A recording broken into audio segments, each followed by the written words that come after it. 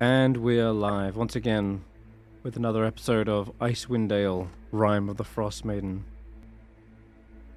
When we last left the party, they were in Yithrin, the Netherese city beneath the ice. And they had just encountered a whole bunch of arcane hands. These were magical summons here to protect the city and patrol it. And they seemed to see you as an outside threat and just immediately launched their attack. But you managed to defeat those, although there was a little bit of a scare with Roland being grabbed and nearly tossed off the edge. But managed to feather fall and teleport back to safety. Meanwhile, Tracker continues to grow every foot on the hour, it seems. Doesn't seem to be any slowing down or stopping to that. Then you decided to head straight towards the library because that's where this peculiar mummified Netherese citizen was heading, and they led you all that way only to suddenly start cataloguing and picking up things. They seemed like they were made for a singular purpose, and well, might as well have a little look around the library while you're here. And as you were thumbing through books and such, Stef was interested in a very, very peculiar subject, Ethereum, and they were led away. Meanwhile, the rest of the party encountered a strange individual, an Arcanoloth with a jackal's head, wearing some weird sort of toothy, fleshy outfit, and they greeted the party rather amicably, but after delving a little bit further into their thoughts, it was clear they were here for anything but making friends. They're here for a book of keeping, which is a book with lots of Yugoloth's names inside of it, fiends from the outer planes, Gehenna perhaps. With these true names, they could amass an army and infiltrate both sides of the Blood War, which is incredibly dangerous, but supposedly the book lies here. And they had a small little penguin known as Kingsport who passed Willow a letter trying to ask for help. Apparently they were being held under duress here, forced to wheel around and cart their books for them, whilst being force-fed little bits of licorice as nourishment. They also seem to be under some sort of blight as their vision is being taken over. And Seeker was planning on making a deal with this creature.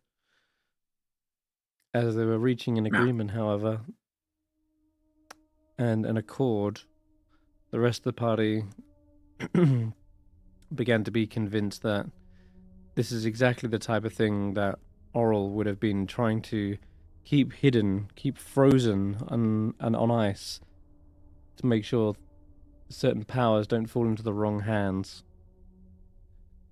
And so the party are left with a decision to make. But they don't have to make it right now, unless they've come to a decision. But at the moment, Scrivenscry is behind closed doors, and you guys are just milling around in the top floor of Yithrin's library. So what would you like to do or discuss?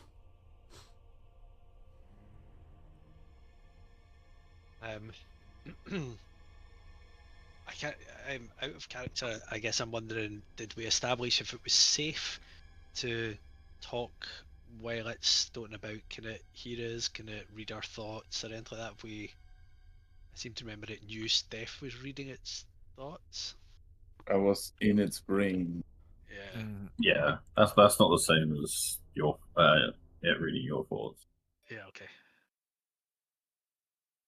I think if I could read our thoughts, it might have detected that we weren't going to make a deal, and that would be bad.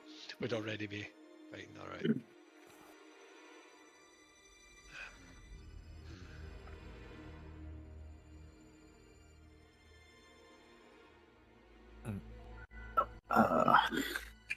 But we were.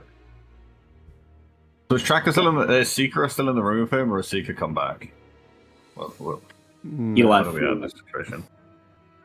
Scrivenscry has left the room and said that they'd leave you to make a decision in private.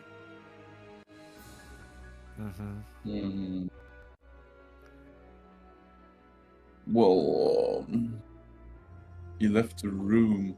Okay. Well, We've got to do something, right? I might have an idea about this. Wait a second. Where did I leave my brimstone and sulfur? And I don't actually remember how was I supposed to call back on Glorial, Mr. Well, Mr. Game Master? at a time Because of your... he's not my patron, right? No. But you have signed a contract, nonetheless. Yes, I have. So I should have the contract with me, no? No, that got whisked away. It's been so long that we made mention or use of this. But I'd like to make contract with Mr. Glorial here. Alright. Okay. Well, you would have your own copy of the contract. Would I? Okay, I guess I would. Are we sure you want to try and contact them right Well, now? don't mention the book to him, but it's as I see it, he kind of does not like rivals when it comes to control. Yeah. I'm just thinking it might be a slightly awkward moment if The two of them are gonna. jackal fiend just sort of like bump into each other in the corridor, like I mean, that's the point. I think we just let them have a stare down. okay. I think that's kind of what I was going for. It's like Glorial, yeah, this guy seems like bad news, you know. Okay. Do we know what the book is that he's looking for? Yes. Supposedly. Has he told us that yet? So No. we could go find it after. No. Yes and no to those questions. Yes, you know what the book is. No, he hasn't told you. Yep. So if we took him out, would we then be able to find the book if we wanted to? Yeah. Possibly. We could, but I don't. Do we want to find the book? Maybe we are just happy if the book stays here and nobody touches it, right? If we're already trying to stop someone getting the book, maybe the book should be destroyed. Okay. Say, thoughts? Yeah. Just to clarify, do we as a player know about the book or as a character? Well, as I've mentioned, you know as a party because Stef read their thoughts and then delved deeper, succeeded, and then told everyone telepathically. Yes, okay.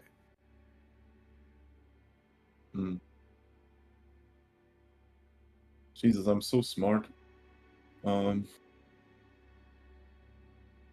yeah, my idea here would be that we summon Glorial, tell him that this guy wants to take control over the 9 house or whatever, right? Glorial is not gonna like that, I assume. And we kind of just let them have a face-off. We can just be a little bit like, Yeah, he's looking for something here. You know, I feel like if he's left to his own devices, he's gonna find it. Might not be in your best interest. That kind of angle, right? Mm-hmm. Yep, yep.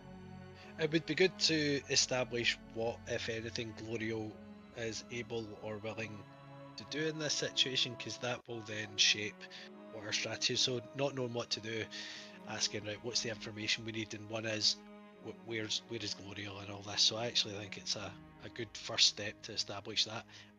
Yeah. Just hope that fiends can't sense devils, like, or maybe that'll be part of the fun. So anyway, yes, I think let's just see if we can get... Even if they can sense each other, right? I don't think that might necessarily be a bad thing. Some background information on Gloriel. As far as I know, he's like he's a what's it called again? A clockwork heart chronomancer, sorcerer. You have Do we no know idea. that? I do know because he told me. He stopped time when we made our contract. That's He didn't tell you I'm this class and subclass. He Oh just yeah, said, yeah, but he can stop time. mm-hmm, I feel like which Gloriel chronomancers is can't do. okay. Well, the point is like he's incredibly powerful. He's probably even more powerful than the guy that we're dealing with. Hmm. Let's find out. I would It's... Yeah, let's prefer. find out. You know, it's like No, wait. Seeker, what do you think? That is not a good idea. Especially not here. You don't have a leash on him, do you? Do you? This is a sensitive location. Many things could be lost. I'd prefer we not solve this forcefully in this building. well, Thousands upon thousands upon thousands of days, of years, of efforts, blood and sweat was poured into some of these books, singular ones. A congregation of 1,000,000 experiences, lives, research. And you want to invite a destructive idiot here. You lead him out of the building? he isn't really the destructive guy. He seems more like a politician. A wizard's best friend is a 20-foot spear of fire.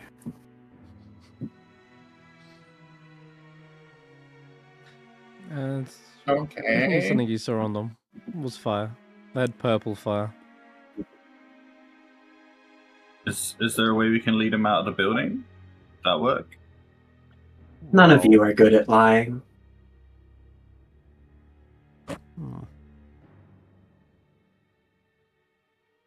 I'd prefer if we could solve this peacefully.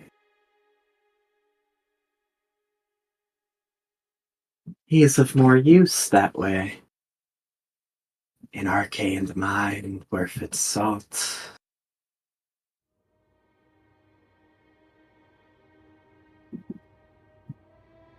How do we solve this peacefully? Isn't any agreement gonna lead to bad stuff? Of course not. If it goes well, Nephiril will rise again.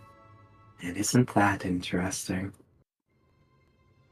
Weren't they Hell's kind of could- like I don't understand what. So why would Nephro rise again if an agreement went well? A plane of unified wills. Thousands upon thousands of servants. Cogs in a machine. Hell freezes over. working under a single purpose. Making it real again. Saving it. Rescuing it. And I suppose if I were to indulge in your morals, the less they're killing each other, and the less they're killing innocents. Well, is that not a good thing? A wonderful thing. A great thing.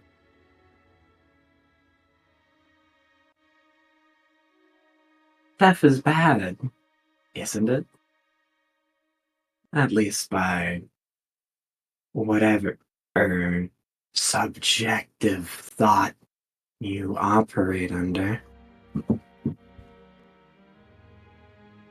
69. Let's go. Nice. I thought him getting the book would lead to lots of death. Sure, if we just hand it to him.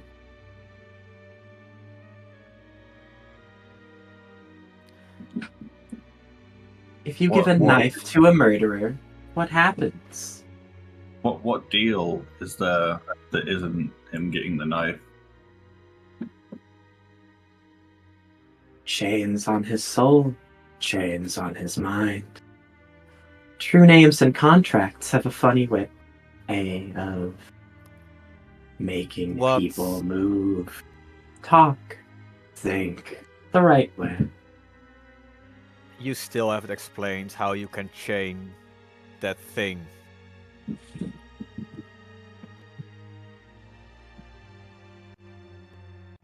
I'm unsure. It's just a piece of paper. What is there to bind him? You've never worked with a devil before, have you? This is not a devil. I still Is a don't. fiend, and you first. I still don't understand this theoretical agreement that's any agreement other than him getting the book. What would he agree to if he's not getting the book? There's many routes to take it. Straightforward and honest. A partnership, selfless and true. Two like minds, seeking similar things. But what partnership?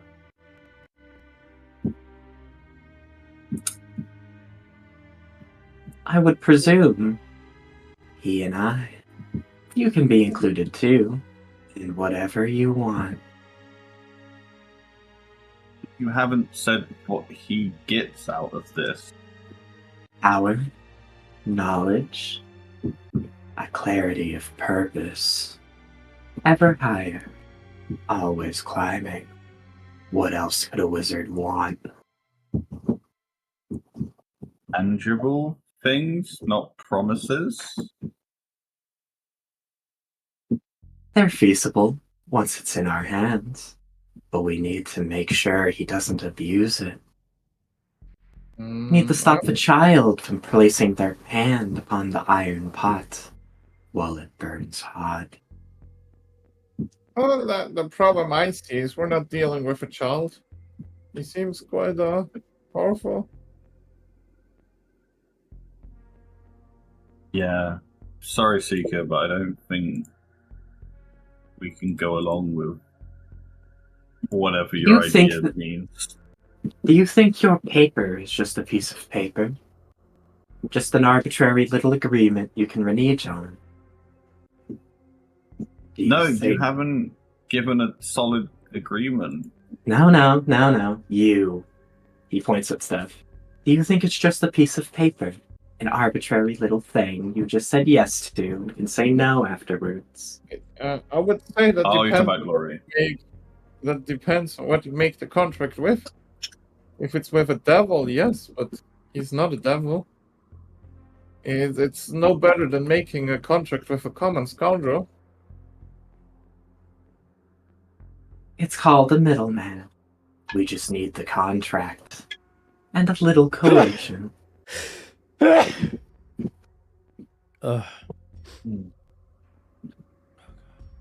We have the tools.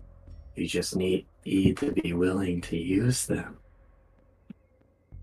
But I can't control you.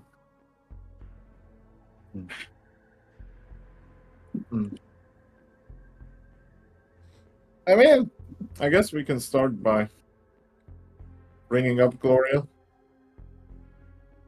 Not yet. That wouldn't be a good idea. He's not yours yet. What? Did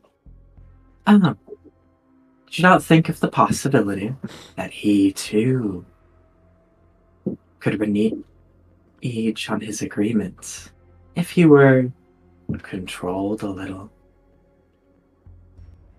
And how would you propose that we would exert any kind of control over Gloria? He already holds a contract to Stef's soul, and frankly, I trust him and damn sight more than I trust what's in that room next door. It depends. We could try many ways.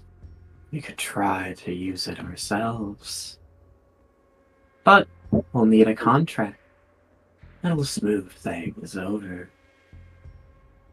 We can use a middleman eventually, but we need everything else first. A devil given time to think is one that can see the loopholes, the fine print, the blade hanging over their head. Now, of course, What if we distracted Glory him can and make helped the penguin contracts. get away? Yeah, he's saying he should be the last component and generally Right. probably forced to do it.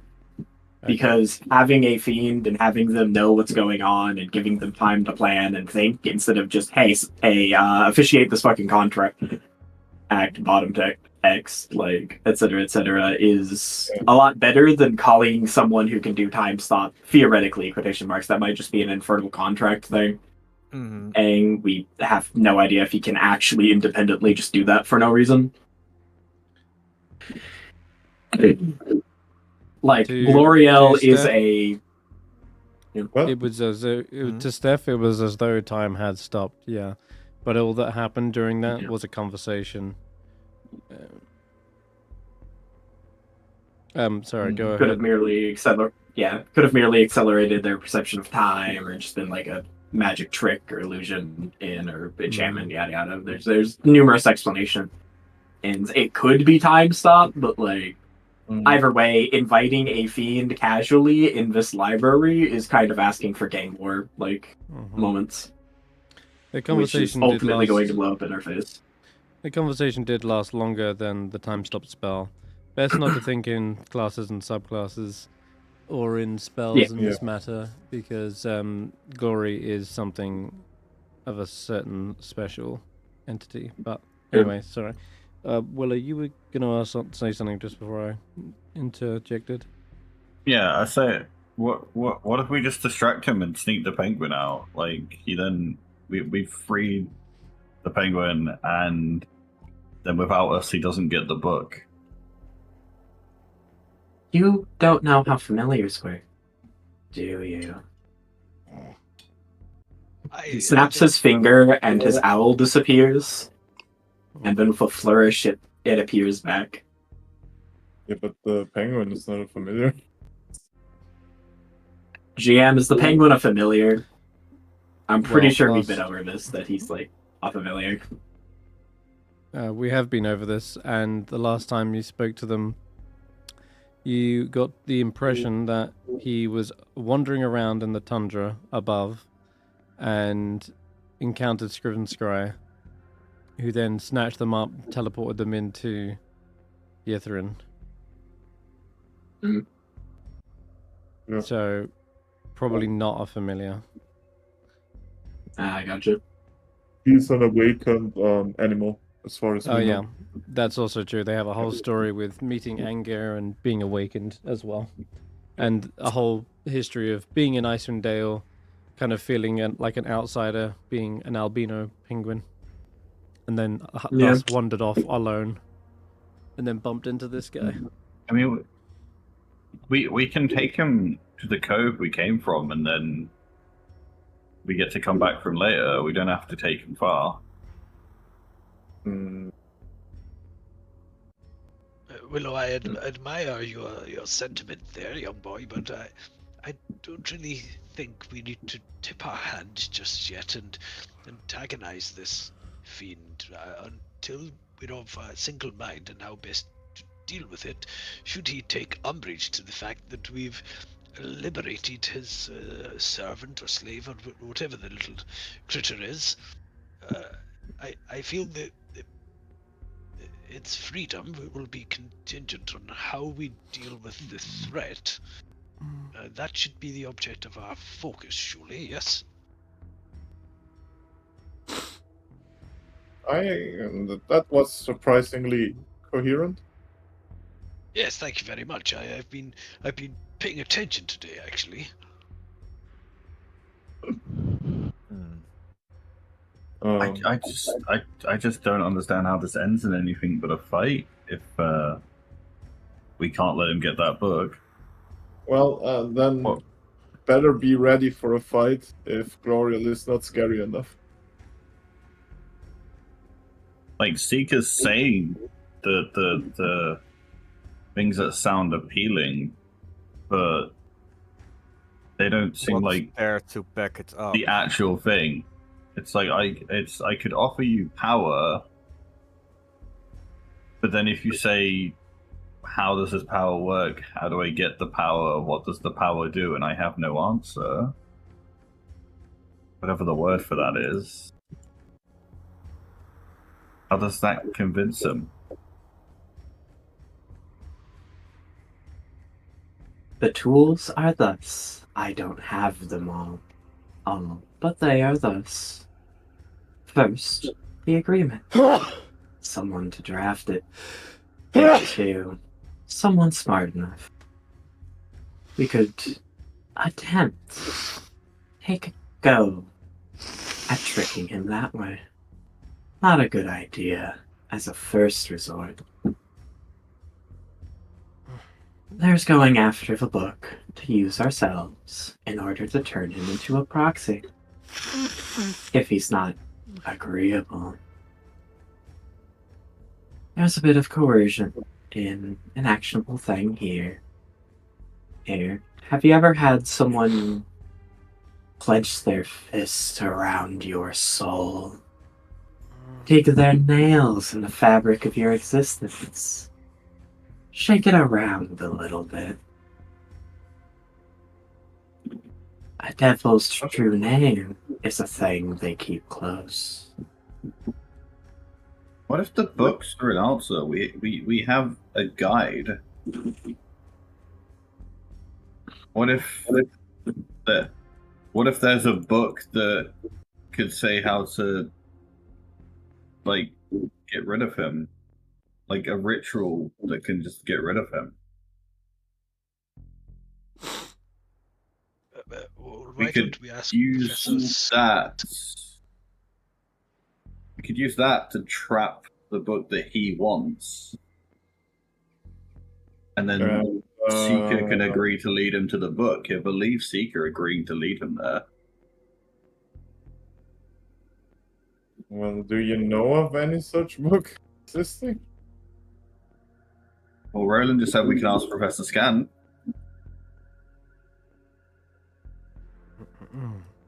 Yes, Professor Scan. Professor Scan? Do you have any idea what Yes. I was talking about?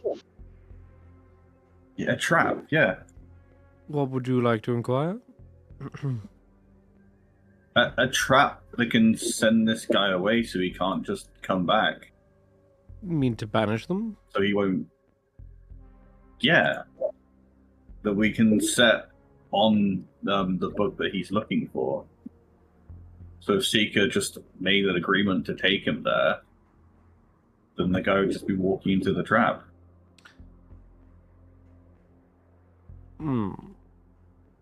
Outside of the banishment spell, there are little traps that could send something back.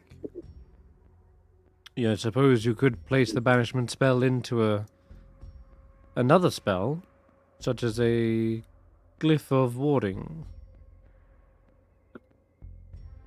But they would need to be. They would first need to fail their saving throw. He says. Yeah. It's a technical term. But yes, if you manage to concentrate on a banishment spell for long enough, the creature would be forced back into their home plane. I will reiterate an earlier point. None of you are good at lying. Actually, What about Roland does- you? I've only spoken truths. But you That's don't phrasing have it. to lie. You don't have to lie. I mean, I'm just saying to make a deal to lead him to the book. Why are we changing the plan so much? Because Seeker says summoning something else here is risky and a bad idea. We're exploring this option right now. Is it specifically the library?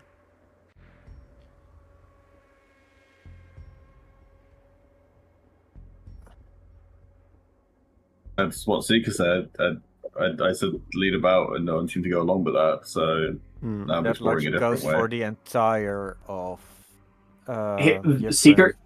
Seeker's point is that there's no like leading him out of here under false pretenses. We're either kind of like working with him nominally, where it's truthful no matter what we're saying, that we are kind of just like vibing with him, or he's going to see through us because most of us are bad at lying. I think you tell him that we didn't want to make a deal, but you'll make a deal to leave with the group. You've already shown that, like, you'll do that, and the group will fight with you against that. You've shown yourself as an individual, and you don't need to lie. You're making a deal to lead him to the book, and you can get something out of that deal. Where's the I lie? don't have the tools to make that feasible. And I'm also smart enough to know you're using me as bait.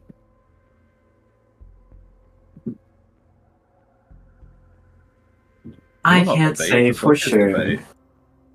whether or not. Well, I will simply say thus. The core of my being dictates that is deception.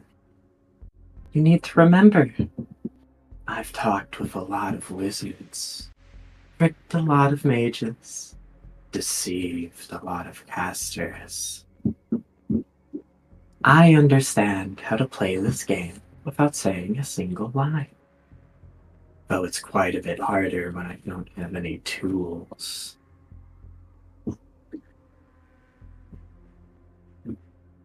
Lack of resources.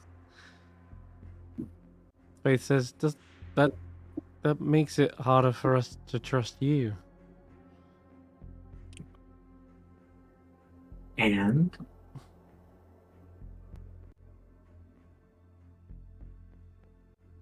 I am your humble escort, here to do my best, as is reasonable, to keep you all alive.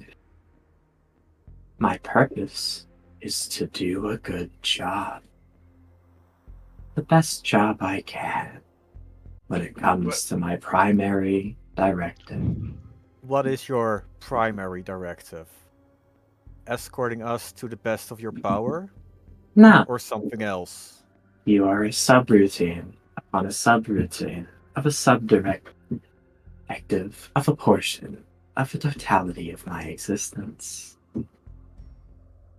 My creator made me for a reason. That is my primary directive. Would you betray us for your reason?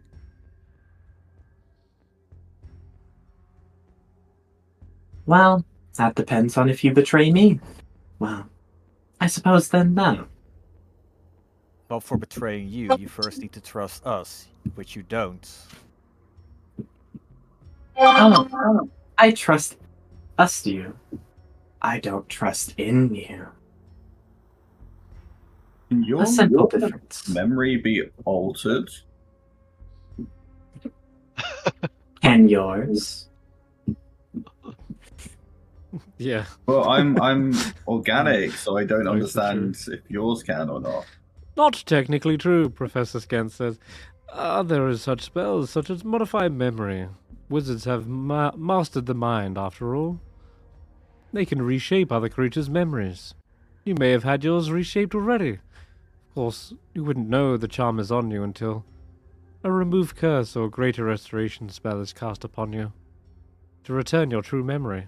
What if someone agrees to have their memory changed so they're not lying? They genuinely believe they're making a deal. I'm not letting the And then they idiot can in have- my head. I'll do it then. Change my memory if you don't think we can lie to him. I don't know if anyone Tell has me that I spell. agreed to make a deal.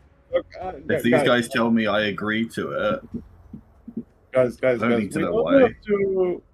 We don't have to make such drastic things. I understand that the seeker here is a bit suspicious of involving another devil. After all, he's never met him. In truth be told, I think we should also be careful about Gloriel. Best not to tell him about the book, but the way I see it, having somebody on our side who can actually contest with him and have it in his best interest that no other devil gets control of the Nine Hells, he might be our best option in this case. Yes, and I have to agree with Stef that this back and forth, as polite as it is getting us nowhere. We're here to do a much bigger job than clean up the occasional demon or fiend that we walk into, and we're somewhat losing sight of that. My patience is growing thin. I think we need to make a decision about what we're doing with our adversary next door. And make no mistake, they are an adversary. Their intention is nothing but chaos and evil. And as Faith said to us, we came here to stop anything down here going up there. Standing here, having this argument over and over again is getting us nowhere. I don't think we're having an argument over and over again. I think we're seeing problems and looking for new solutions. Indeed. I think we're making progress. Snob I'm says, We're not Great, trying to now do we're the on. same thing. We're finding Clear. new ways. I'm gonna be real. This is like really turning in circles and trying to find a problem with every solution. I'm Okay, going Snob to says, make come up. this Snob very says, clear. great, we're arguing about arguing now. Great. Either we're going to fight him here, or we're going to fight him outdoors. I Yeah. will, Because under I no just- circumstance, make a deal with him. Yeah. I Also, just not want to. if I we just want to throw- find the ends to. What? No, I just want to find the ends to this plan, and that's like, okay, that's what we could possibly do, and then decide between that and Gloria. Just Well- bear in mind, anything Roland says is in character. His perception of things as being an argument Yeah. isn't necessarily true. So, unless your response was in character as well, Willow, but Yeah, I want to. I want to find just that's a plan. I mean, And then every we can pick plan between that them. every plan that we can come up with, right, doesn't mean that the NPC that we're talking about is even gonna behave that way, right? So, I think we just yeah, but see what you happens. shut me down before we finished the plan. We're discussing a way to get to the end. We've discussed we can't do that. Here's a different route. We can't do that. Here's a different route. And I feel like we're very close to a route. And instead of getting there and then voting or deciding as a group which one we go with, you've stopped me before I can get there, so we can't vote against you. Because there isn't another plan to vote for. Yeah.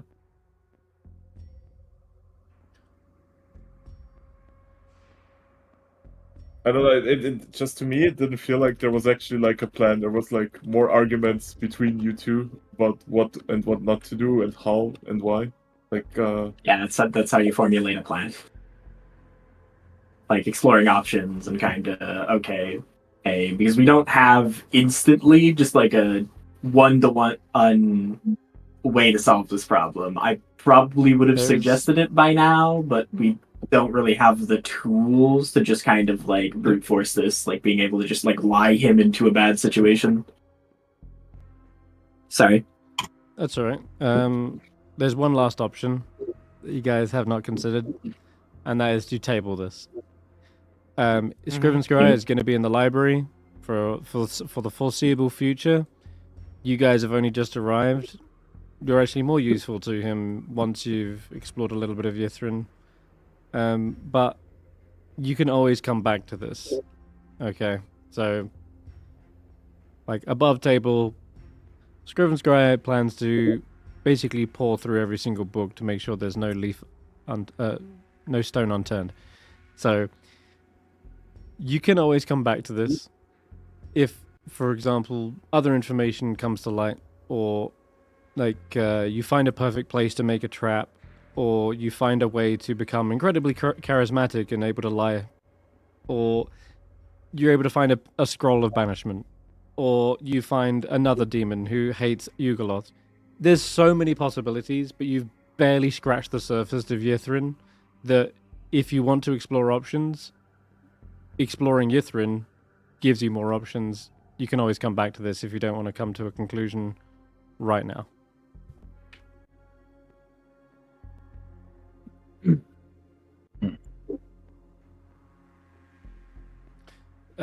Graham, was you raising your hand? Sorry.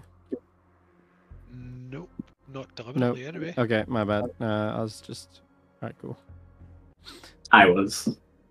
Alright, T, sorry, yeah. Yeah. Go ahead. Seeker would poke around. Say we did come to blows, what exactly could you all do about it?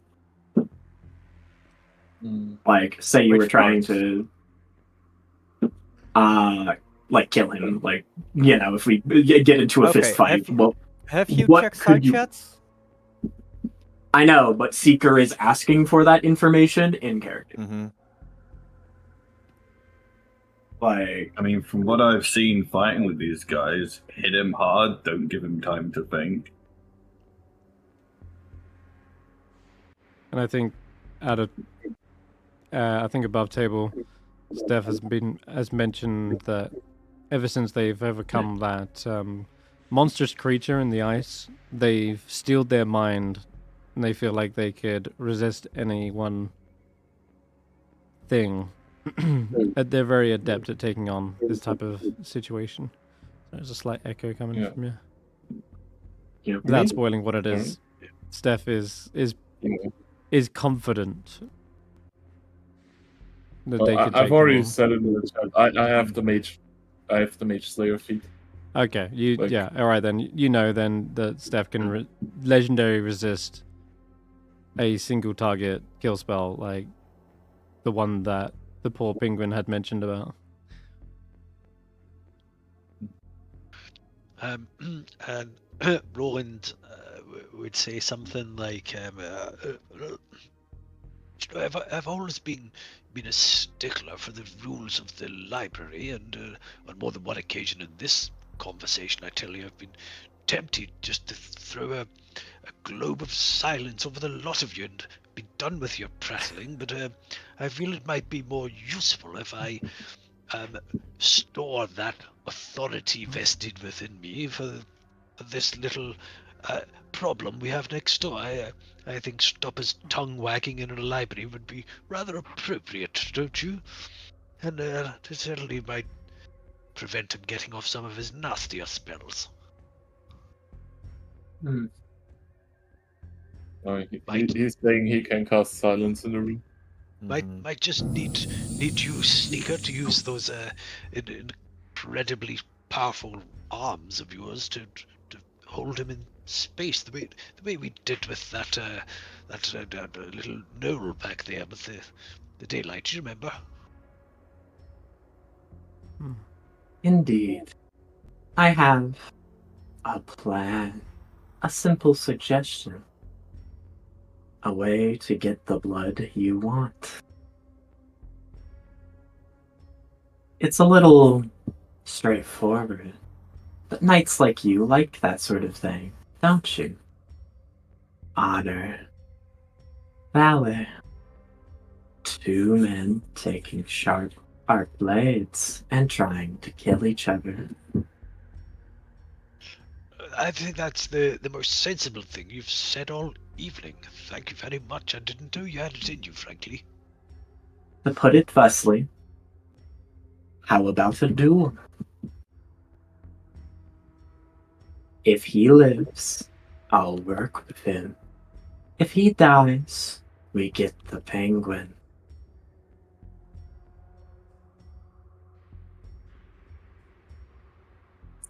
Sound good?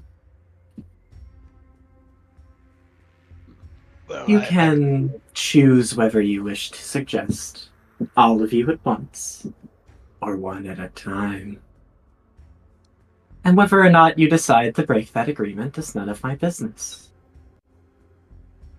If you decide to do something rash, well, I'll just have to compensate. Doesn't that sound nice? He's outside.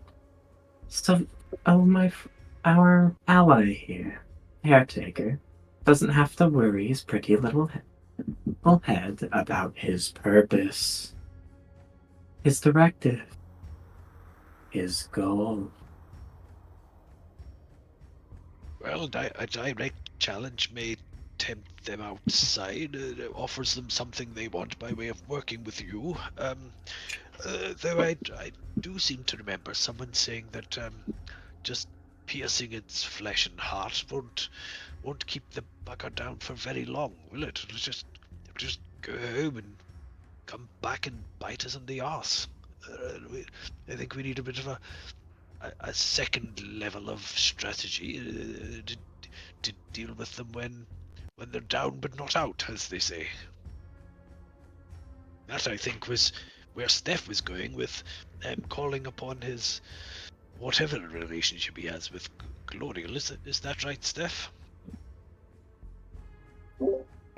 Yes, as I said earlier, I don't think Glorial is very fond of people that try to mess with the order of things down there.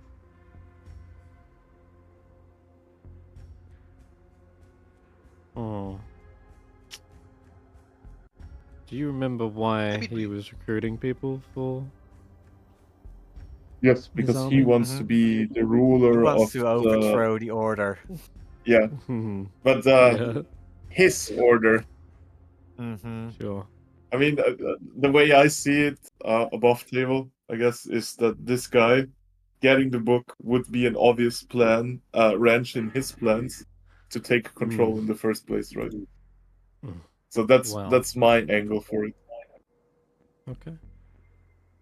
I suppose it wouldn't be a bad idea to have him as a middleman. An officiator of this duel to keep him out of our hair. Before we decide, and our character, I'm trying to do so we can bring in what Senrith said in his character. I'll turn to Mr. to Scan, and I'll be like, you've seen the book on all the pages that we saw of like what's in this city. Where do you think would offer us a way to help any of these solutions we've come up with? Well, you're looking for a permanent solution or a banishment spell. Let's say abjuration spell. Or perhaps the abjuration tower might hold such a spell. There are many wizards. Stef here could learn through scribing such a spell, giving you more options. That, or if there's any surviving members, they could be of useful. More allies. But what if we tell him What do we tell him? We need to go check some stuff out before we make a deal, and that Well- we'll be coming back after. I believe he already told us that he's gonna remain here until we make a decision. Exactly. Yeah, but we're just telling him we're going. We're not just fucking off without saying something.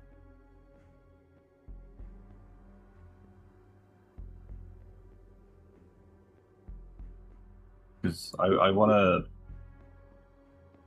get the penguin out of there, but from what it sounds, we can't rush that choice.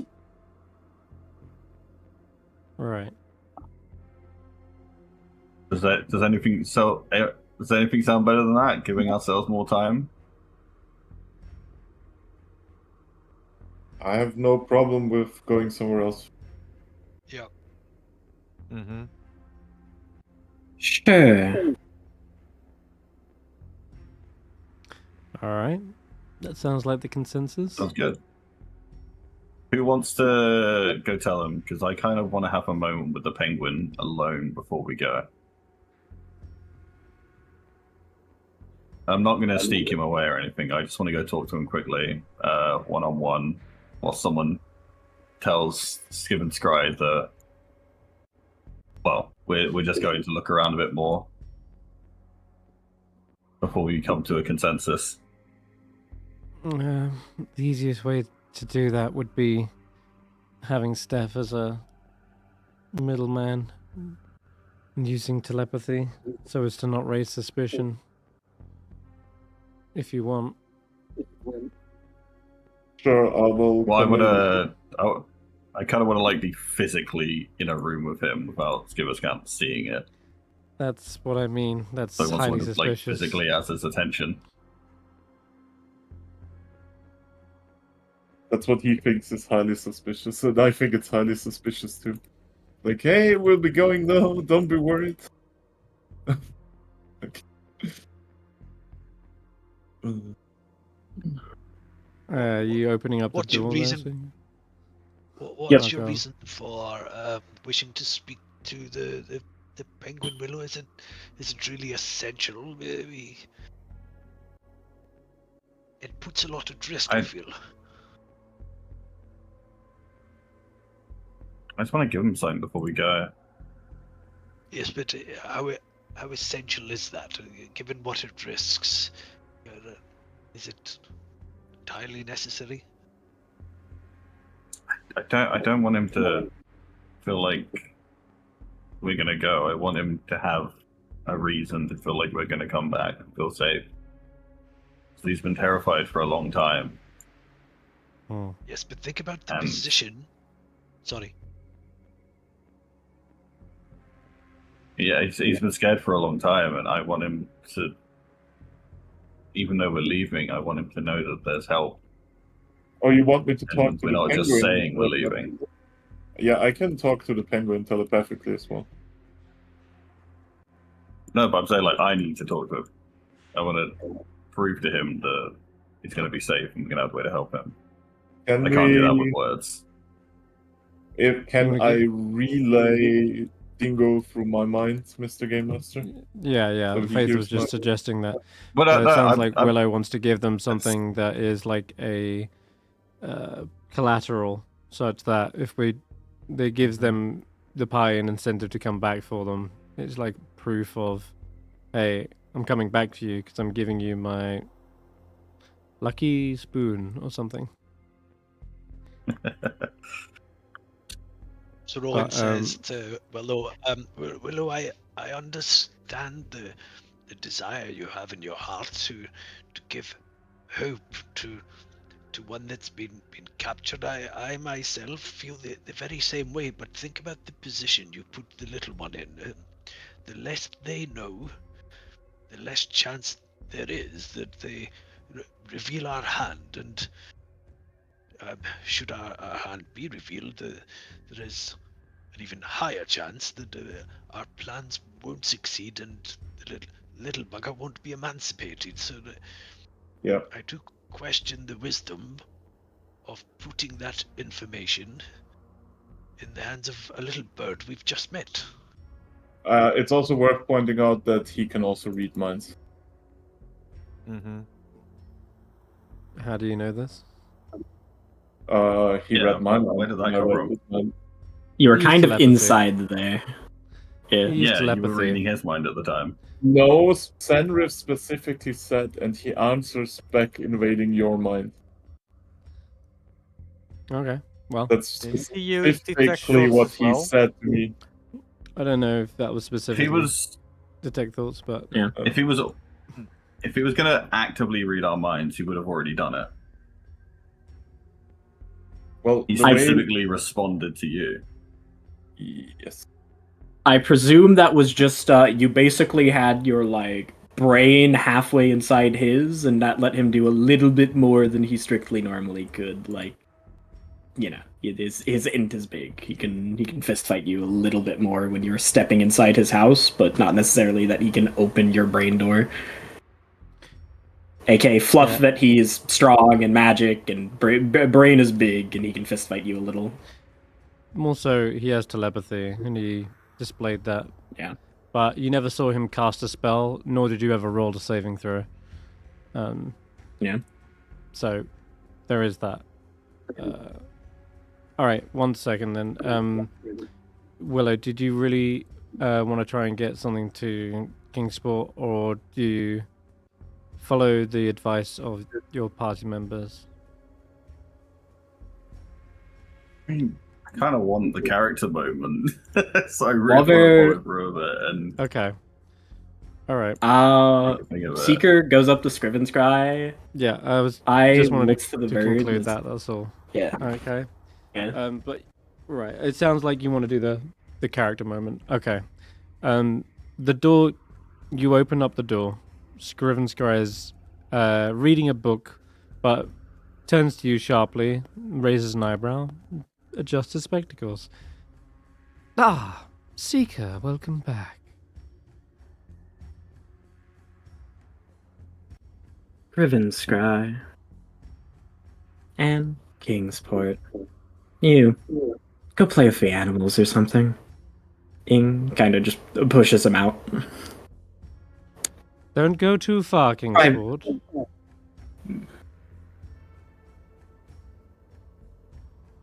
I'll have my familiar watch the door. Clink. What was that? Is that on the top left? Where were they? Or are they back in the one? No, they top changed. right. Yeah, they're on to the next So you push them out the archive. way. Yep. Me when I Kingsport is solve outside the door. problem because it's. Well, go on, little buddy. Go play with the animals or something. Because Sure. it makes sense. Like, yeah, the guy can read the animal's brain, and that creature has absolutely zero OPSEC. Like, yeah, it makes complete sense why he would tell him to fuck off. You see the poor little penguin waddles out and encounters you, Willow. So I'll approach him and I'll crouch down and I'll say, "Hey, buddy," and then I'll reach out to grab his paw. It's like in a reassuring way. But hey, we Oh, sorry, go ahead. No, I was just about to say he just offers out his flipper as well to hand to touch yours. That's all. Hey. Yeah. I just want to tell her, hey, we have to go find better ways to handle this. We only just got in the city and people want to make a better choice. Mhm. But I don't want you to worry. I don't want you to think we're not coming back. I don't want you to think it's just words. And he sees me like taking my amulet off of my neck. And seeing as like he has that like thing around him. I guess he doesn't see, but he hears it. Sorry, anyone else behind me would see it. And I'm kind of like trying to put it on, and then trying to tuck it under that, and finding like anything that can maybe like hook or whatever, or even maybe if it's leather or something, stab it into that so it doesn't like slide out or anything. It stays there. Mm. And I say, this is. You might feel a little something with this, but it will take some meditation. it stops people finding you. You have to focus a bit, and if you imagine like an aura, you have your energy around you, and you're picking one of your fingers and you're pulling the aura in, and then you're thinking of the next finger and you're pulling that aura in. You kind of feel it when it's happening. And I'm sure he won't object to you being quiet for a little bit. So spend an hour doing that, and then if there's ever an opportunity to escape, if I need to just send an animal to you and tell you to follow it, the moment you're away, he can never find you again. And maybe we'll be back and I'll be able to take it back, but I don't need it if it means that there's some way you'll be safe. So I hope this means you're not scared anymore. The little penguin looks down at the amulet in its flipper. Tries to look up at you, but their head is kind of still searching the room, but they can hear your voice. And then they go in for a hug on your leg. Thank you.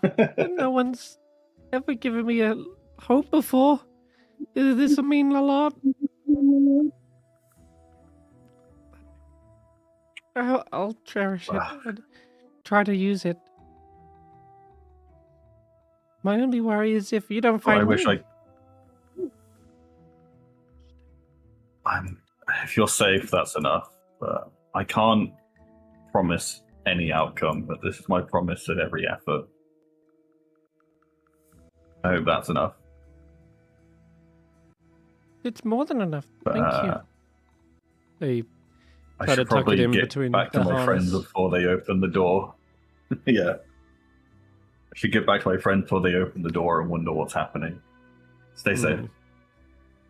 Alright. Set up and just return to the group. Then, Seeker, what? Don't have an amulet. The amulet is? Alright, Zay. I doubt you can find an amulet with a object. When the object is supposed to stop you from divining things. The object says the wearer is being protected from divination. Sure. Not the amulets. Yeah, right. Alright, look, table that. Seeker. Yeah, we'll table that. Yeah. We'll leave that at the GM's fiat. Well, the problem is for him to use it, he needs to attune to it. So we can come back and make use of it later. He's attuned to it. Because he's going to be here. They're not leaving.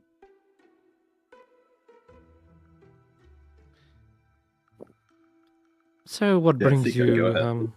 What brings you to my audience? An update on things. Not much progress has been made, but at least they haven't unanimously decided to kill you. You know how their types can get. Sorry. I did as well as I could, but you know I'm not exactly a public speaker. Understandable. It's always kill, kill, kill with these adventurer types. They see something that looks even remotely monstrous. They're like, I wonder what loot it has. Indeed. Not the real treasure. The living mind has many things it can do and learn. Many little parts, many little impulses. Indeed, you don't seem quite as short-sighted as the others. What's your plan?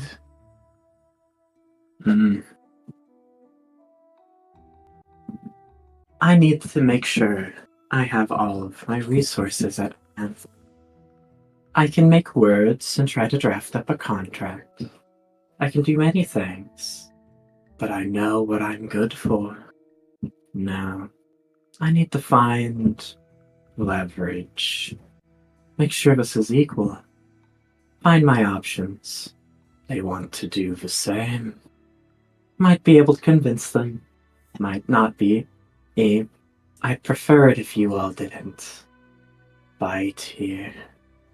I know a wizard's best friend is a 20-foot sphere of fire. I think we both don't want to see this place go in flames. Oh, absolutely not. I think the librarian would take issue with that as well.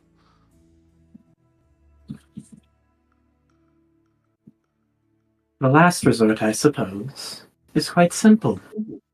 I'd ask you to take up the mantle of a gladiator. And the prize is moi. For them, it would be the penguin. Druids. You know. You know. Really? A duel? This is highly unusual. But they're not that stupid as to go against me, are they? Or are they that overconfident?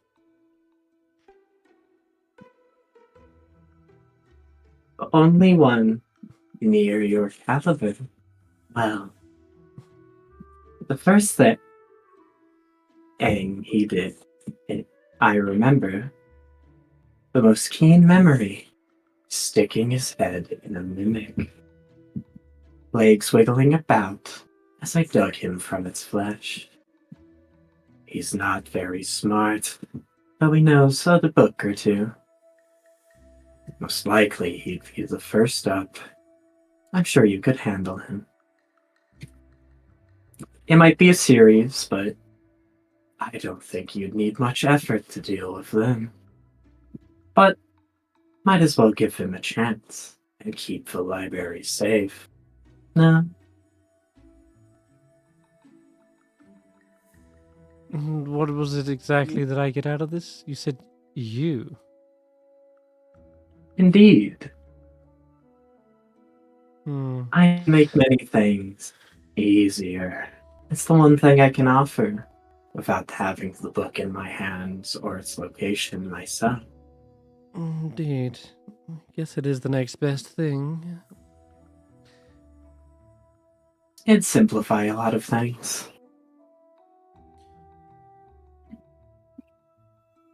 And all I have to do is face one of you? He stretches. Is it just the one-on-one? I don't have to face everyone. Back-to-back seems a little excessive.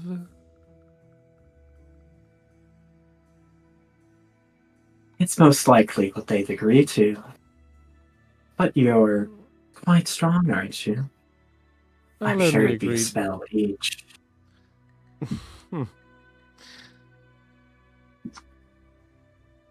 I will need spells for the rest of my day. I don't want to drain myself dry.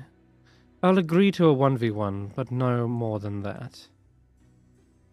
Indeed. They have access to contracts. The real kind. If it would assuage some of your worries, it'd assuage mine. You're suggesting this is wrote up in a contract, yes? The real kind. The one you're Mhm. truly familiar with. Not a piece of paper and a sword above your neck, but a That's hand fine. on your soul. Yes, I suppose, might as well make it official, hadn't we? Well, that's if Indeed. they even agree to it. Indeed. I suppose you Lots better of ask them. pluses. Lots of minuses. They didn't seem opposed. I'll try to grease palms, as it were. Get this Yes. machine turning. Did he say that? He takes off his spectacles and begins cleaning them. All right. Let's see what that little penguin's up to, shall we? And he goes over and opens up the door after you. Thank you, Oh, good I sir. remember it by now. Bird. Kingsport wheels his little cart around the way, and Scrivenscry comes into view. According to your mechanical friend here, one of you wishes to duel me for the freedom an of option. Kingsport.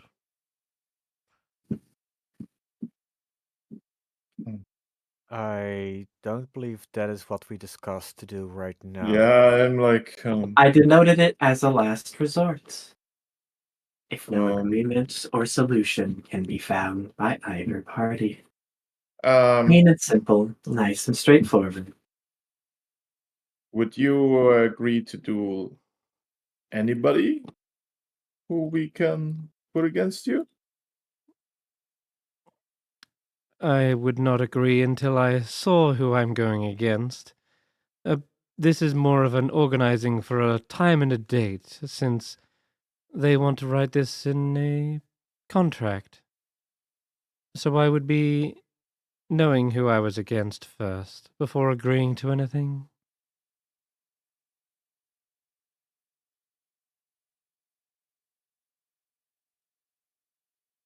Any of you, however, kind of looks across the room.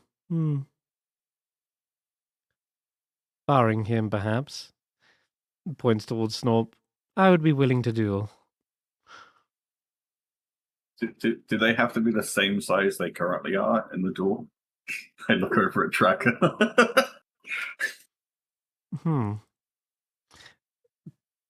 What if they got smaller or bigger before the date came? Like I say, this is going to be written up anyway, so I'll have to read all the fine print first. But if there is changes, prepare for changes of my own as well.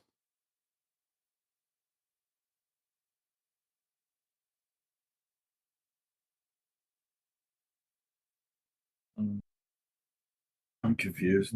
I thought we were going to go look around a bit more and then You can. decide after. You can still do that. That's This what- is organizing for a time and a place. You Yeah, don't no, have to agree to it now. I'm just telling him that's what I thought. Like, We can organize it at another date. I need some time to prepare.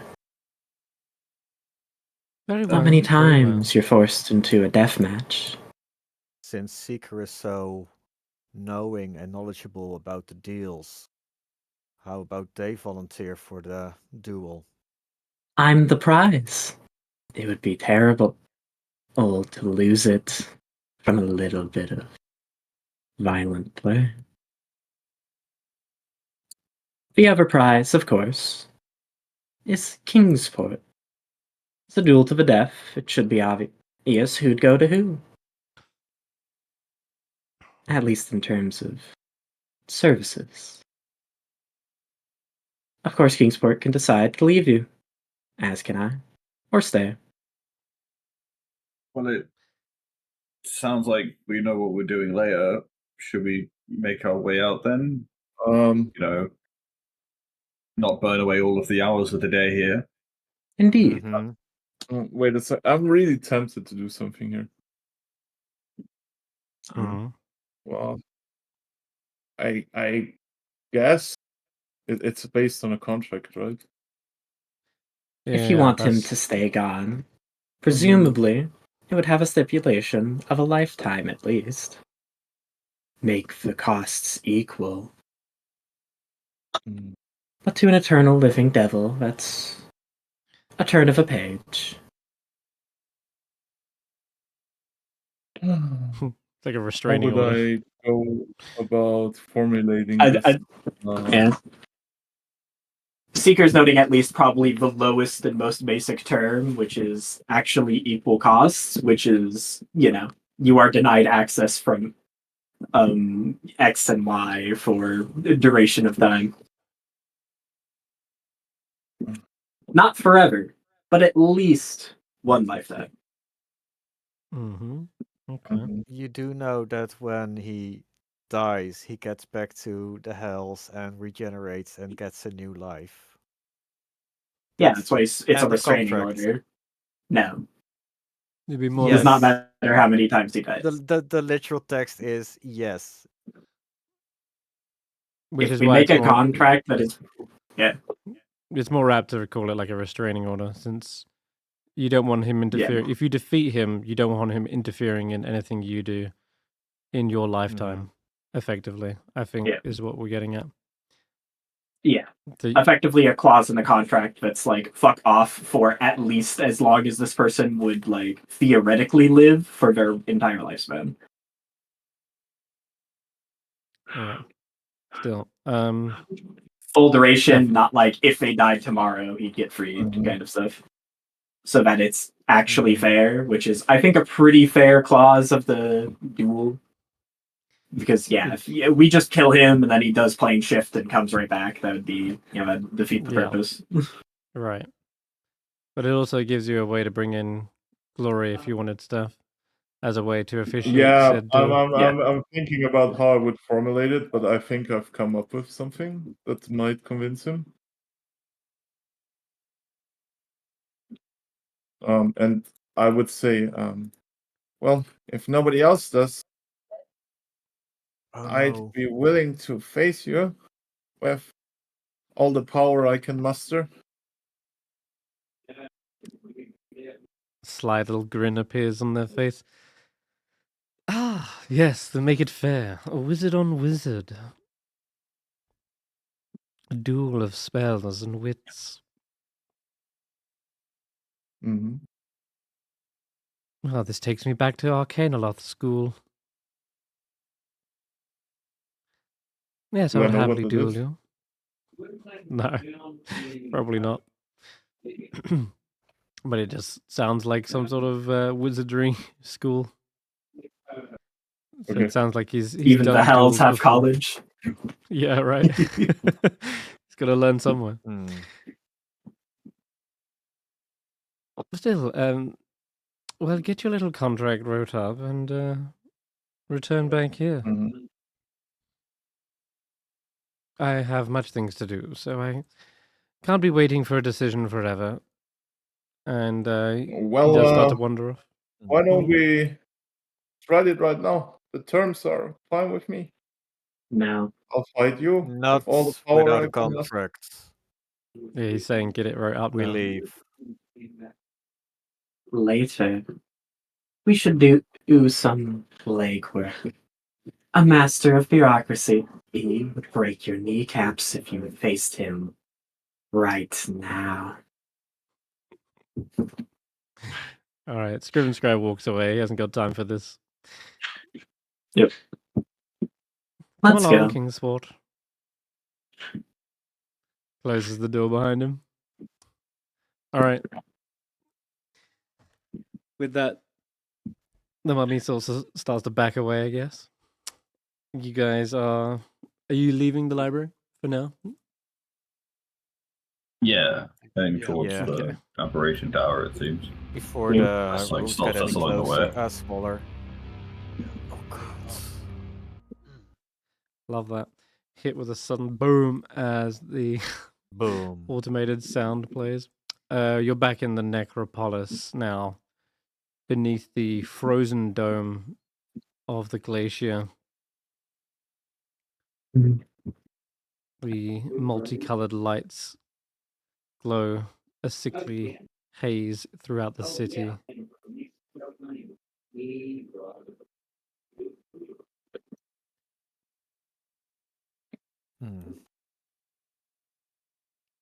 Not knowing what other dangers lurk around any corner, you peer around. There are hundreds of different destinations you could go to. Ythrun is vast. Was probably even How vaster long would it still take us to when get it to was the?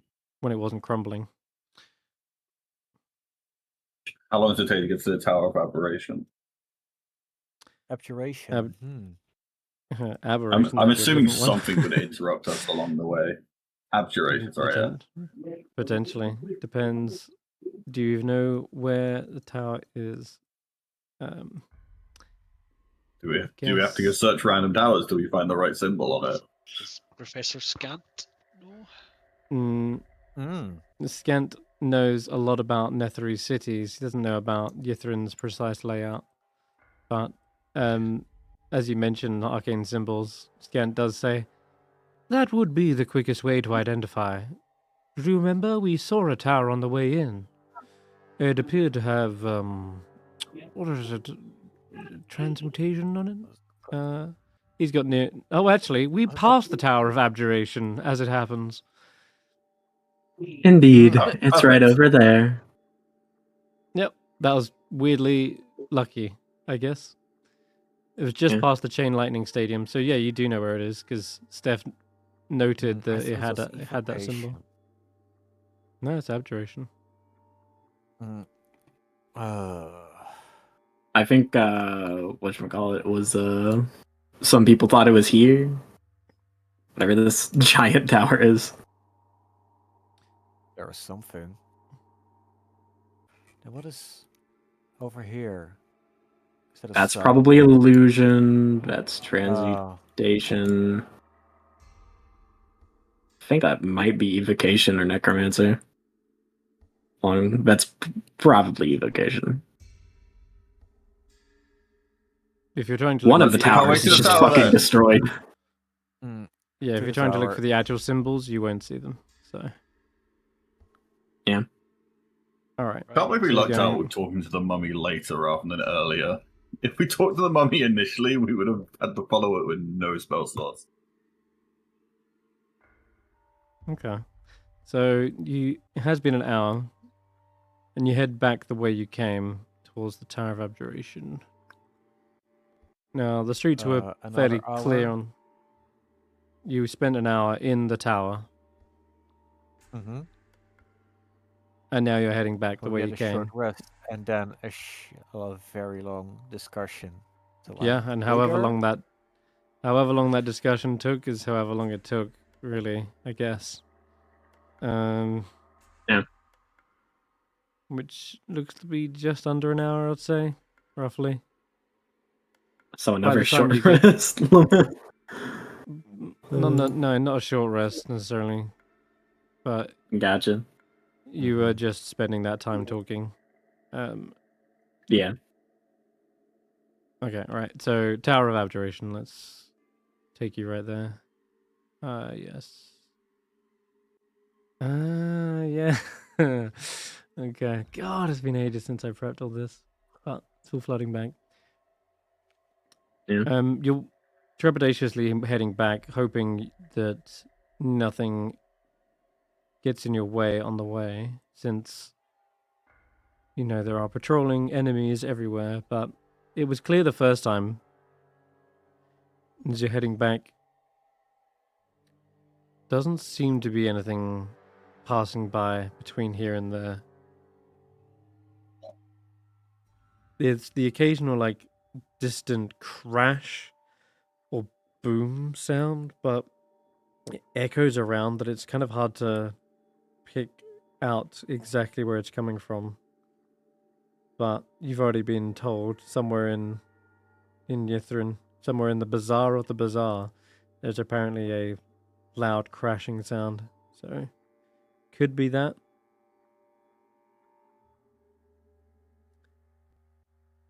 But if it is that, at least it's causing a great deal of distraction from you. I'm going to say you make it to the Abjuration Tower unhindered. Okay, so when you arrive, yeah, you definitely spot the symbol of Abjuration, which is this kind of upside down fork. How to describe it? Yeah, I'm just going to give you a quick little handout.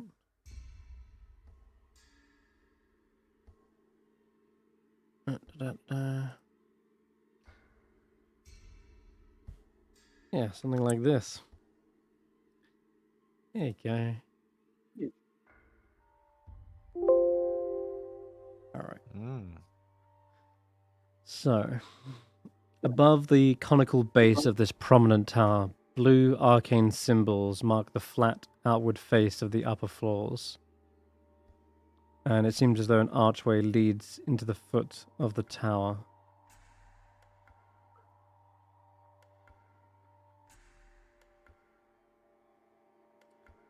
But you have arrived.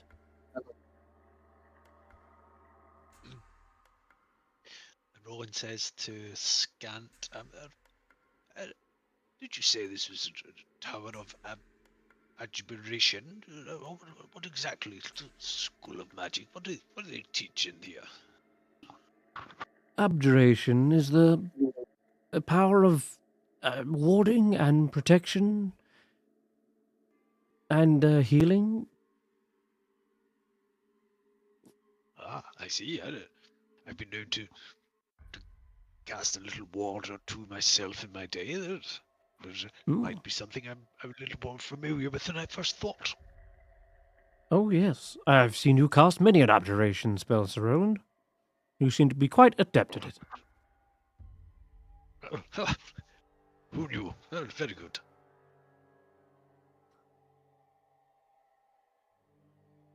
Shall we? And the all begins to float through the archway. Wonderful. I'm sure it's a very pleasant place and there's nothing to worry about whatsoever. Onwards. Onwards. Okay. All right.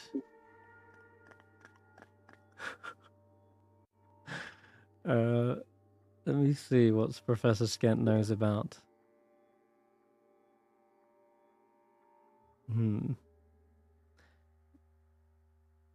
A wizard that studies abjuration is known as an abjurer.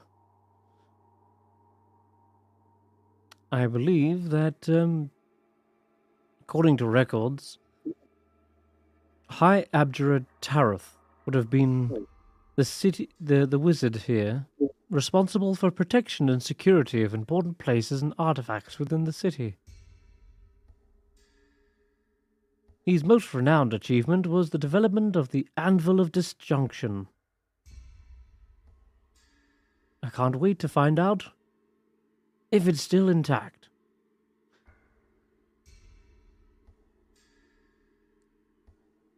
And as you hover in, he continues to natter away.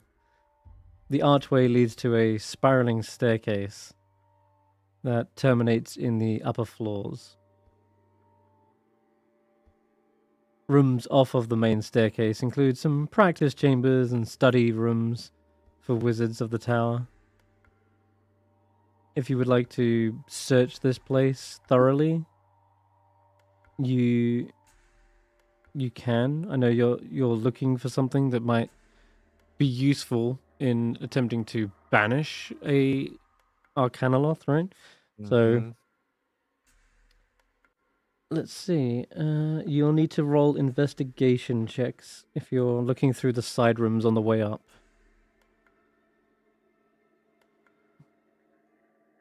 Investigation. I'm good at that, right?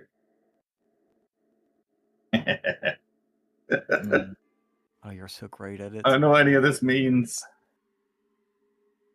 I can translate that for you, Willow. Urban. Bathroom.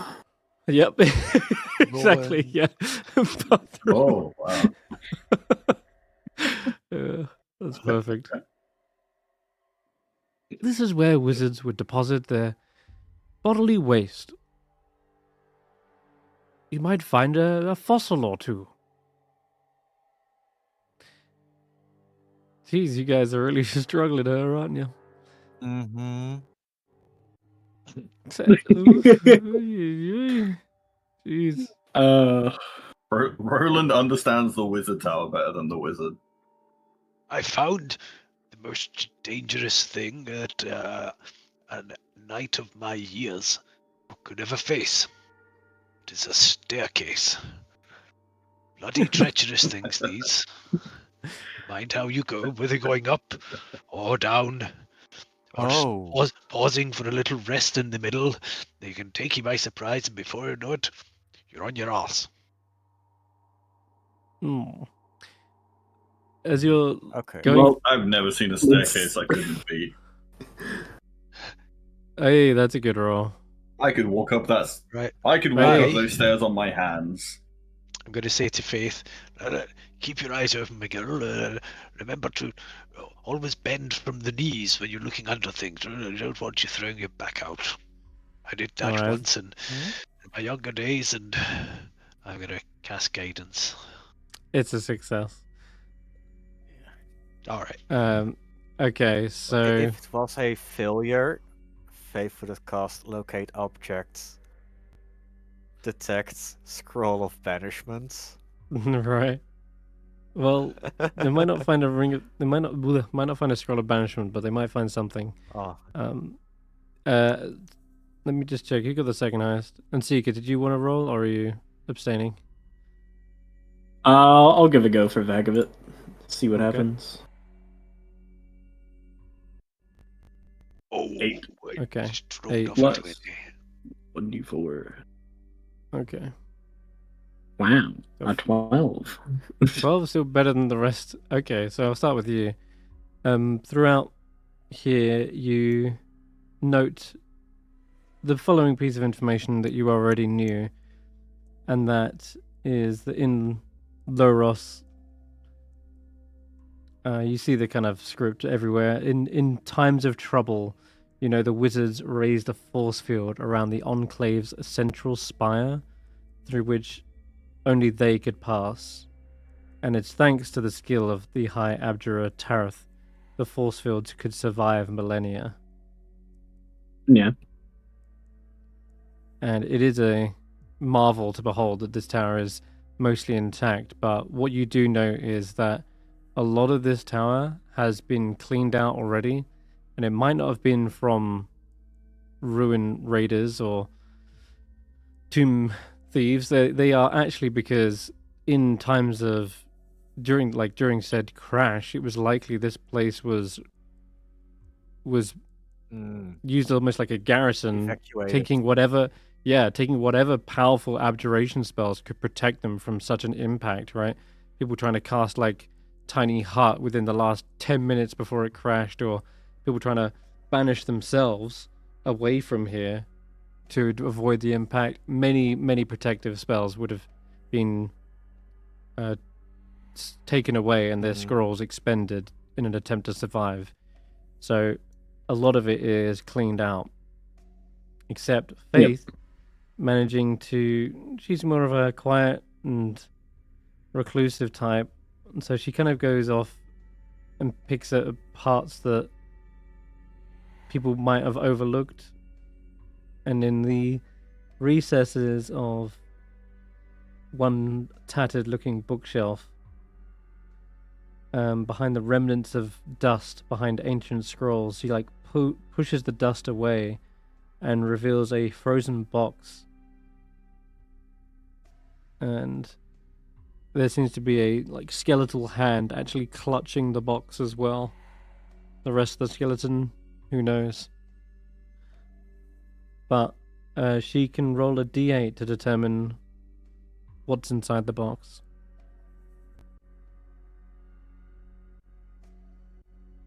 Oh my god. 8. Holy crap. Fuck That's yeah. like the best result. Nice.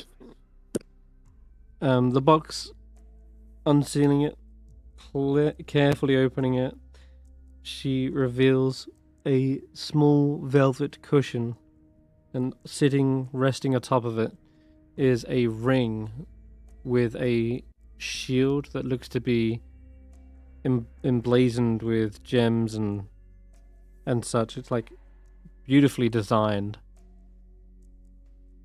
but it looks like looks just like a shield one would wear.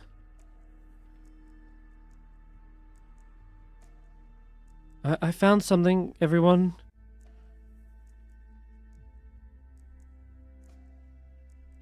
Ah. What does it look like? Or feel like? Looks like this. Oh, It's a ring of Shiny. protection. Very fancy it's a ring of looking. abjuration. Yeah, give me an Is it Arcana check. It looks to be a tiny shield for a little fairy or a pixie, I think. It's too small for the likes of the rest of you. How will I roll Hmm. just for fun? I'm The ring that makes you look really cool. looks like Steph got a 14. You can tell there is definitely an abjuration rune on the front, and is definitely a protective ring. But yeah, it looks like from your 14, you can probably intuit that it's some sort of protective measure. With a shield, it might increase one's shield. Well, if the party wants me AC. to, I can just cast Identify on it. Mm-hmm. Uh, Sure. It's only a 10-minute ritual, right? Yeah. Yeah. Mhm. Before that, Okay. can I run in Arcana and History? History specifically for just kind of whose is this exactly, or is it just like some random ring? Yeah, you can roll a history check. Yeah. It might be from the Archmage if he survived. Yeah, that's what I'm kind of curious about, though. You know, that Yep. might decry purpose, but Since that could be you- what the Arcana is for. But I could do one or the other. You could do both, but history would be for the other things that I've mentioned up till now. Yeah. The mention of the Anvil of Disjunction is Go something more. that might. Okay, history. Yeah, an 8.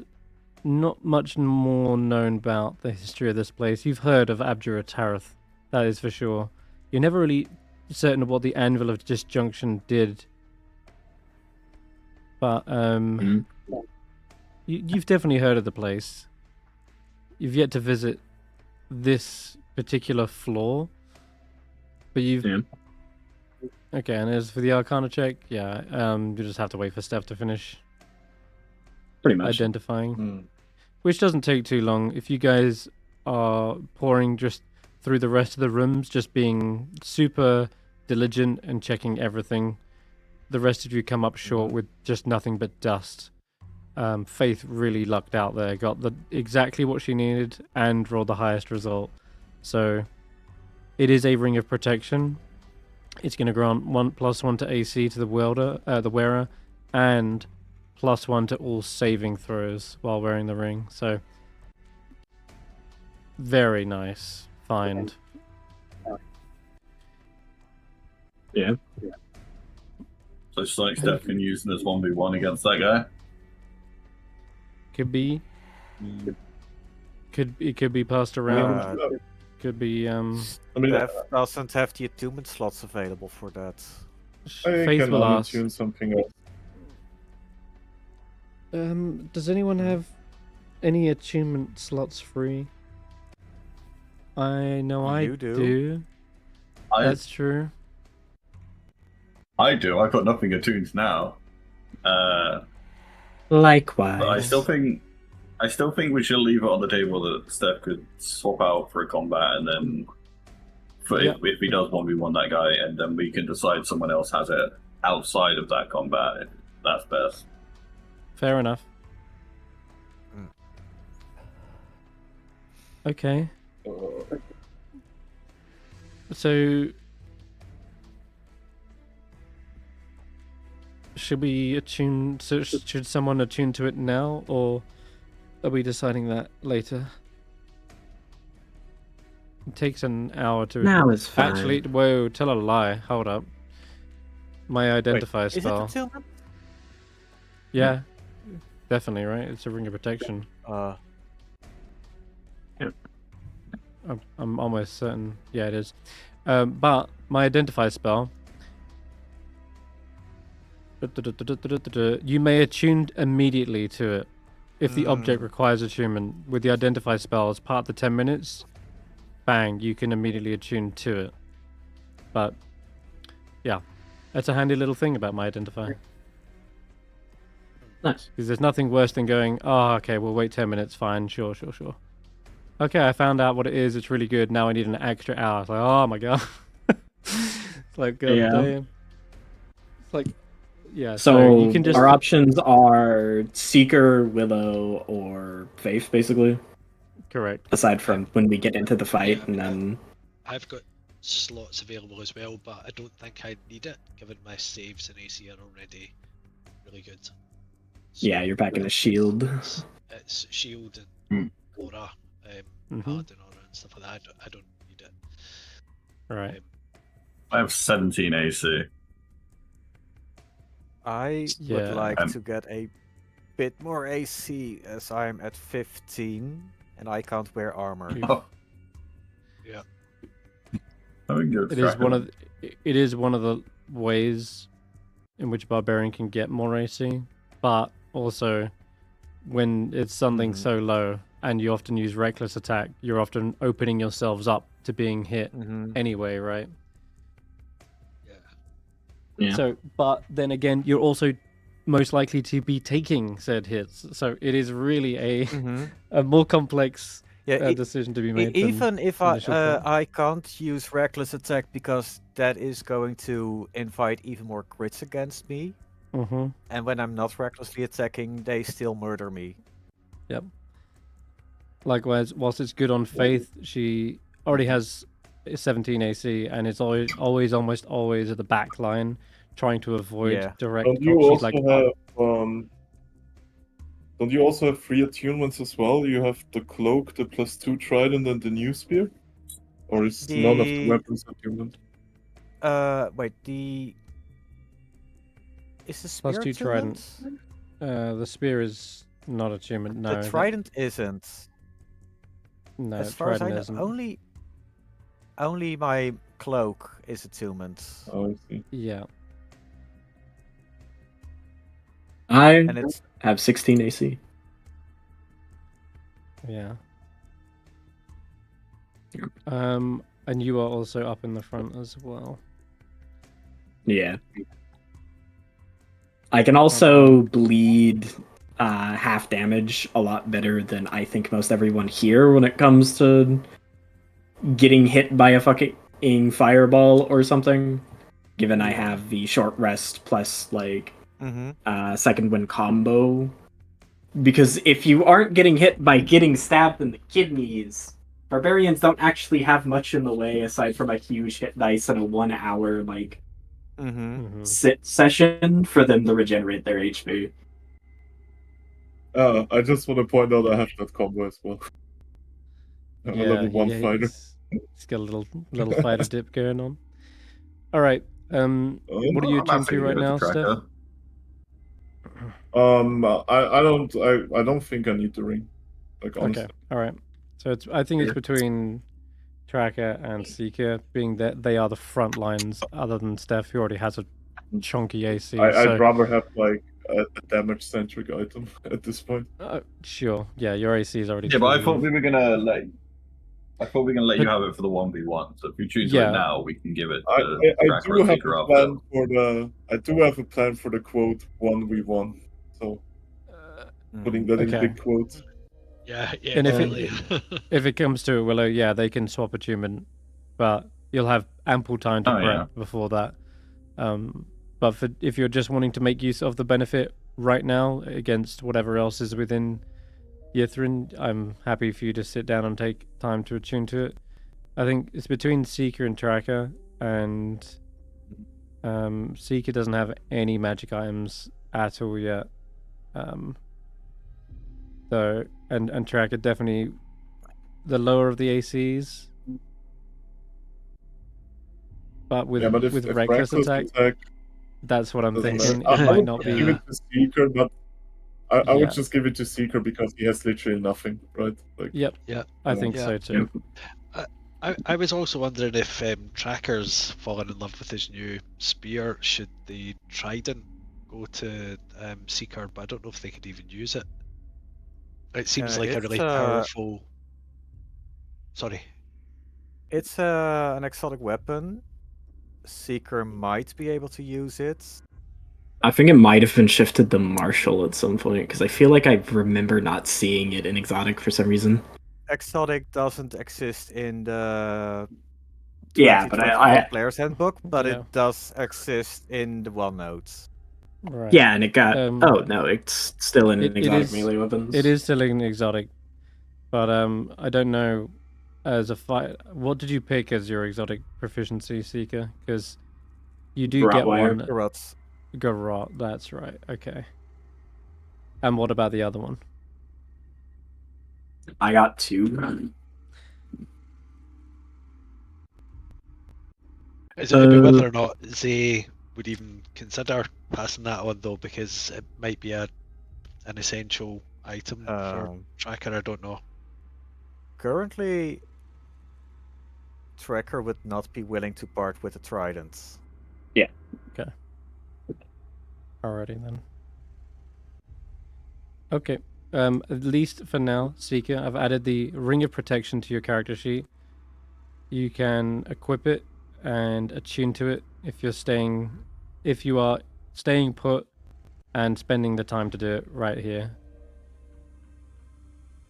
Yeah, sure. Okay, alright.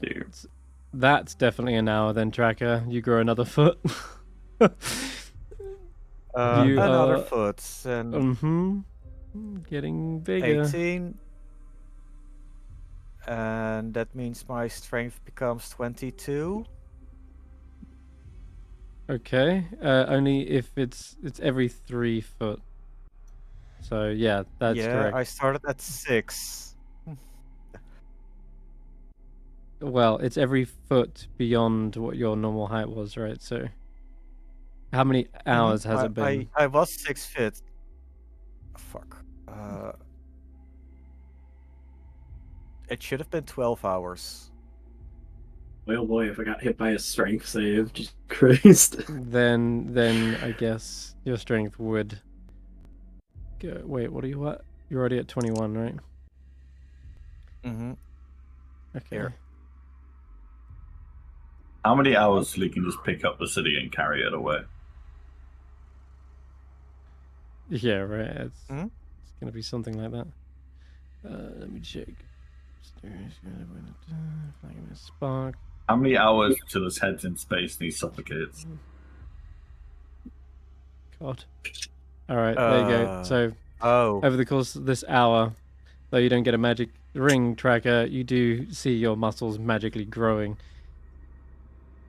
And at this point, you're rocking a 22 strength, which is almost on par with a frost giant's strength itself. All right. Moving up I've passed through the hill tower. giant strength You have. by a Alright, lot. Let's take you to the final floor. Oh boy, it's gonna be a squeeze. Oh, Graham, yep, you up? Yeah. Would it be okay if I begin casting Shillelagh just repetitively as we move through this? That's fine with me. Okay. Just in case anything kicks off, then I don't need to use my bonus action to activate it. 2 snobs. Oh my god. There we go. Let's spread you out. So, Oh no. so the very, very top, if you've climbed all the stairs, there is one final floor. Oh shit. I did not realize that. Oh my god. Can we spend any more time looking around whilst Tracker's attuning? Hold up. Yeah, you can Secret actually, tuning. yes. Which is exactly probably what would have happened on your investigation checks. I love how it put it on the second. I love how it put this paragraph on the second page after the room discoveries table. Anyone who got a 10 or lower on the investigation check needs to give me a dexterity saving throw. As you're waiting for Tracker to attune to this, you accidentally stumble upon a glyph of warding, of which it explodes. sending lightning damage arcing all over the room. Oh no! I imagine, Can given I got a Roland 12, roll? I'm just on a different floor, chilling out, fucking Oh, no. hitting my zen. Yeah. Literally, you were like, hang on a I'm minute. wondering if I'm the one that Why? triggered it. Yeah, there's multiple. They're all over the place. And I think you may have accidentally triggered one individually. But yeah, Seeker, you are definitely on a different floor. You just hear this surge of lightning from downstairs. Oh, Jesus. Well, here. Does anybody else get my paladin aura to that save? I didn't. It's not automated just now because it was giving us so many problems, but it's more just the picture of us all searching in different directions. I'm going to probably So that- say no, based on the... You can have all split up, different floors, different bookshelves across the room. It is very doubtful that you'd all be like stood next to Roland during that. I like to That think said- Seeker saw a lot of these and just didn't comment because he presumed you guys would actually understand what this tower is about. Oh God!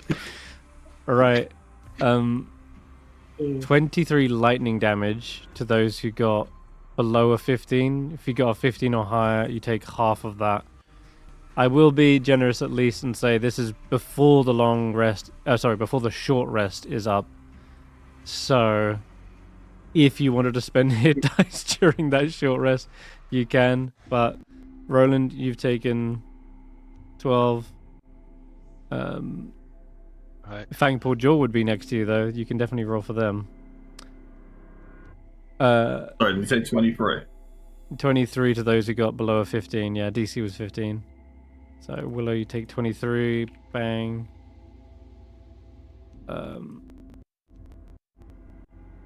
Fangpaw Jaw succeeds. Only takes 12. She doesn't Hey. take any. No. Oh wow. Yeah, evasion, right? Yeah. Okay. Damn it. She had. Damn, Roland forgot to use his warding bond on me. She had like 6 temp, I think. Yeah. Mm-hmm. I haven't forgotten about that. I just haven't found a Done it good yet. time to use it because it doesn't last that long a time.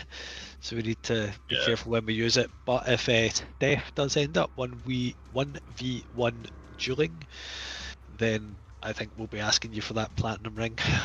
We'll give it to Stef. Is that be a good way to boost his defenses, resistance to all damage? I do. Dan, did Not- you subtract 12 Jesus damage from me? I have done 12 damage to you, yeah. Because I And just did the damage to myself and then took the okay. dealing the HP from the hit die. I just did 12 to you. We get a short rest, right? So I can get my extra second wind. You can short rest right after this, yeah.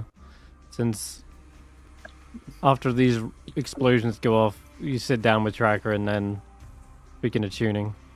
God, I hate to say this. Chibbles, the owl. The owl's fine, but Chibbles and Snorb. I just rolled for Snorb. Oh. He only got a 14. These runes, Oh, they my primal explode. companion's probably with us. Oh yeah, I don't know where it I- is. Chibbles Okay. hasn't rolled. No, it doesn't matter what he rolls, right? Unless he's in his pocket Can you stop dimension. killing my familiar? I'm not killing your familiar, but your familiar is out, and there is a lot of AoEs in this place. It's a wizard city of wizards, and I'm afraid that will blow up in a 20-foot radius. I think my primal companion is on a different screen, so I don't have his token to click on or roll for it. Yeah, I'll go grab him. Cool. Just roll me a d20 for now, though. Oh, Zephyr as well. Got to grab. Well, I'm sure whatever it is, it isn't plus 10, so I guess that takes 23 as well. 10. Yeah, that is gonna. That'll take out your beast of the land, I'm afraid. Zephyr, make a dex save.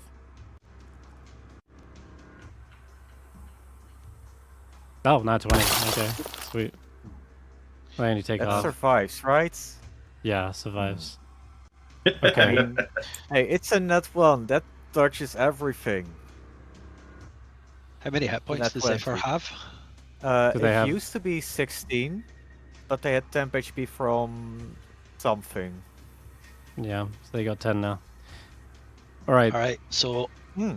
during the Snob. short rest, I'm gonna mage hand over the snuggle beast into Zephyr's mouth, and like sort of like, you know, that thing you do with the dog when it's got a toy and you're sort of playing with it. Snob did So well. she can roll 2d6. Sorry, Zephyr, he can roll 2d6 onto his hit points. Okay.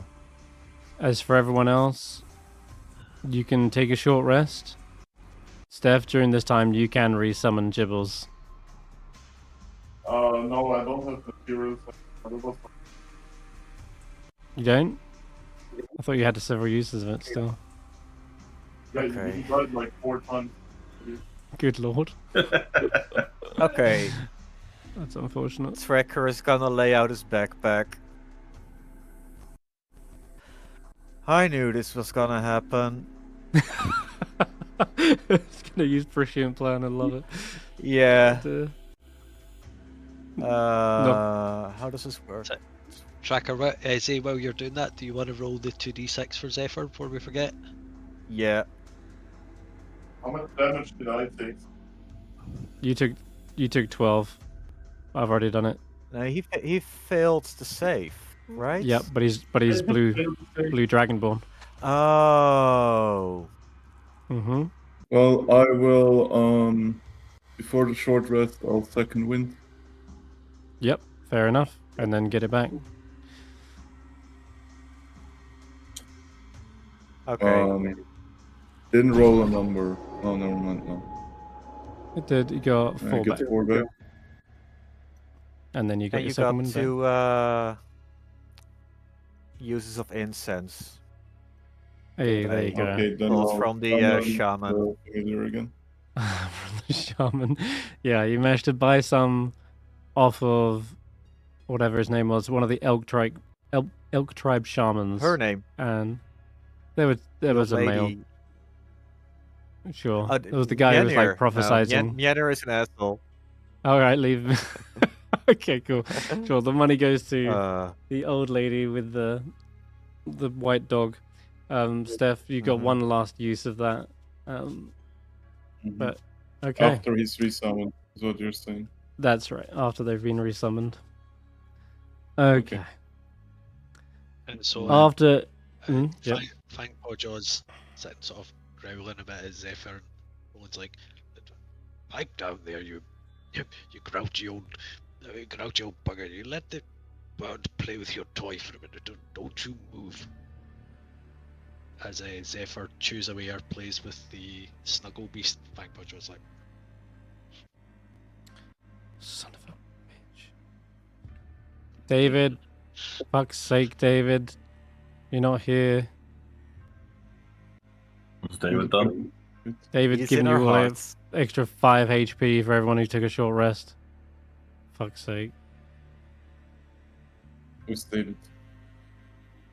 Exactly. You have no idea or concept of David, so I'm minusing the HP that you got from his bloody Song of Rest. I rolled a 9 on my hit die. I mean, Okay. for me, Really it's lost weird it, anyway. so I think I should have been like the 5. So that I you got already didn't healed matter. over. Right, fair enough Yeah. then. Yeah, Okay. for me, the display is kind of weird. I have 71 out of 76. I thought we would have plus 10 maximum from many. something Roland did. Yeah. Yeah. He's got 8. 10 for 24 hours That's what that is. because I'm extending Yeah. aid like a fucking boss. That's I exactly am what that is. confused. When I rolled, it said that I should have gotten 23 HP, but I only took 7. And I'm still not at max damage HP. Well, I just deducted the 2 you got from David's, 3 or whatever it was. I got 1 from David, but that is aside from the 23. Yeah, fucking David ruined all of this. So what, you're on 75? I don't know. Fuck me. I don't know what you're on, dude. All you should know is that you don't get the one. 73. It should be max. Alright, put yourself a max then. Uh, I'll Alright. be right back. I have to go for like 5 minutes.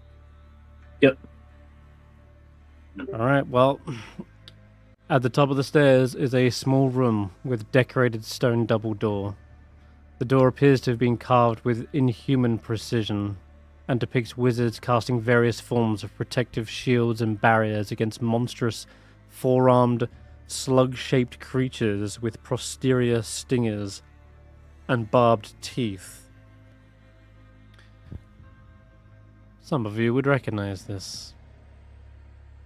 Those who got close enough to the ice to see it realize these are Nephirim.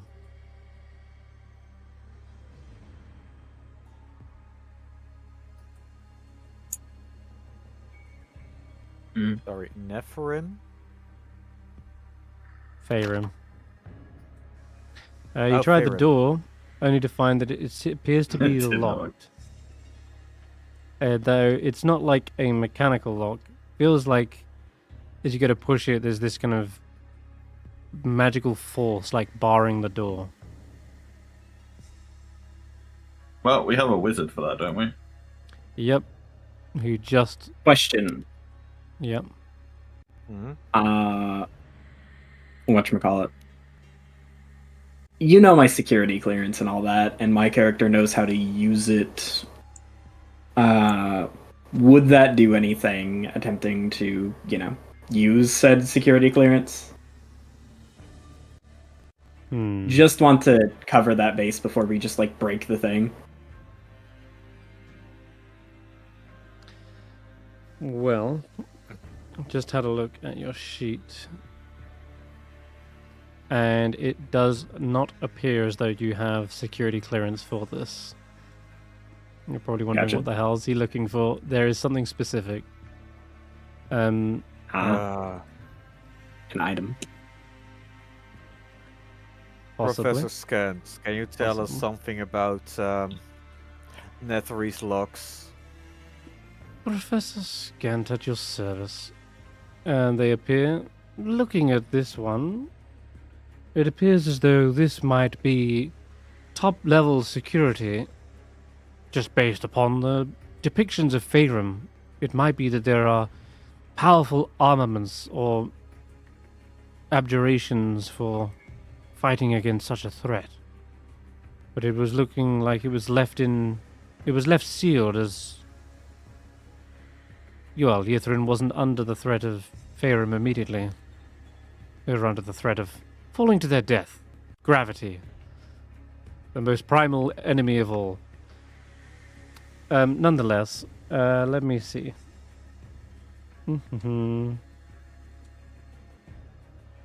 Yeah, I'll roll an Arcana check for him.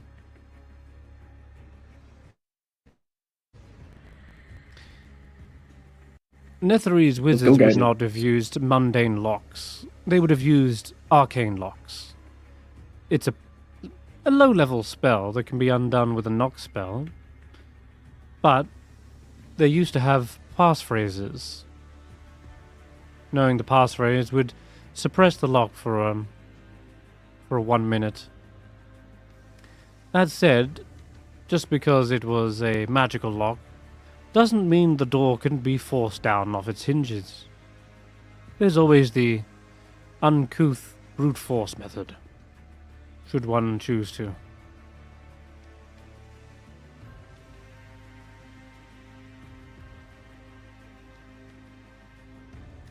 After all, this place is crumbling away. What's one more broken door? Steph, I imagine, does mention the fact they have the knock spell, and they usually have it prepared. Question mark. Yeah, usually. Usually, No, my yes. God, he did not. He did not prepare. Not today. today. Oh. That is unfortunate. There is another way. One can dispel magic to defeat said spell. Did you prepare that one? Yes, he did. He did prepare. But it's a 3rd level spell slot. So. Yeah.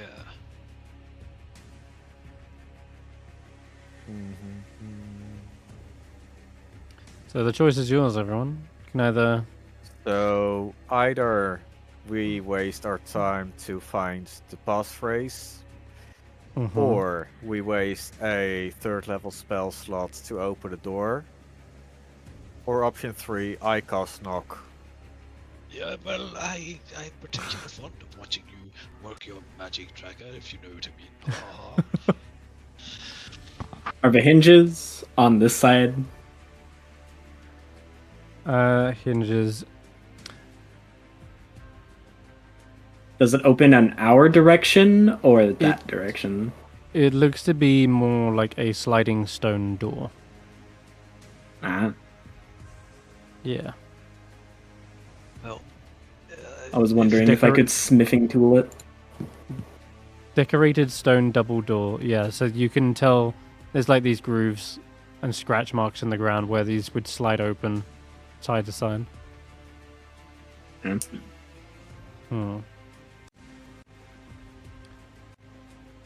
Normally with an If, arcane lock.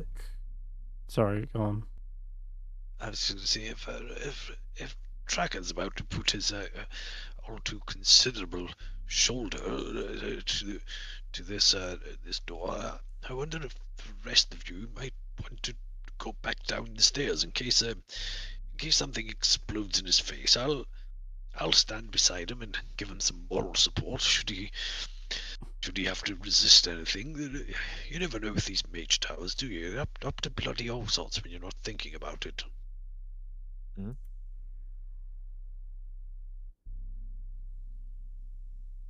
Okay.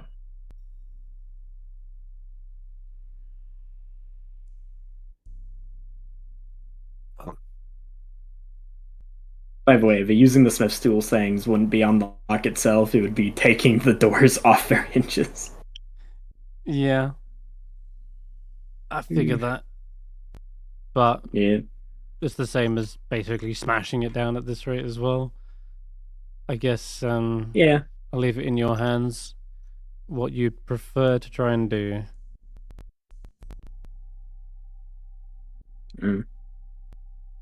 I'd be down to give it a go myself, but we can just let Tracker do the thing.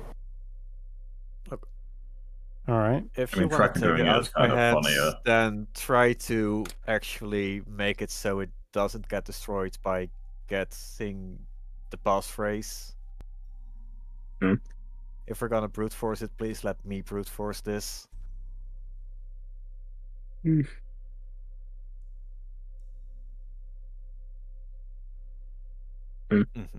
I could try, I don't know, checking a history to see if I know any common passphrases or statements that abjurers tend to say.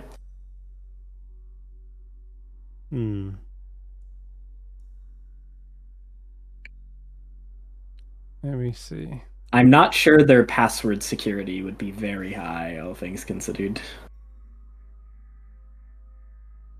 Roland almost jovially suggests, often when I try to remember something that's very important not to forget, I'll scribble it on the inside of a piece of armor or perhaps a piece of jewelry. I don't suppose they've written the password on the inside of that ring you found downstairs. Faith, can you check the below the pillow? Yeah, sure. Faith looks everywhere, all over the box, inside the interior. Doesn't seem to be any passphrase. Seeker, I'll take a look-see for the sake of taking a look-see on the ring. What if the password's on the other side of the door?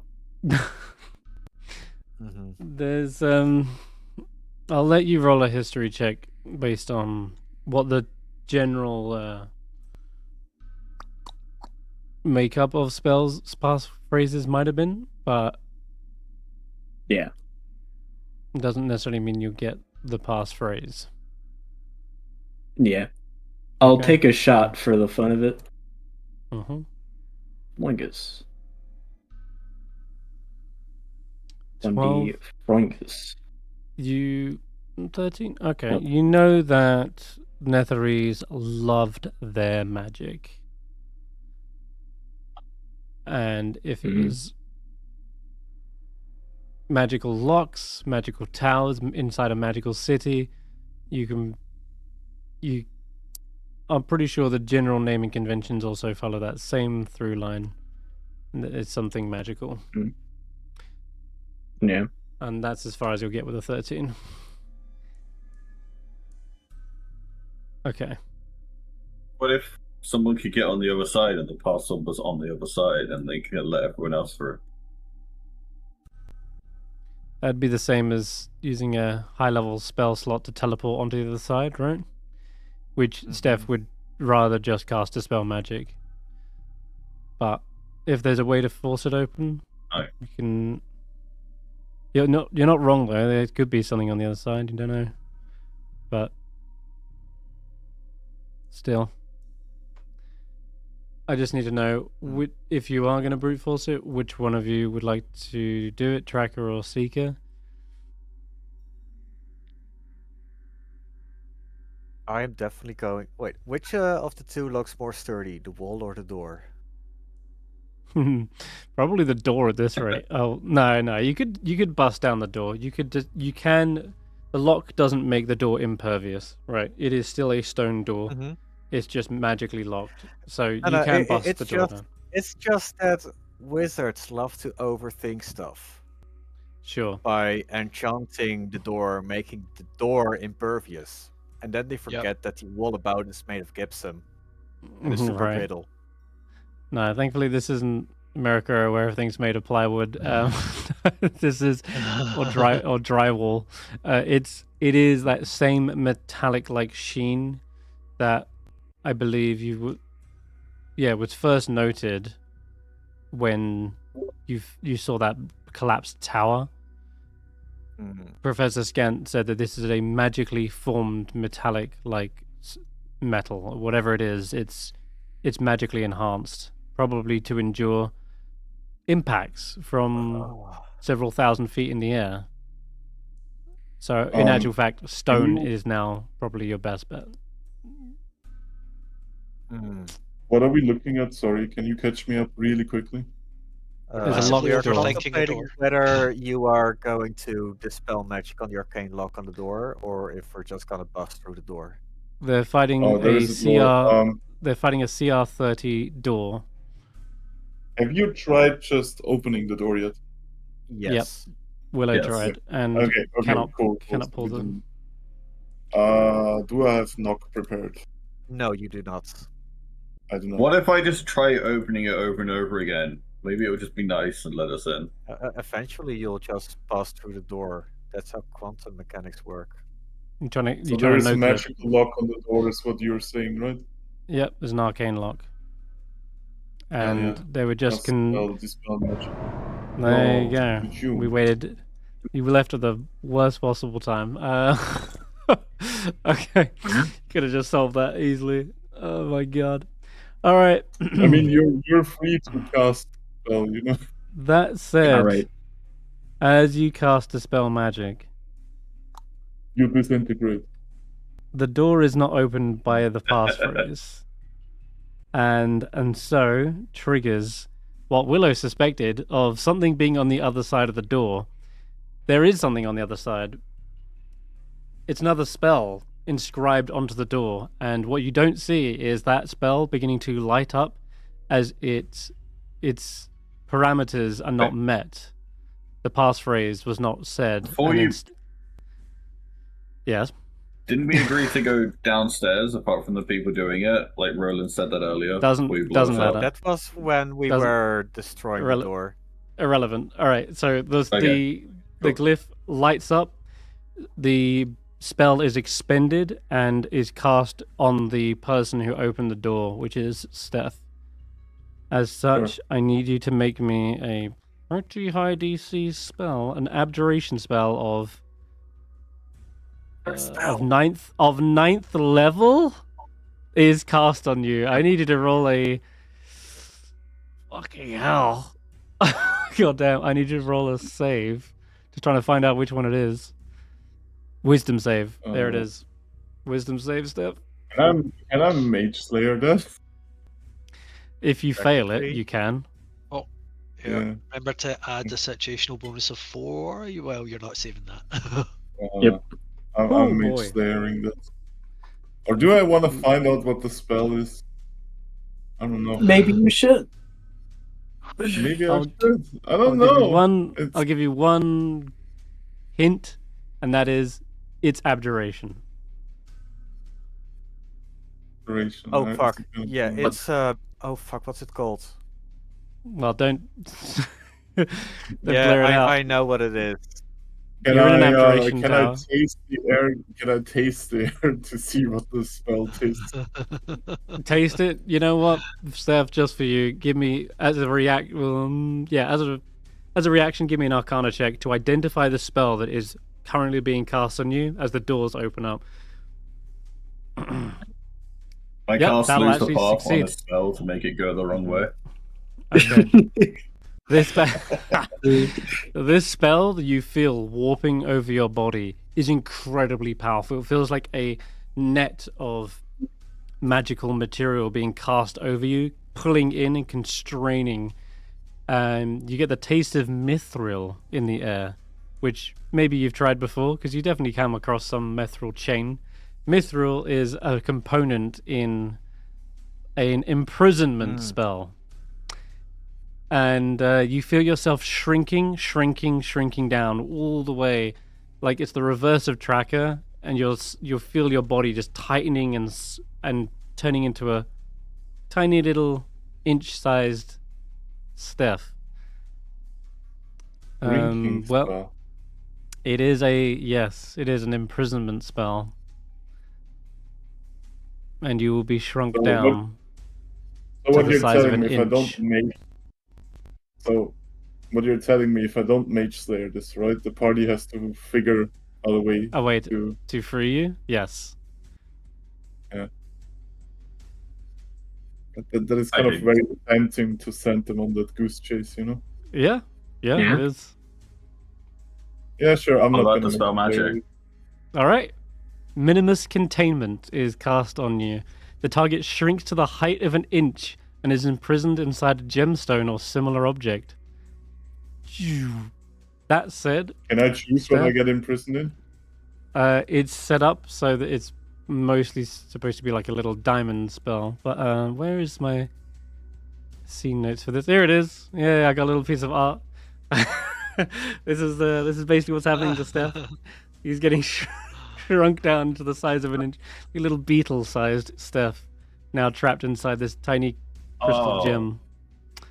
Let me check. See what. Wait, do you mean if he's it doesn't Yeah, right. If it doesn't say which gem, I'll happily. It says a large sapphire. So actually, that's pretty. It's pretty apt, funnily enough, for Steph. Yeah.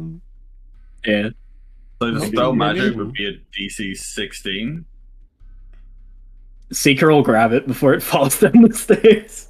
That actually, the gem does. Let me check.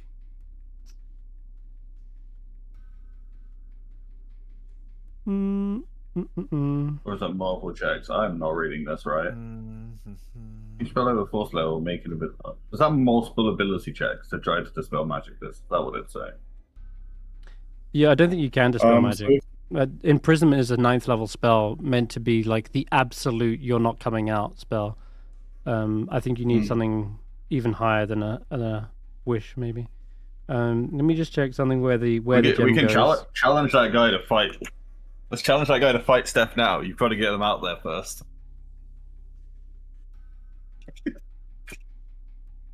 You know, actually, yeah, it's more fun that you are here. and able to roleplay with the others. So I'm going to say, Seeker, you do catch the gem before it bounces down the stairs. And inside you see the inch-tall blue dragonborn trapped in a blue sapphire. Mm. But good news is It the tasted door like, is open. just for the sorry. record, it tasted like strawberries. Hmm. I mean, You I hear this did tiny- suggest finding out what was on the other side before going in. In a way. Not to say I told you so. Face like Speaker's kind of gonna looks a little turn the cute. jewel. He's gonna turn the jewel over and see if like he just kind of tumbles around inside. Yeah, sure. A little bit. You can shake him in there a little bit. He wouldn't take any damage, but Yeah. sure, he's like a hamster ball. Finally, some peace and quiet. Say, Out of curiosity, my equipment is growing with me, right? I've got That's this. except for the spear. Goat's like necklace with empty eye sockets. Oh yeah, We could put Stef in there. good. It's big enough now. That's so funny. Instead of accessorize, you're exteforized. Mm-hmm. And now Stef has a 18 feet high. What's it called? View. Yeah, you got a Top better view. POV. Yeah. Just to pass it to Tracker, I'm going to use Mhm. Mage Hand and just lift it up to him and pass him by Professor Scant at the same time, and they'll be like two little twins for a moment, and then pass it to Nah, Tracker. don't think Seeker would let it go. Oh, he'd be kind of rolling it around in his palm like a fushi. Iggy, as they kind of decide, hey, I could put him in here. And he's like, all right, and flip him like a coin up into Tracker's grasp. Grabs it out of Brilliant. the air. Here, get in the eye. There you go. He's like socketed right into the skull of the necklace. Okay, the good news is that Steph has opened up the way. The magic on the door has been unmade. You can begin to open the door now, Willow. And on the other side, Friends. you see beyond the door a large room dominated by a lavish upward-leaning staircase. Columns flank either side of the room, though the right one has fallen. 5 well-armored, greenish-blue-skinned humanoid figures stand at attention at the base of the stairs. You recognize these, Seeker. These are Demos Magian. Constructs built with a martial inclination in mind. They're wearing chainmail. They are wielding great swords. They have light crossbows strapped to their backs. Ah, Can I just say Demos. to them? You first. Hey, friends, we have a tiny, ickle little problem. Could you help? Just assumes they're friendly because they have 2 legs. You have 4 or less legs for friends. Let me see. They stand attention, drawing their great swords and protecting the stairs. They seem to be like set up like a phalanx, barring you any kind of entry. And they do not speak or respond in any way, but they definitely lock eyes with you, Willow. Seeker, you remember Demos Magian understand the language of their creator, but they cannot speak. Mm. They were not built for that purpose. Gotcha. They are Guessing they guards. also can't write reports or anything. Right. I guess they would have the ability to write. That's true. But That would be useful for a guard to be able to like document what they've been looking at. Sure. Here's Alright. a full art of these strange humanoids. They have these kind of like almost weird, glowing, arcane blood, perhaps surging through their veins. But though they resemble everything to do with a human, there is something odd about their vacant kind of stare and their emotionless expressions that just gives you that uncanny valley type of feeling.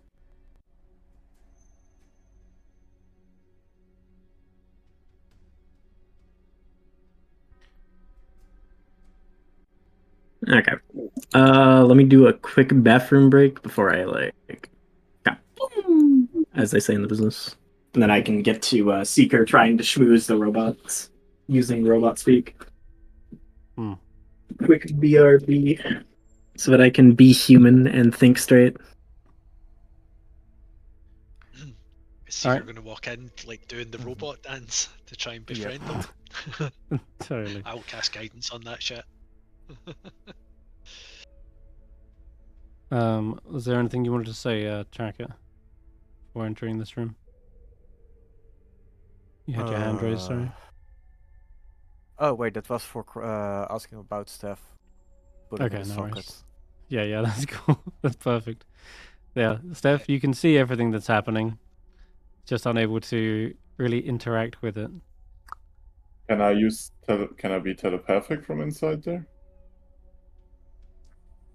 Let's have a quick read. Nothing else can pass through by any means. Light can pass through the gemstone, but that's it. But no sound. Nothing else can pass through by any means. So sound is probably off the limit. Yeah. Magic is off the limit, and nothing else probably includes telepathy. But I will actually allow telepathy, but it won't be. You can't use your you can't use your detect thoughts or anything like that. You can you can merely speak with them.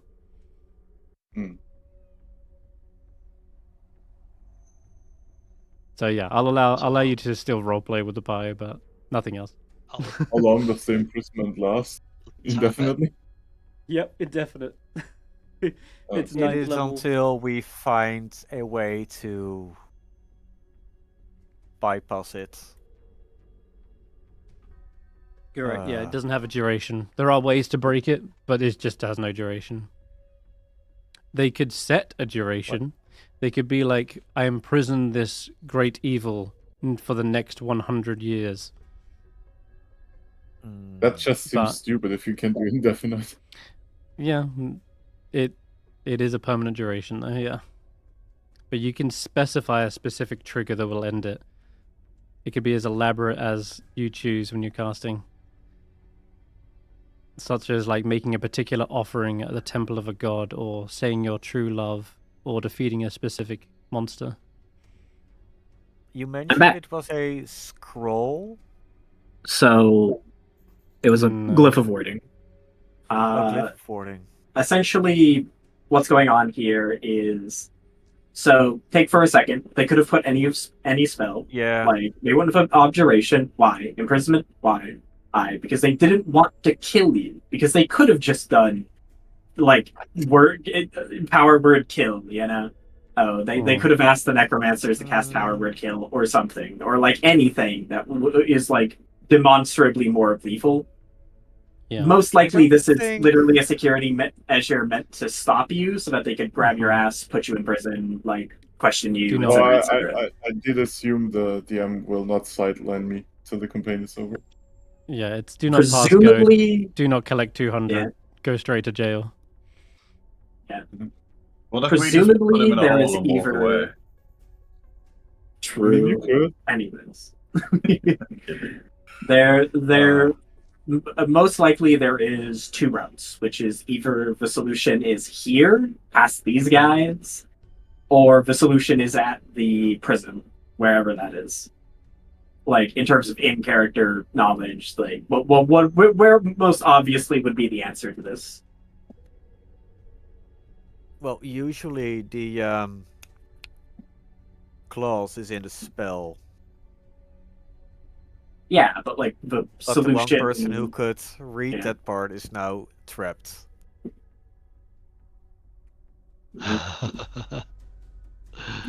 But yeah, presumably it is probably written somewhere or documented somewhere because this is wizards we're talking about. They love writing shit down. Like they're John researcher. It's either here or at the prison. The solution or the answer to the solution, wherever that may be.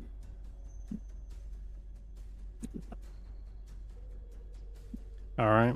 But yeah. Roleplay time? Question mark. Yeah. The guards All right. stand at attention. It's clear what they are here to protect. Yeah. And they don't seem to let you go any step further towards the stairs. Yeah. Seeker will turn to the rest. What was their name exactly? They are known as like- Demos Magin. Yeah. Which is spelled like this. I always thought it was pronounced Magen. Well, mage is in It- the word. I think we're going to go with Magin. Potato, Megan potato. would be... Yeah, it is potato in this case. Megan XLR. Chicks dig giant robots. Whoa. Whatchamacallit? Seeker's going to turn to the group. Yeah. These are Demos Megan. Not able to speak. Wizards don't like backtalk, you see. But they can write. Ports. Give me some paper and writing utensils, won't you?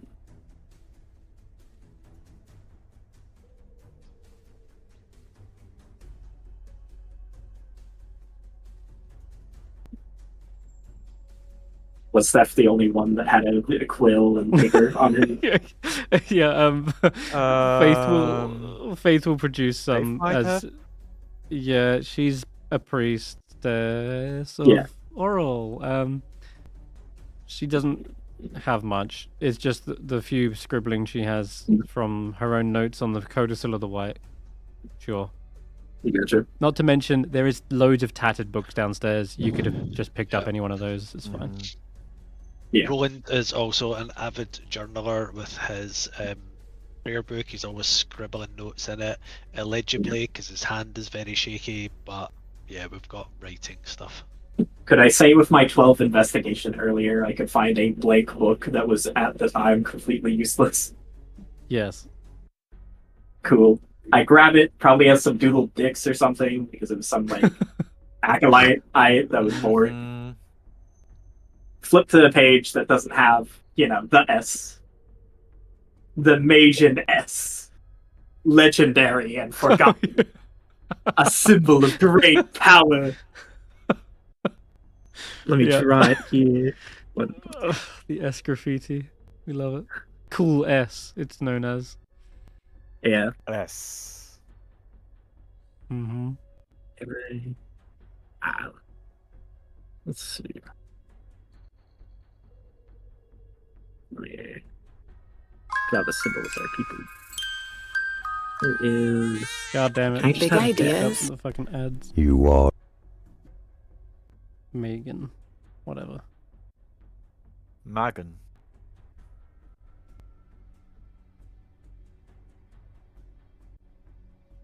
Magen. Anyway, sorry. What you want to write something and Anyways, he'll take it. Look. Flip to a page. Hold the inkwalk out. Unit designation Seeker. Security clearance Archon. Request S. Parley A. Reports and diagnostics. Assistance may be here in your primary purpose. Might one of you stand over here?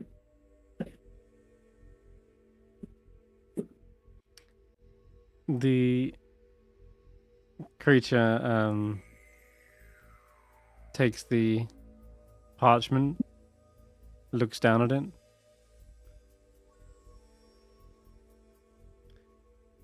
and respond back with, in their own writing,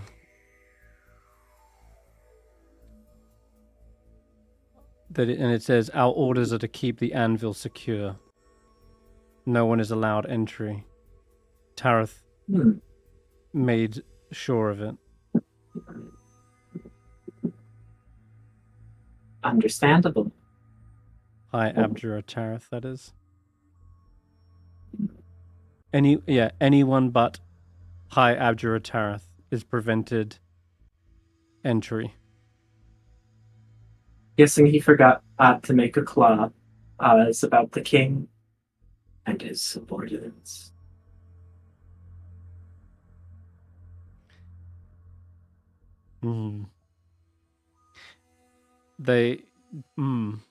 If they had expressions, there'd be a possibility for an insight check here.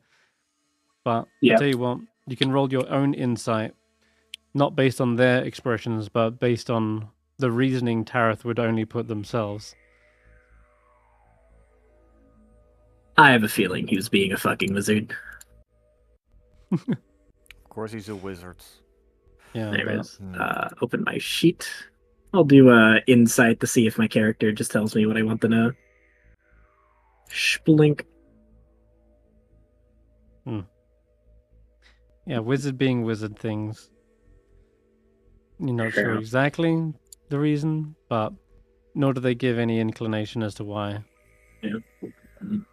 You're left to guess. Twofold possible reasoning. Either fuck you, king. I have problems with your policy on taxes. I'm gonna stab you if I survive. Or fuck you. Ooh, you're crazy, motherfucker. Whatever that means. Maybe. Either is perfectly possible. Well, Seeker doesn't really care who's at fault.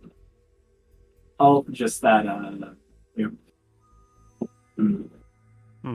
is user master still with us in the mortal coil? Do you know that? Or is he a skeleton upstairs? Professor Tareth's, High Abjura Tareth's whereabouts are unknown. But they will say, but the anvil remains. His greatest accomplishment is still impenetrable. Of course, if the city survived, of course it would. What?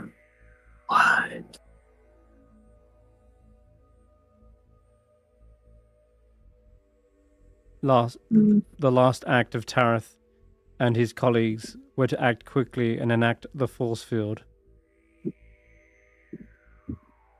With protective magic, he was able to survive the crash, but his whereabouts are unknown.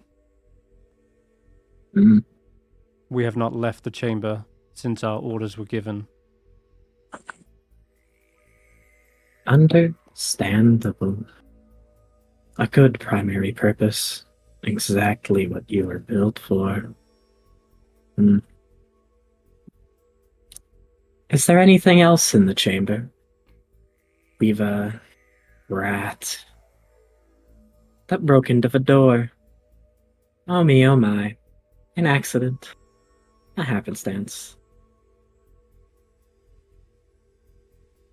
You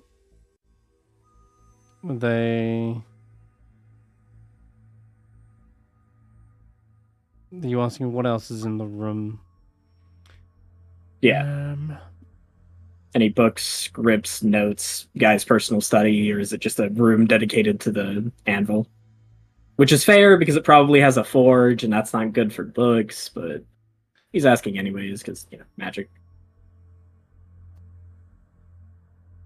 I think we are going to ask for a persuasion check here, because they say, you may not have clearance to enter into the room, but do you have clearance for access to that information?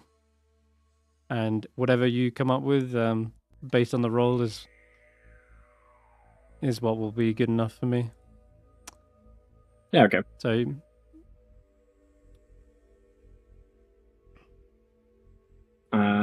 let's see. Persuasion. I could do enhance ability. Do I want to though? I'm not really opposed to just like killing these guys. Let's see what happens. Let's go gambling. Not bad. Nice. Okay. So what is the clearance you have for particular information? Like you can flavor it as whatever you want. Gotcha. Most likely, given Secret's purpose and his sign kind of debonair Black Ops, he has a remarkable amount of backroom access to get to the places where he needs and know what he needs to know. Mm-hmm. Oh, like basically basically whatchamacallit, the Archmages knew what the fuck he was and what the fuck he was about. That probably wouldn't be a question, albeit like yeah, et cetera, because from what I understand, the king of Ifril, I think it was Ifrim, I forget the exact name. Yeah, Yifrin. And he seemed like a pretty agreeable guy outside of the usual mage war crimes. Like a very I love my city kind of dude. So I can imagine he'd let them in on what the fuck my character's doing and why he's doing it sometimes. Outside of like the petty hired by a mid bureaucrat to murder this one guy that pissed them off for money, information, and Black Ops things. I think essentially he can act. Unless you're like at a certain level, you can't really ask him what the fuck he's on about. He can just kind of tell you to do stuff or know things. Outside of like stuff like this, where its primary purpose overrides this access. But if he's working around it, I think he has full access to that kind of thing. Okay, so but what is it that actually gives you that access? Is it your name? Is it a sequence of letters or numbers, or is it a mark that you carry? Or is it simply the name? I think probably a combination of them, which is the passphrase is a symbol, which is probably under his mask. Something you can't normally see. And that'd be cool. Like his name. I like that. I would ask you all to step back. Oh yeah, right. Well, the party.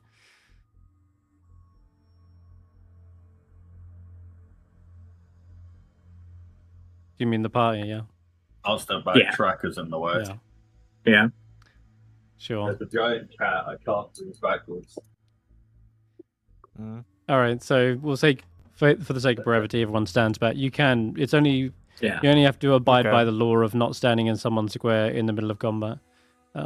Anyway. Yeah. So that's what it's funny.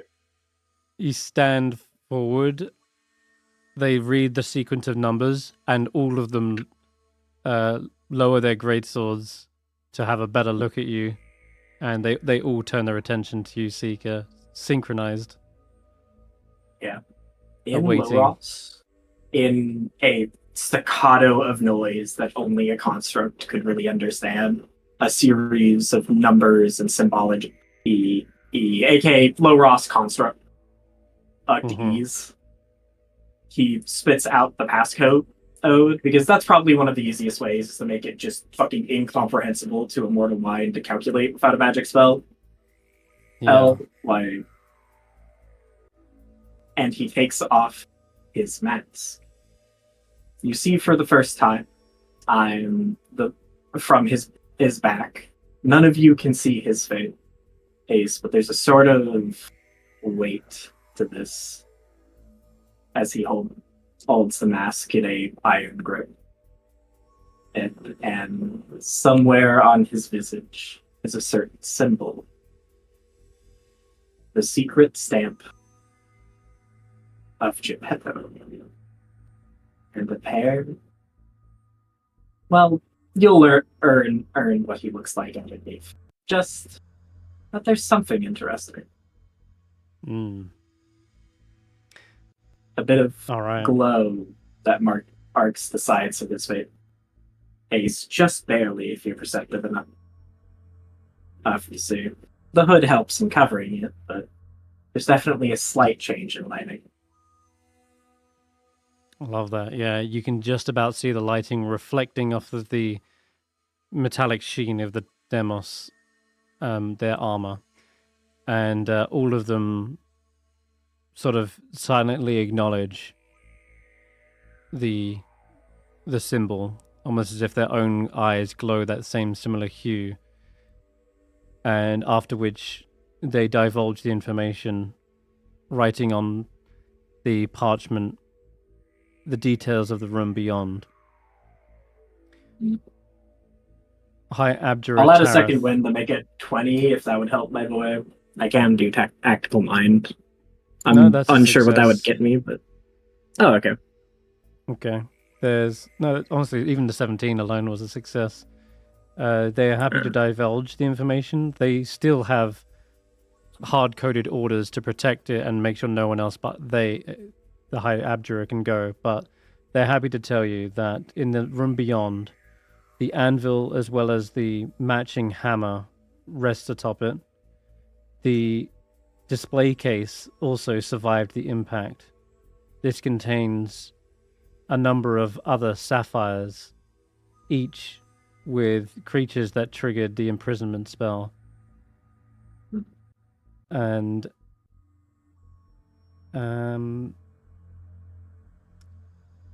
what else? They do ask, do you wish to learn more on the paper? Absolutely. Whatever you can get. All right. They're happy to divulge that the anvil was created by High Abjura Tarath. High Abjura Tarath developed a ritual to generate a magical force field around the spire of Yithrin. The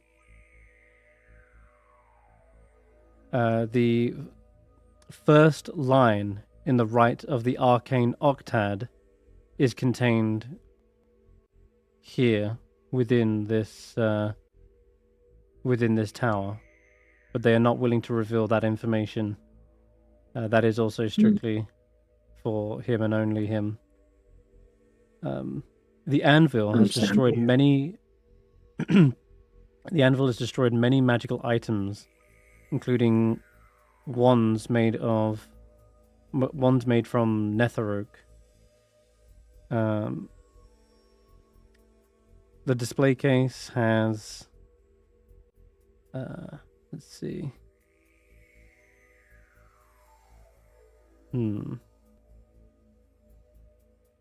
Display case has other sapphires, obviously. They're worth at least 500 gold each. And I see the release mechanism. The anvil does indeed have the power to destroy magic items. No,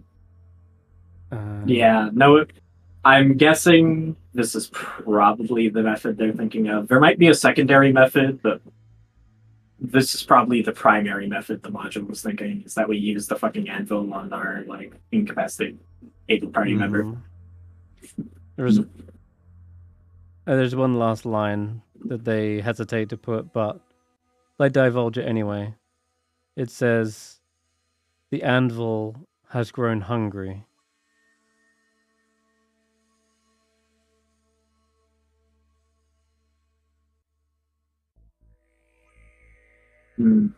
For the lead or life force?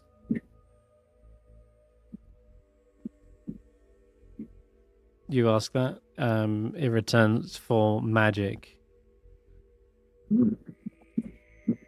He glances back. Oh, yeah. You first, Stef.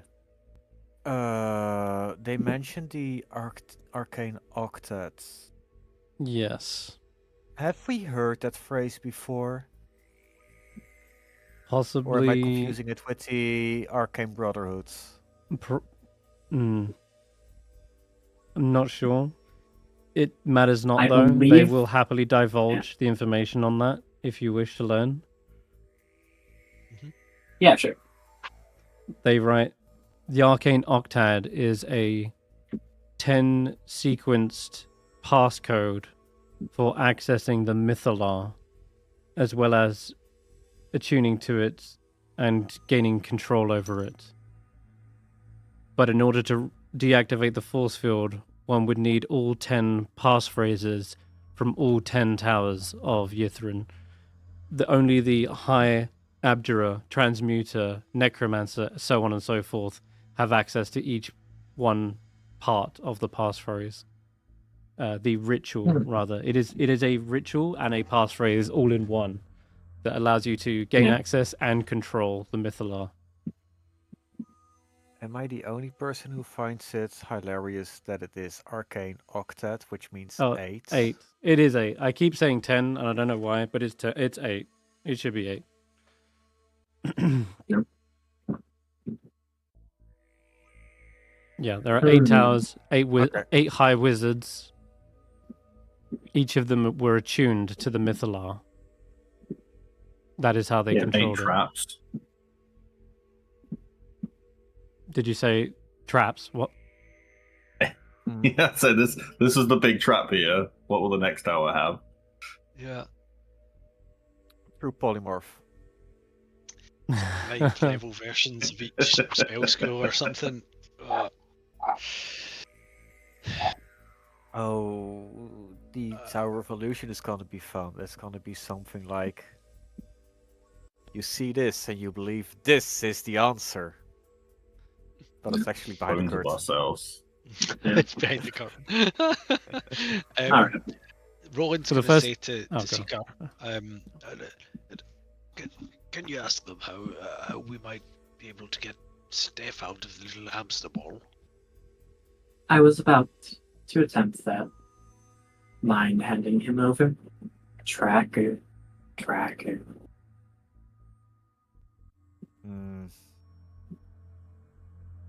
Have fun. Don't drop him. Tiny little Stef is passed to you. Yeah. He takes it, kind of flicking it around. Why isn't this a sleight of hand? He's very used to operating and playing around with like spherical toys of sorts. It's a thing he's done a lot. Yes. He presents it. You said it hungered, correct? I wish to dispense the proper treatment and for the imprisoned subject here. However, I do not currently possess as a tool. Release him. A deal. You feed the tool so it doesn't desiccate and potentially break, which would violate your purpose. And we get the prisoner escorted back promptly once released. For the first time since you've laid eyes on them, one of them moves from their footing, and you can see just how much automaton dedication they have as they move. You see there is no dust underneath their feet. Yep. Whereas the rest of the tower has like been crumbling away over time. So as they move, you see, two footprints underneath them, and they head towards the stairs.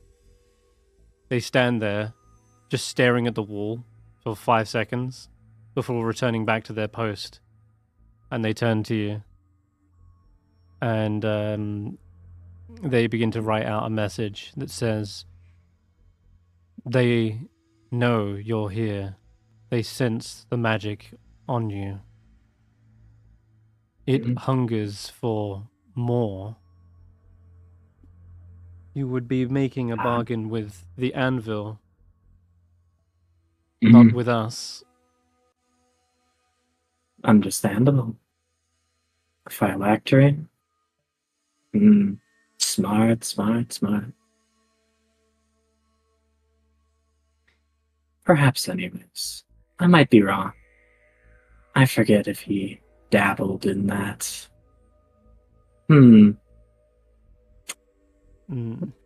Mind writing out your primary purpose and orders, verbatim?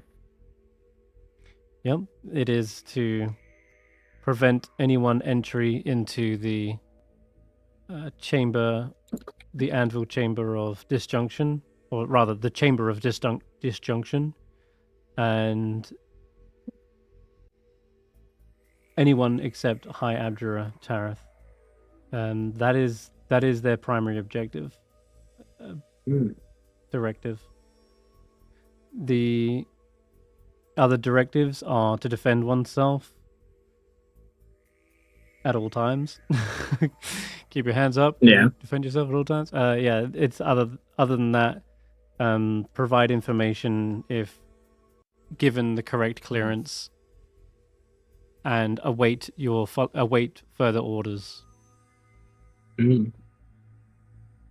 Can Anyone. you ask them if I can enter the bigger room? It's getting cramped in here. You can leave. They won't allow you in there.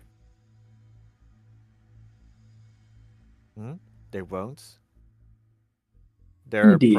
their object is not to make sure people don't enter this room, the room above. Yeah, the chamber beyond, correct. Where yeah.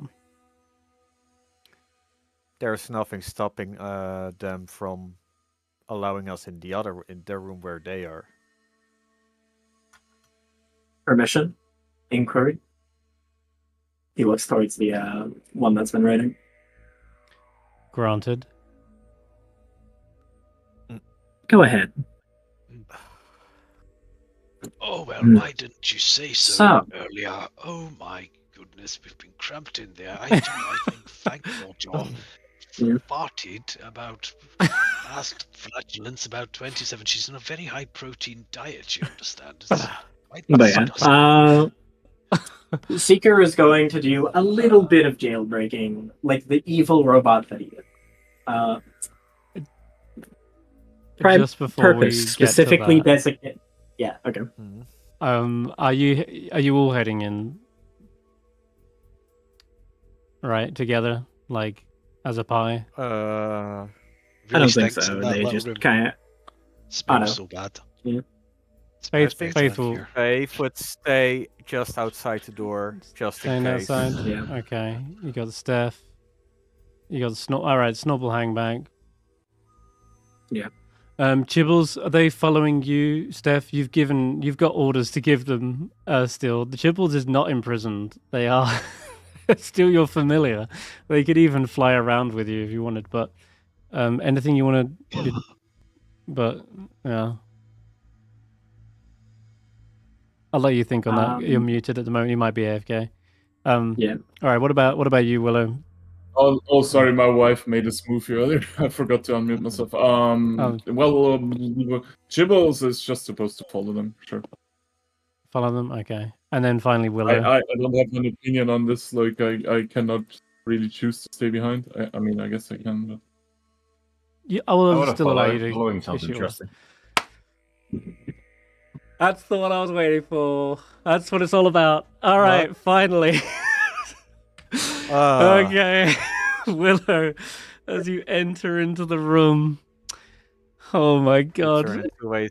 Everyone sees Willow's body suddenly contort, and transform. Was you tricked? I mean, this place is riddled with traps.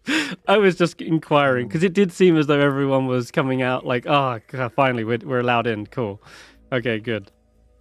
But I wasn't tricking you. I was honestly just trying to give you nothing happens to me. The choice. I will get to that, but you're kind of all entering at the same time. But yes, Willow. Let's start with Willow because this is the most unbelievable thing. I knew it. Willow's fur cloak. Can I react? Envelops them. Can I not reaction to dodge the spell or anything? It's not not dodging. No dodging here. It's just you step into the room. A split second later, Willow's white fur cloak envelops them, shrinks them down, and suddenly you see two fluffy ears poke up out of their head, and they look around to the rest of you quizzically as you realize your POV has just shrunk back down to the size of a small hare, a white furred hare. God damn it. Um, Can you put my owl onto the board? your owl is suppressed. As they fly into the room, they suddenly disappear. Gotcha. As to with Chibbles, if they went in, so it'll be like whoop, and then poof, disappears. And finally, Tracker, yes, there is definitely a supernatural magical charm on you. And so you see Tracker shrink back down to the size they were normally. As you enter into this chamber. And also, White Fang Paw Jaw, as you say, they've been farting and everything, they just poof out. They let out one last fart before they dissipate. Leaves the smell behind though. It's like someone that farts in the room and walks out. That's it. They're just gone. It's just height of rudeness. That's insane.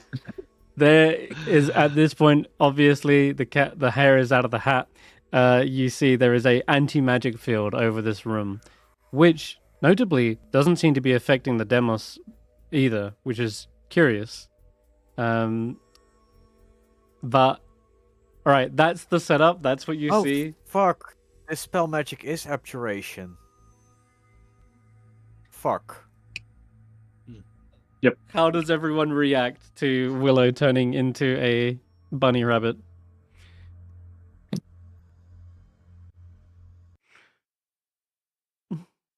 Wrecker is currently more annoyed and distracted by the fact that everything around him is now big. You think you're about to turn into a bunny too? You know what? Or Let's go house 2 for cat, 2 either for or. carrying party members. His hand just shoots out and catches him. Catches the bunny. They kind of shrink to the floor safely, thankfully. But if you want to make sure they're okay, yeah, you can do. Yeah. At least there's no giant wolf around to eat me. Yeah, at Roland's least, currently at on his least. arse. Oh, yeah, Owl you masked full- man staring menacingly at you. You know, when Yeah, you're if you wanna- sitting on a chair and someone just pulls it out from under you. And You they fall get down. prone. Yeah, So- he's on his arse. So did all these things happen as people stepped in, or are you saying once enough people are in, it activated? I'm gonna say you all stepped in. There's a double door. You could easily walk in side by side. But yes, You can't because okay. Tracker is huge. Well, he isn't Was as huge. he wasn't as he goes in, but nonetheless, Doesn't mean you instantly shrink to your normal size. Could have had time to not notice you were shrinking. Yep. Went first. it's happened. Yep. What's happened has happened. Right, so Roland's Where's lying on the ground, legs in the air, going, "What bloody hell is it?" Turns around and says, "Thank poor John, you just turned into a rabbit. I'm hardly going to be able to ride you like that now, am I? What are you playing at? Sort yourself out, girl." Here, I'll give you What's permissions over Roland's the rabbit. response? Let There you me- go, Dingo. You're the owner of a snow hare. There you go.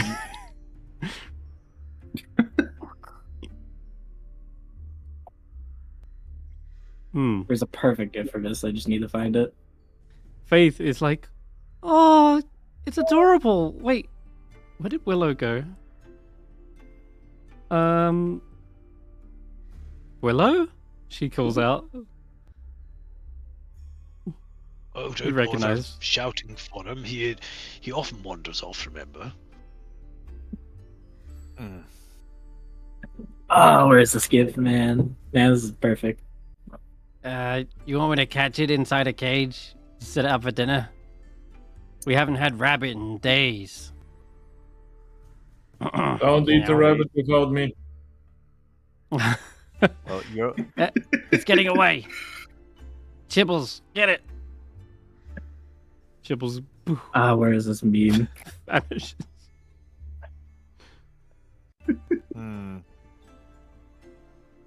Even Professor Scant says, "Oh, my, an anti-magic field. I'd best stay outside." Great. What does the rabbit do? I run away from Snorp, suggesting to eat it. I Hop command away. grab you on site, and he just kind of holds it out of Snorp's grasp. Can I jump out of his hand, trying to run away Yeah, from you- Snorp? You can... Yeah, I mean, How do I- Snorp's not going to try and grab you, but Seeker is looking to grab you as to protect you, perhaps. Oh yeah. Yes. Seeker has So to you leap up onto the little pillar here, and then Seeker comes and picks you up. Snorp's getting ready. You can hear him sharpening knives. All right, Snorp's gonna be my death. Got a little fire going.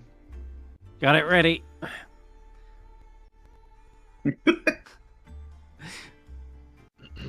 There's the perfect meme for this. Alright, Oh, so what is obviously it? we're looking at this rabbit. What? Hmm. Whatever, I'll just go with fucking... One second.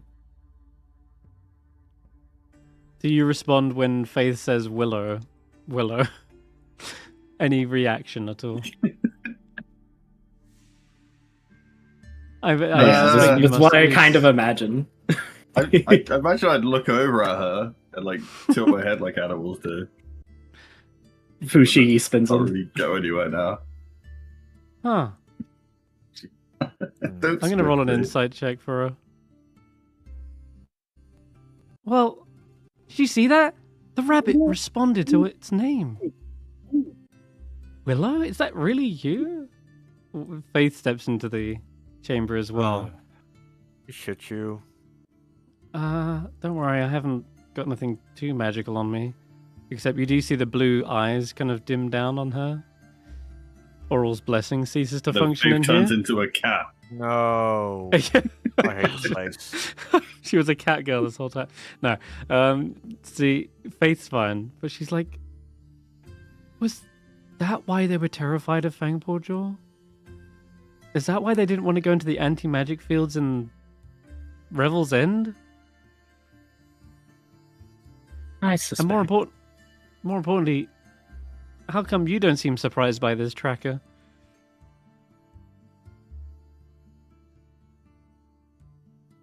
What, you mean by everything suddenly being huge? Oh, no, I meant Willow's true identity, I guess?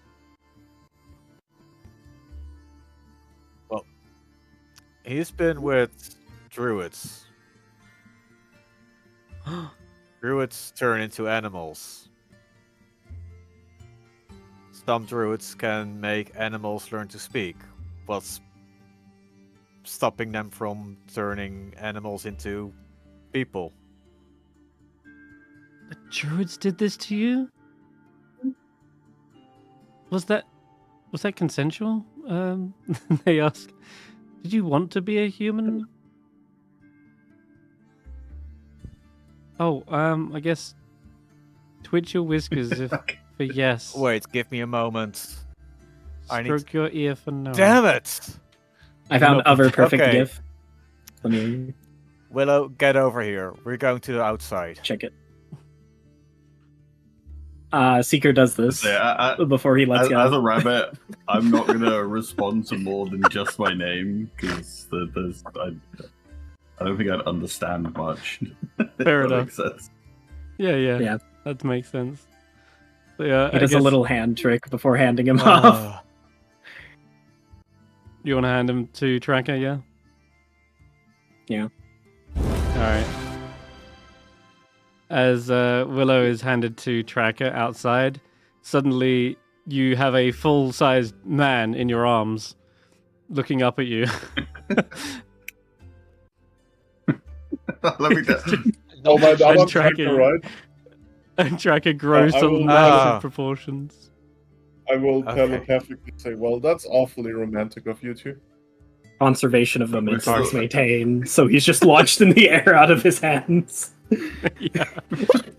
Proportionally, Hey, everything full is the grown same. man. The proportion is Yeah. still the same. Nothing changed. Okay. Oh my god, that's brilliant. Tracker standing here like, oh, thank fucking God. Odd, like, shaking thank the him gods. around. Standing here, Could I- I realize.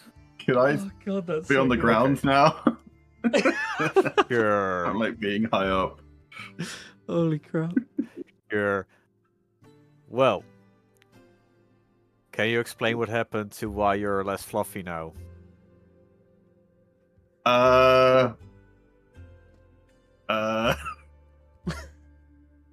Stuff happens. Magic.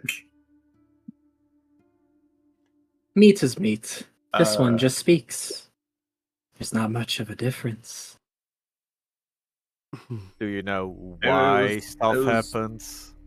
Were people bored? Well, it Did all they ask you to do it? happened back in Icewindale, and I think it was 8 months. I had the ability to talk to people, and it was fun. And then I got offered more, and after that, there was a lot of alcohol for a few months. There was it's you go places and strangers see you lost, and there was always like a drink with food, and then you were fun, and then they offered you more drink, and then I heard stories of people who came through like a tornado that would destroy all the bad things on their way out, and maybe a little other things on the way. This is you guys, and one night of talking about that back at the Druid's place, they were like, sure. And then I drank psych, and I was a big thing, the Craig cat.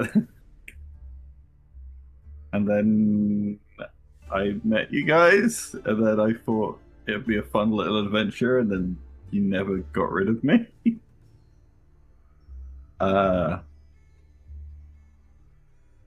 I gotta pick my own name. I can't believe you wouldn't tell us you can transform in such a powerful beast. In a faraway land, there is a order of knights, the Forians. It was What? said they used a holy handmaid to defeat somebody like you. Oh God. Monty Python reference, nice.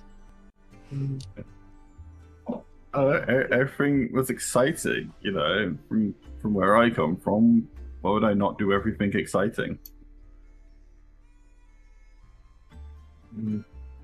Oh, Willow, you were always gonna be more than a pet to us.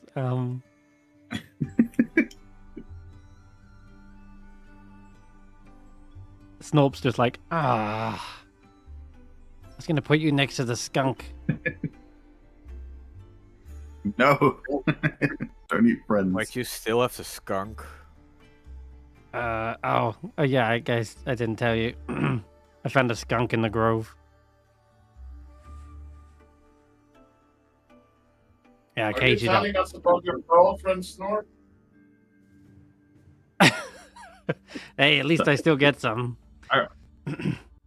I remember the druids originally didn't want to give me druid powers, and it was one of the guys who's known as a bit of a troublemaker who gave me that drink. It was in a bowl. Thankful for people that misbehave a bit. Oh, you Right, never want to trouble. drink something out of a bowl. Oh no, psychedelics. It's the druids. I always figured it would just What's be the fun. worst that's gonna happen? Snort, can you Oh. drink on the toilet? Faces. Can you So blame me?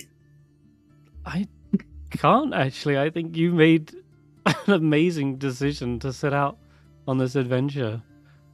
I can't think of any other animal that could say the same. Well, maybe Ankajuk, I guess. This land just amazes me every time, though. Okay, how about this one over there? Zephyr? How about Juniper, who is currently on an entirely new adventure with other me? It's true. I guess we shouldn't be surprised at this point. There's been all sorts of awakened creatures within Icewindale. I just didn't know there was one right And under our nose. And it's why I don't know a lot. I'm not stupid. I just haven't been human for very long. Less than 2 years.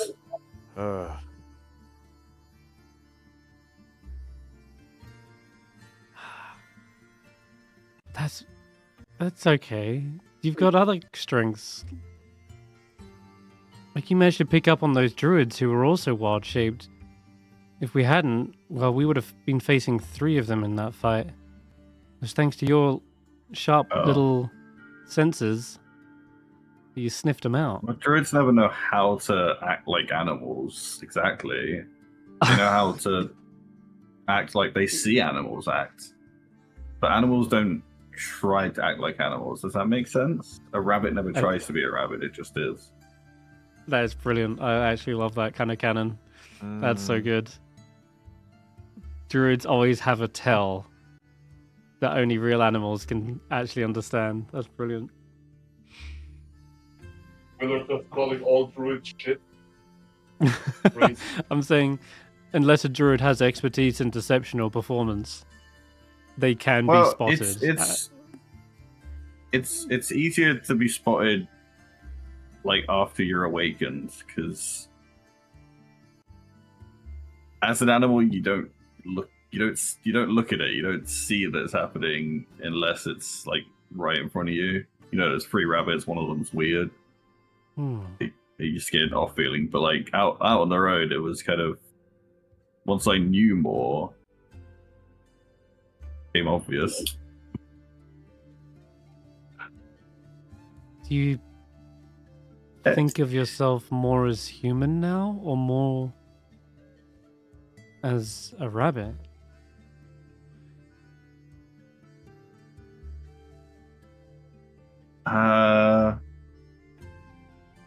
Between? Guess People it's could the same for you, have right, Tracker? 2 origins, can't they? Yeah, Faith looks back to you, Tracker. Like, I was thinking, like, Faith, if someone came from your origin and had a child with a human, they wouldn't be one or the other, they'd be both. You can be 2 things, right? Yeah, I guess I'm part... Just because you're one doesn't mean you can't be the other as well. Part human, part demon, I think? I'm not sure. Tracker, you've lived 2 lives, I guess. What would you consider yourself a more of a tabaxi or more of a Goliath? Or both? I consider myself a Goliath at heart. Or even a giant at heart. Right, because giants were half giant to begin with. Goliaths were giants, yes. She looks up at you. So if anything, you're closer to your origin in this changed form than you have ever been. Then when I was born, yes. Strange. But in this new form, I have learned I've gained new opportunities and possibilities that I've never considered being possible. Yeah. He's talking about getting it on with the frost giant. That's what he's talking about. I'm neither just a tabaxi nor a Goliath. Which makes me just Tracker. And neither is Willow just a rabbit or just a human. He is Willow.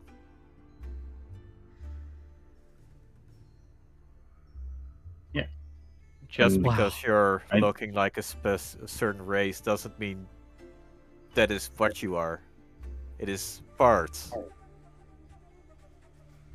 I never knew how long it would last, so rabbits and humans, different lifespans, and don't know exactly how the magic works, so I didn't. Have you I don't lived know if something longer? would put an end to it, or Mm. if I wouldn't last long, You just wanted to make the most or of if it. I'd make a mistake. Yeah. You've certainly done yeah. that. You've done some Like I went the incredibly right way. daring, death-defying things. Yeah, and I saw all the stuff you guys did, and every time it was, well, before we came into the caves, everything was still unbelievable. And I was Have you excited lived for the long- next unbelievable thing to happen. Well, this is certainly unbelievable to me. I can't believe you were a hare. Have you lived longer as a hare or longer as a human?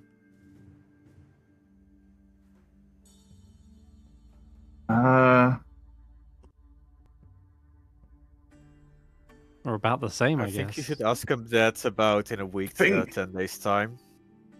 Because that's when the Things answers are change. kind of using in that terms.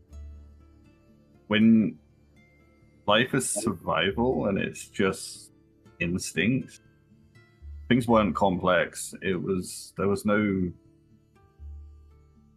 counting days or thinking how long ago something was. I'm hungry, I'm tired, I need companionship.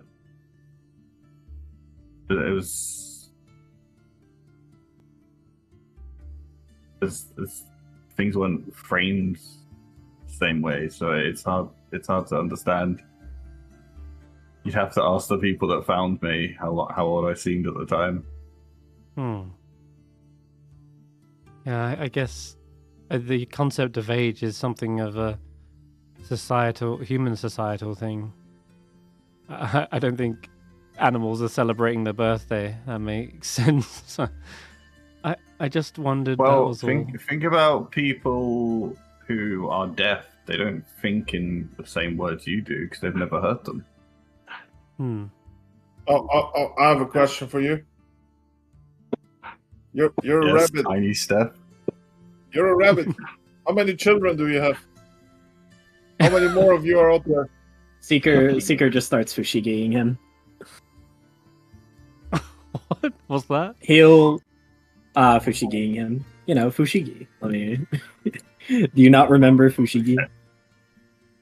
Fushigi. Isn't that something playing with balls? Fushigi! As a rabbit, there is no counting. There is you smell like your mind protects, or you don't smell like your mind. Run away. But yeah. Seeker steps forward and leverages his own perspective on this. Go ahead. Time is an illusion, invented by man. He uses kind of a low Ross word for it, which is more of a broad phylum categorization of sentient human beings, which probably scant kind of like denotes that he's using the broadest term of humanity as to refer to all kind of sentient beings, as in all of you are under that phylum. There's many imaginary things. They work to create, to categorize, to understand the world around them.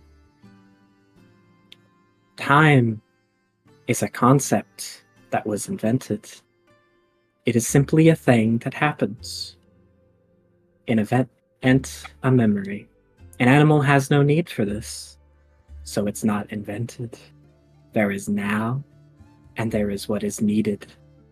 There is instinct, refined, but they're a creature of the present. It's as if you asked an object what year it is, a stone, a chair. It has no concept, for it has no purpose for it. It's wonderful, isn't it? The delusions of man. The illusions they construct, the concepts and imagination. Apologies. Either way, your separations of each other is another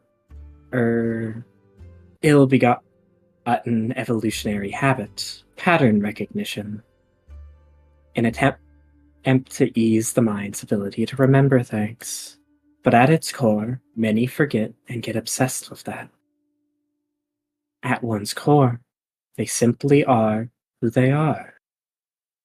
Willow is Willow, Tracker is Tracker, just as a blade is a blade. Just as Seeker is Seeker. I guess, Shouldn't we be trying to fix Stef? I was getting to Talk that about this before later. everyone got excited about the rabbit that came out Oh, of the hat. Crystal? you are still in a crystal, wait. yeah. Can I? Yeah, Can I kind of make? be. You said light can pass through. Can I like make disco in there? Yeah, sure. Yes. Fun enough, you can cast all the spells that you can as a player, but Oh. just they don't pass through. Sweet. So Can I I cast guess something funny in here? you could gust around in I there. You could cast fireball. you So cast he can minor be illusion to make a disco, little disco ball. he can be our mini drift globe. Oh my god, yeah. Yeah. Funny, actually, yeah. Mage hand. If you were to cast it before if getting you- trapped, you can carry yourself, just like Professor Scant. Ah, I Mhm. don't know. Wait, I do know Mage Hand. Mm, Yeah, I can cast that on you as and Right.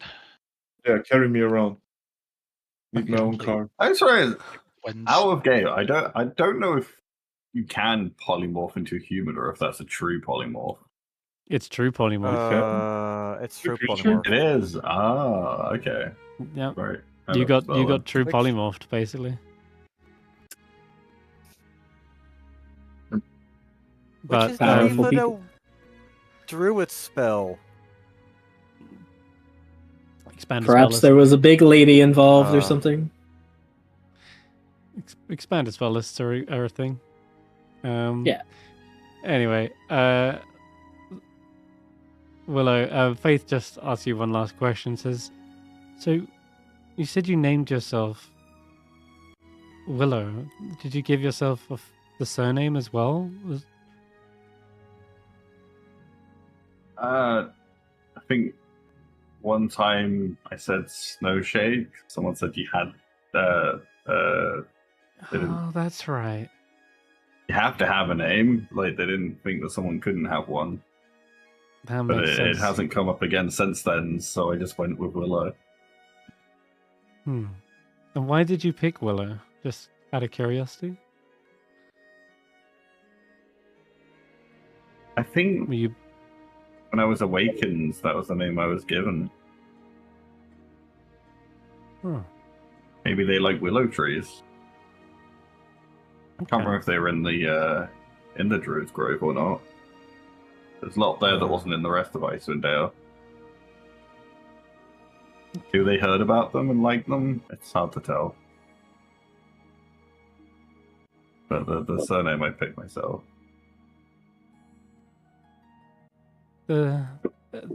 Thanks for sharing your story, by the way, Willow, and I hope human life isn't too complicated for you. You're right here in a wizard's tower, unraveling the weave of magic, when you could be just nibbling on some berries in the middle of Icewindale. You've accomplished some amazing things. Feeding monsters and saving the whole of Icewindale. You are the smart one of the group. No. But yeah, no. Funny how life can be. I, One person gets from bold or furry. Another goes from fur It's- to bold. I guess before that You talking about- Shaman Dragon, I didn't really see myself as doing anything. Snorf says, "Were you talking about Roland there?" Sure. Well, before that Shaman Dragon, everything was just fun.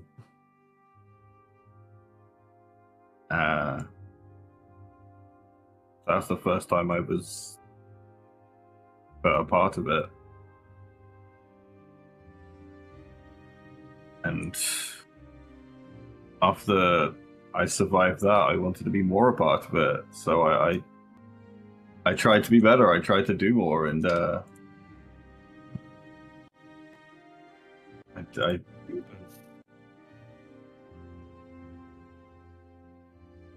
know. It's And you didn't have what's to do any of happened, that. and I didn't think I would do it.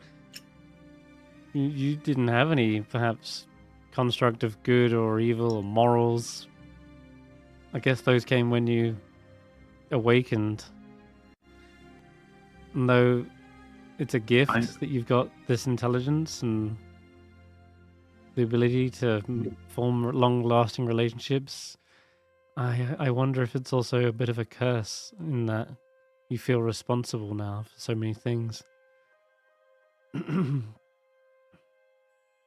think I just remember the people were nice to me. When I was confused and lost,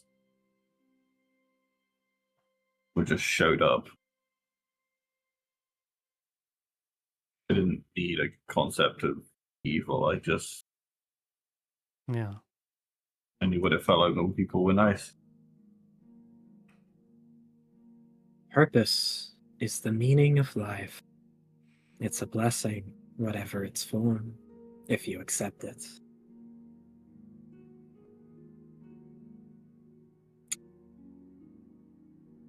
What do you think your purpose is, Hey, Willow? there's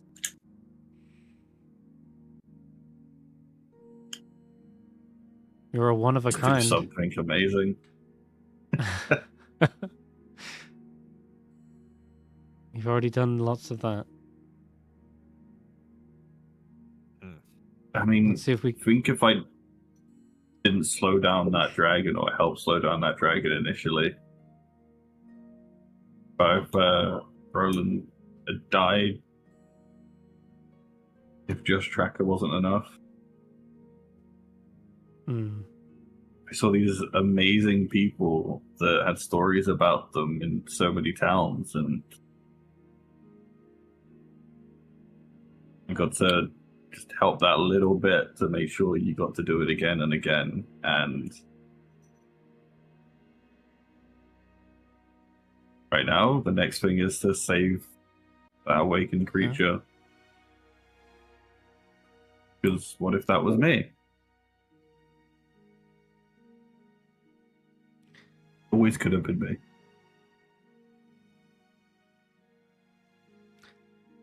See, just like tears starting to show up, and then he tries to like cover up, and looks like he doesn't want to talk about it anymore.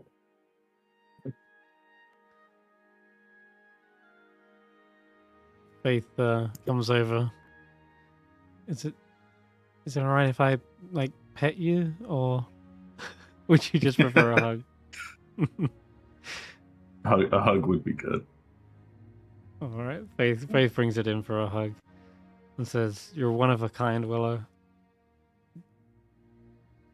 I mean, not Glad all. you just, I guess, but I'm just glad you managed to have your adventure, and here's to more. Let's finish out this this saving the whole of Icewindale together. Snob's like, so does this mean we're not That's having a rabbit for terrifying way dinner? to phrase it.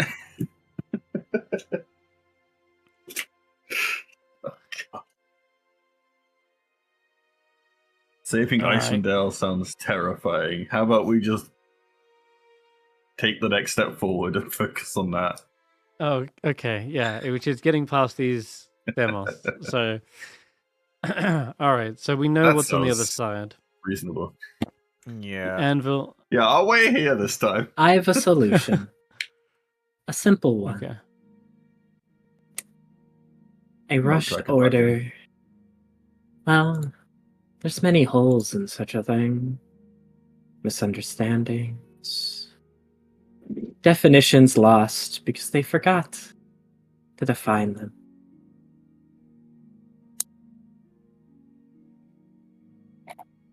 Unit Demos Agent. In purpose, do not let anyone pass. Definition: anyone, any person or people.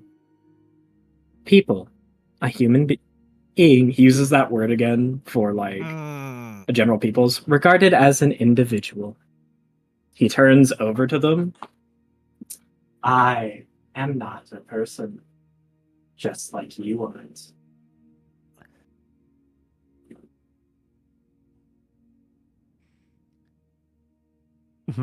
Might I pass? Because yeah, he's not considered a person by any definition of Yifrin. He has never been considered anything more than a walking, talking object. He does not consider himself an object. Nobody in the entirety of the city would presume that Seeker is a human being under any similar definition to them. He was an object to be used. Albeit, they can enjoy, talking to the chatbot or whatever from their perspective, but it's still a robot at the end of the day. So, his way of weaseling through this is the fact that the creator forgot to denote creatures like him, probably because he wasn't thinking of them. It's like going, anyone and apples, etc., I think the demos are given a modicum of intelligence so as to not go strictly by zeros and ones. Letter. They know the stretch of language. They would consider themselves someone, as they are intelligent beings that can think for themselves, though they lack the initiative to act on it. And you are certainly, as a Warforged, a sentient creature, a person that would fall under the definition of anyone. An object cannot. I was leveraging, he doesn't count by Yifrin's definition. We did It's rabbit. also partially his narrative thing is that sort of a difference of personhood. But would a rabbit, it's fair if you want Roland? They just saw Willow turn into a rabbit and then turn back to a human. Yeah. They know that's a person, like the same way they know Seeker is not an object. They know you can't trick something into thinking it's, unless it didn't have eyes, unless it didn't have its own thought. If it was like a one intelligent interface where you're talking to a program that only perceives zeros and ones. But I think in this part, that's exactly it's I think that is too far of a stretch. You can see that they just shake their head and bar you entry. They have their own thought. They can see. They have the eyes for which to perceive things, to be able to perceive people. They do not see you as an object.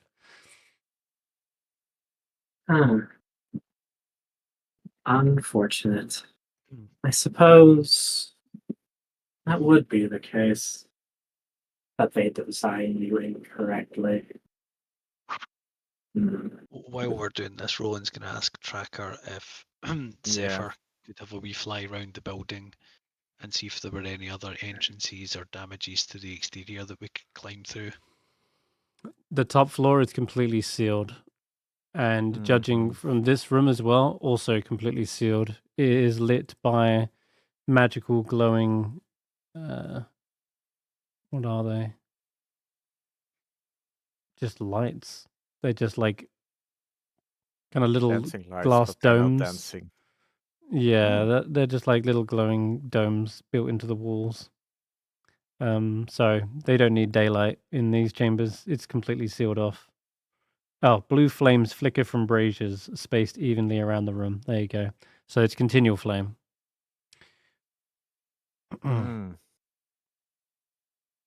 Yeah, small little braziers on the walls. They respond. They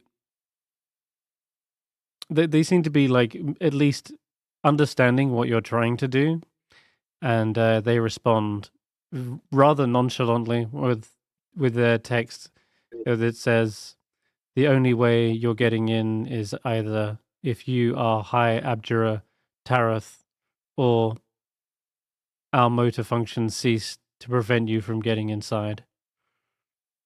And you know that is not even remotely tried to be veiled as a threat. It's not like you're not coming in. The only way you're getting in is over my dead body. You know, it's purely like, well, if we are unable to physically prevent you, then you will make it through. And they don't seem to have any emotional ties to this job. They know it's just what they've been told to do. They will follow it to the letter. Wow, that's too realistic for me. Jeez, yeah. Yes, that is the way for the Austrians as well. Procedure should you fail to prevent someone from passing? Say that again, sorry. Procedure should they fail to prevent someone from passing? Procedure, we will have failed in our operations. We will await reconstruction or ultimate termination at the behest of High. No, they don't say High Abjura Tarath. At this point, they would say a different name. They would say, let me find them. They would say the decision for either reconstruction or permanent termination would be at the behest of Thuthius. Thuthius. Yes. Thuthius. And they are? They are the High Magister of Irialathus' Spire. They are a archmage in their own right. They're effectively described as someone in charge of operations, almost as if like second in command to Irialathus themselves. If they had a subordinate, a lieutenant, or a personal secretary, it would be Thuthius. So they would have the final word on what happens to them, which could have only been overwritten by Irialathus themselves. But that decision would be would go up the chain towards Thuthius. Okay. As you enter back into this chamber, you feel the ring of protection's magic suddenly solidify back over you, Seeker. Yeah. But yeah, so their purpose is to prevent anyone from passing them into the room, correct? Yes. And if they fail that purpose, they will go still. They will have to await either termination or whatever, but the specific wording if you wish to know, it's about approaching the anvil. They had to prevent people approaching the anvil.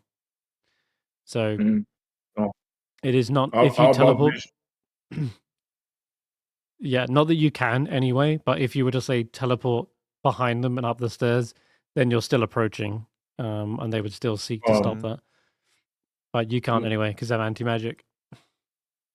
Yeah, I have But an Is idea. there?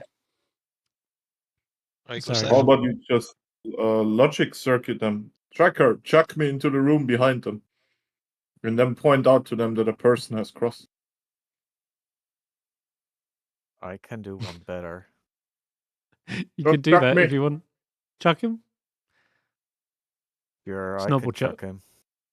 Yeah, all right, chuck him. Snow can do that. That's Yeah. Well, first of all, let them roll to see if they hit dead center, if they do like the 3-point shot. And they'll just fall into the porch and pop up. Well, it'd go up the stairs, but you know what? Sure, here. Let's roll a dex. It's pretty good. It sails over their heads, bounces into the stairwell, and actually bounces it hard enough off the wall that it lands on a higher step, and doesn't manage to roll down either with that roll. Mm-hmm. Whee! When Stef sees the next chamber, you see illuminated in this room is a huge anvil chiseled with vivid blue runes in the center of the chamber. Resting atop it is a hammer adorned with matching runes, and a clear display case sits along the southern wall containing two large sapphires. I was about to say 3, but there's one missing very clearly. The Demos Magen reacts and goes up the stairs, picks you up, Steph, opens up the display case, and sits you in next to the other two ones, and then heads back downstairs. And now Steph is in the display. He can. Can you describe with his telepathy? Maybe it's between an anti-magic field, but I guess this is telepathy. Is it magic? I'll say yes for the sake of it. It's not a spell, so I will say yes. Steph, you can still telepathically tell the room, tell the rest of your party what's in the room. Actually. Yeah, your description. It matches exactly what they told you. They were truthful. And actually, there's also, as you're telepathically speaking, Steph, something telepathically speaks out to you as well. Now that you're in the room. We friends.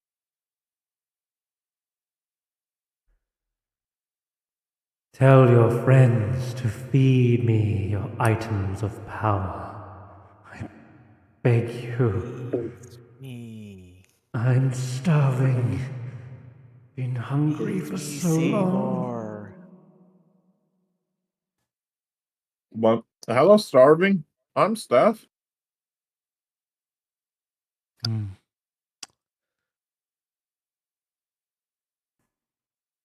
I am the anvil of disjunction. Ask it if it eats that, what are they called, Damos Magen?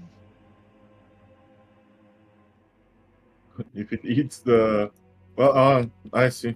Well, what kind of stuff do you like to eat? Maybe magical robots? Oh? Magical items, artifacts. The more legendary, the better. I hunger to destroy them. If you can get them to release me, I actually have something I want destroyed. Very powerful.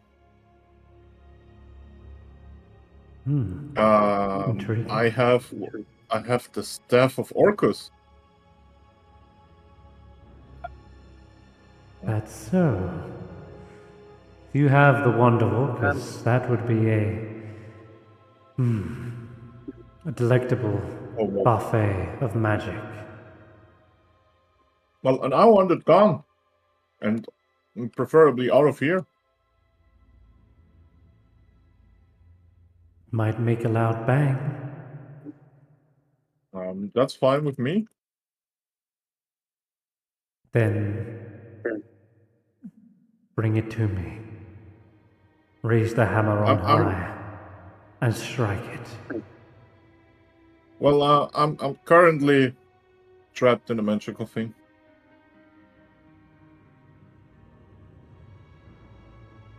Reach out to your allies then. Okay. Well, thanks for nothing, I guess. If you thought you'd have couldn't some- tell, I am also simply an anvil. We are both in the same boat here.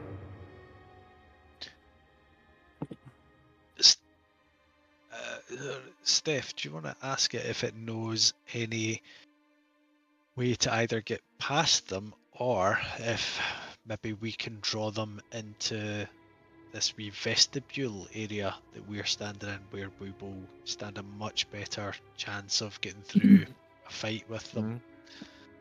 If we can pull them to us, this fight probably won't take that long. If we try and fight them in there, that's going to be rough, maybe.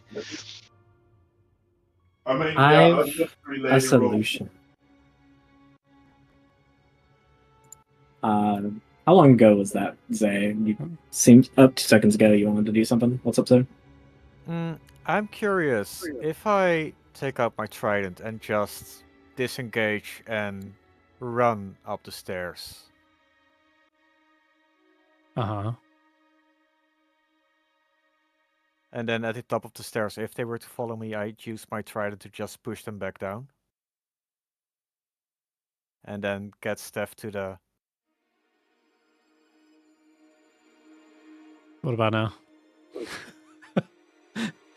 How Yes, big are you they can again? force your way. Medium-sized creatures. I can still force my way through. Yeah, you could.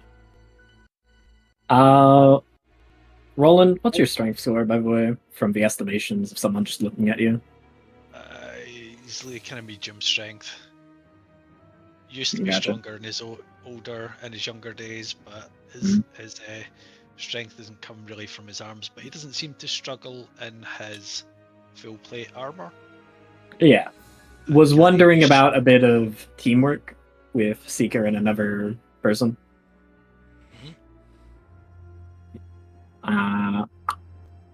You know the cupping your hands and kind of someone steps in it and lifts it up kind of thing? Yeah. Yes. Boost.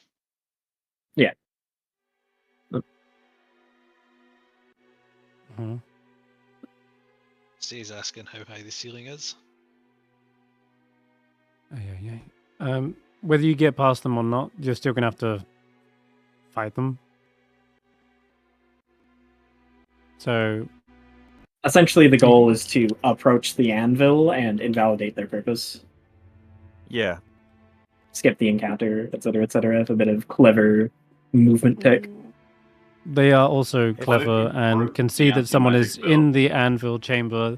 So they're not like a motion sensor. They are living constructs who can see that someone is in the chamber. They won't just simply go, all right, yeah, they got past me. Never mind, guys. That's it. They're going to go up there. They're going to prevent you from being in that chamber, stopping you from doing anything with the anvil. That is still under their purview. So Even the only touching way or to using the it? magic field. touching and using the anvil is, yes, technically you would have had to approach the anvil to get there. Therefore, you are in violation of their prime directive. Is And there they an have failed, anvil yeah. that field up there, And Stef? Do you know? they have not failed until they, as they said, cease to function, cease for their motor functions to work. Yeah, I gotcha. The only Stef, options they've told you is you defeat them, or your high mage, or the high mage, high abjurer Tareth. Those are the two options. Unless, of course. How about saying, Oh, dress up Roland! Give him a rope and a pointy hat! sorry, go on, Roland. You were saying. I was going to ask if Stef would know if there is also anti-magic upstairs. He would not know.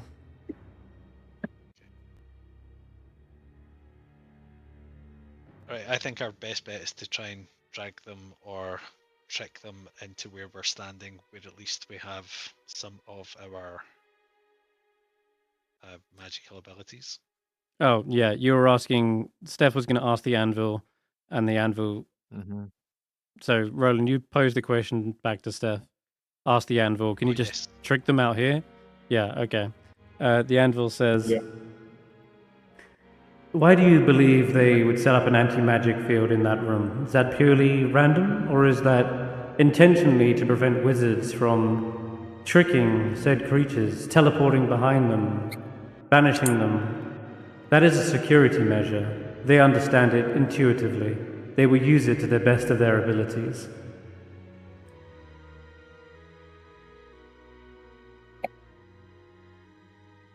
And the room above.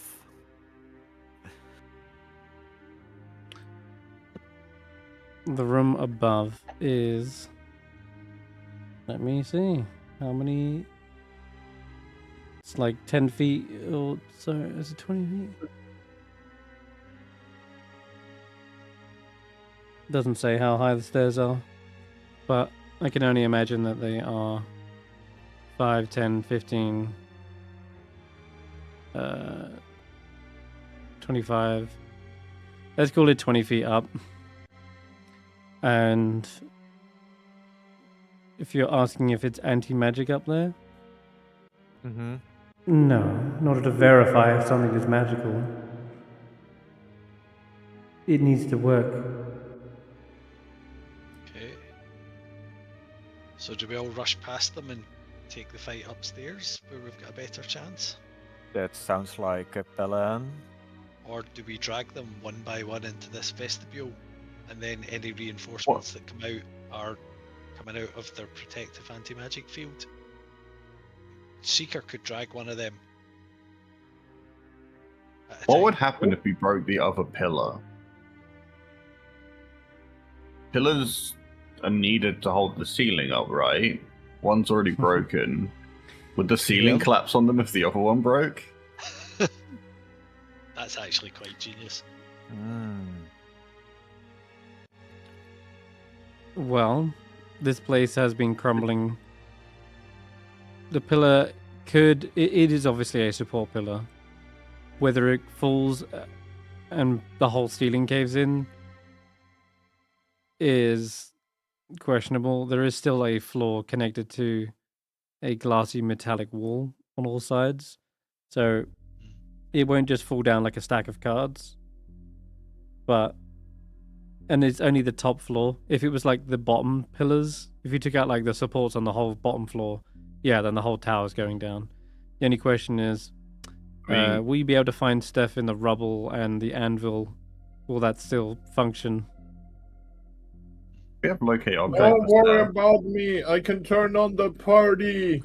That will disco. I mean, what if we took out the building? We go outside, destroy the building. Would they still be in an anti-magic field? Steph's safe, right? Yeah. Before we go into the demolition charges, T, what have you got? I support explosions. After listening to them start plotting destroying the tower, Seeker stalks over into the corner. Two short swords out and stabs the ever-loving shit out of this one. Let's roll Up to you, initiative. initiative first. Yep. Yep. Okay, we could have, teamed up on one together, but too late. I think they would stop. You don't have something to instantly destroy a pillar, such as like C4 or dynamite. The attacking of said pillar would result in combat regardless. So, I'm afraid. I was thinking we're gonna- leaving and breaking the bottom floor of the building so it all collapses. Oh god. Erupting earth, thunder waves, some kind of combination. It's too late now. No. It's also the reason why Seeker is doing that is to deliberately interrupt you. They obviously don't want to see the town destroyed. I have one request, Mr. Senrith. I have one Yes. request. Can I have token vision so I can at least see what's going on? Yeah, you should have Give Snorp. Chibbles. Or Chibbles. I thought Chibbles done. Oh, yeah, yes, sir. Yeah. Gibbers and does not Snorp. give me vision. Yeah, it does. Click Chibbles.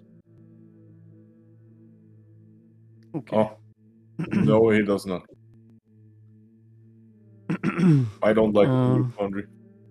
Does Chibbles I don't have know what to dark tell you, but vision? they have vision enabled. They have basic vision. Just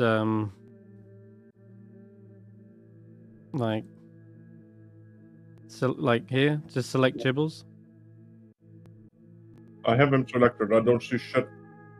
You could also see it on the stream. if Okay, that helps. unselect him, then reselect him.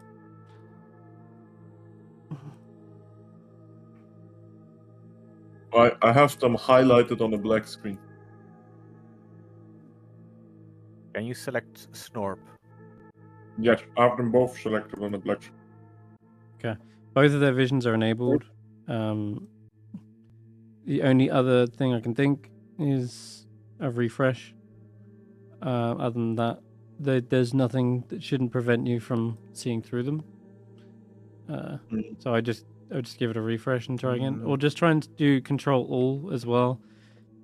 If you can do Control A, it will select all the tokens that you have control over. Also zoom out because you might be focused on a dark part of the map, I guess. That is a possibility. I dragged Might Stef be in that here so he's we on could the Just proceed. I'm not part of this anyway. lever. You can watch on the stream. see. Or I can just leave you in the corner. I'm just gonna leave you in the corner. Yeah, here. just put them in the room. All right. Oh wait, Snorp. Take it when Roland went back out into the vestibule, Fang Pojo didn't reappear. Okay. Huh. They almost make Like it and me there's at a the hair exact on the same. initiative. Let me. Oh, If me you and the go Mage back have out- the exact same. If you go Yeah. back outside, Roland, Fang Pojo does. Whitebeard Fang Pojo Right. blah, blah, blah, blah, does reappear. Alright. They are merely I'll suppressed whilst obviously- within the. I will dismount. I'll leave her out here, obviously. Because Zephyr's like sat there, can't do anything. No, unfortunately. I'm contemplating if I'm not just gonna hop off and cuddle with the wife. You can play as Snorp, Gibbles. There's Snorp.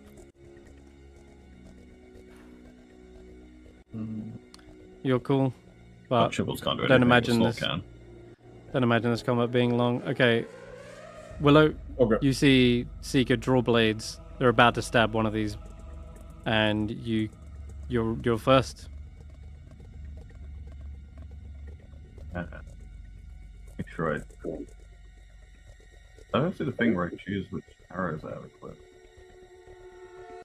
Yeah, ammunition has all been a bit buggy. Oh, I just shoot. Just shoot. Did they even use an arrow? Man.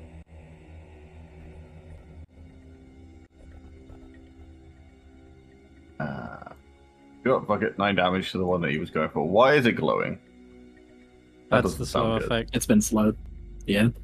Oh, I was Also- worried that something triggered there and he got buffed. Yeah, I think also ever since Oh. you've had the quiver of Alona, you've really not had to worry about arrows. You've basically got like shit tons. It has Um, infinite arrows. I just Wow, wanted it's to got a like, new. use Jeez, the it's plus got one another new arrows, name. but, oh well. God damn. Yeah, you can if you want, but that's got to be declared before It's you like hit. arrow shooter? Something Oh, like that. okay. My German's not the best. All right, 9 points of piercing damage. Well, I Next say, try out. Yeah. That's fine, go. It's Anything to nothing I say? guess I can do from here. Yeah, Cool. Next Dave round, can also track it. shoot an arrow. Yeah, I was He gonna has a say crossbow. Oh, These- let's get it. Here, yes. these turns are gonna go quick because I know there's not a lot of options. It's literally hack and slash. Okay. So go We'll to focus on the one. Where is it? Tracker gonna rage.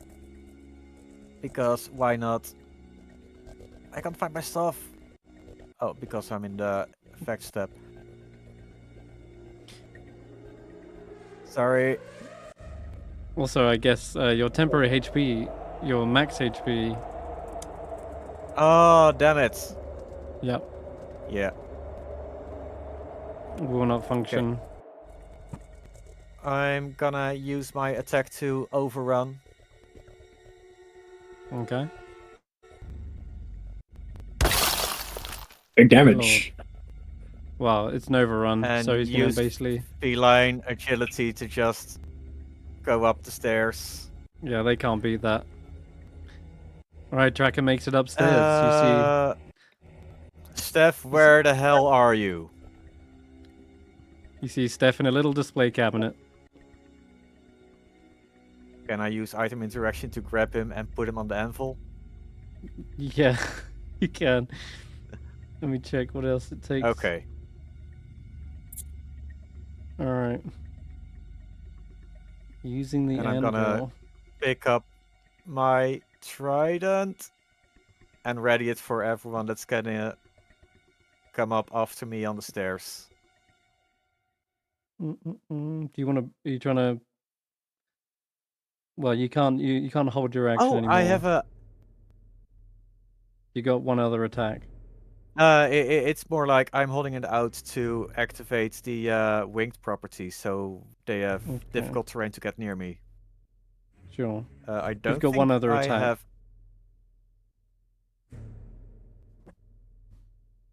Technically speaking. The anvil destroys magical items. Do I know that hitting it with the anvil might possibly get Steph free?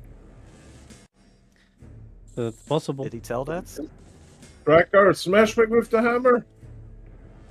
Then I will do that. All right. Sure. Okay. With the second attack, you equip the hammer. Question. This room is not magical. Yep. So Or Tracker rather, grows to massive statements. size. Yes. I'm back in the running. Cool. All right. Barely fit into this roof, and the hammer is absolutely tiny in your hands, but still big enough to be able to swing. Mm-hmm. You place Steph on the anvil, correct? And swing? Yeah. Swing. Okay. Swing. All right.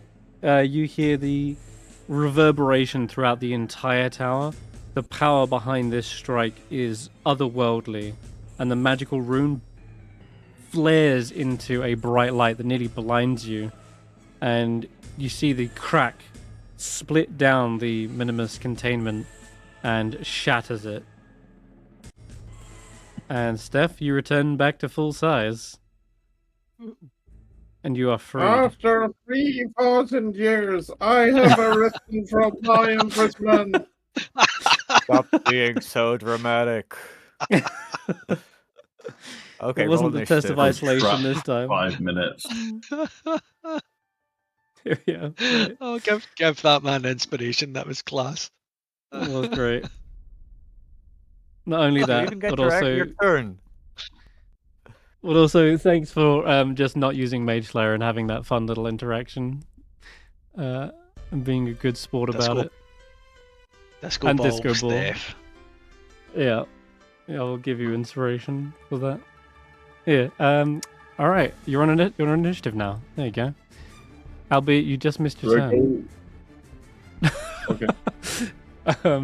I think gaining your bearings makes sense for a little bit. Just sort of trying to figure out what's going on. Standing up off the anvil, brushing the bits of glass off of you. All right. It is one of the Demos mages. Okay, imagine. We actually have the exact same initiative of the exact same decks. I think they're only ahead of me because their name starts with a D. Oh no, it has a decimal point. You just don't see it. We have the exact same decimal point. It's 14. You do. Roll a 50-50. No, Like I'm the just good gonna... old times, Warhammer Fantasy 20 years ago. I'm gonna test the theory. No, I changed him to Zemos Magen, and he's still above That you. was it. Probably sorts it when it is first done, not necessarily afterwards.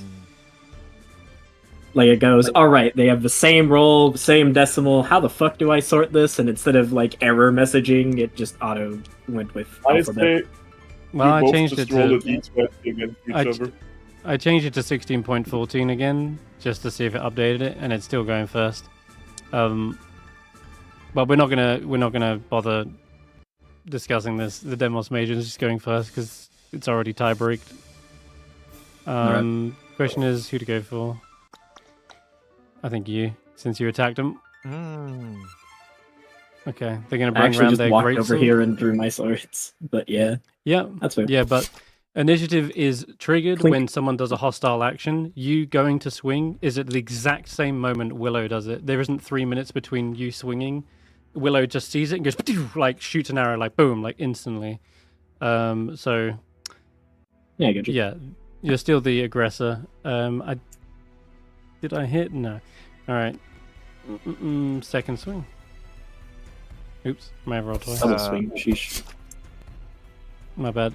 No, it's just the two attacks. All right. They fail to get any good hits in here, and it's your turn, Seeker.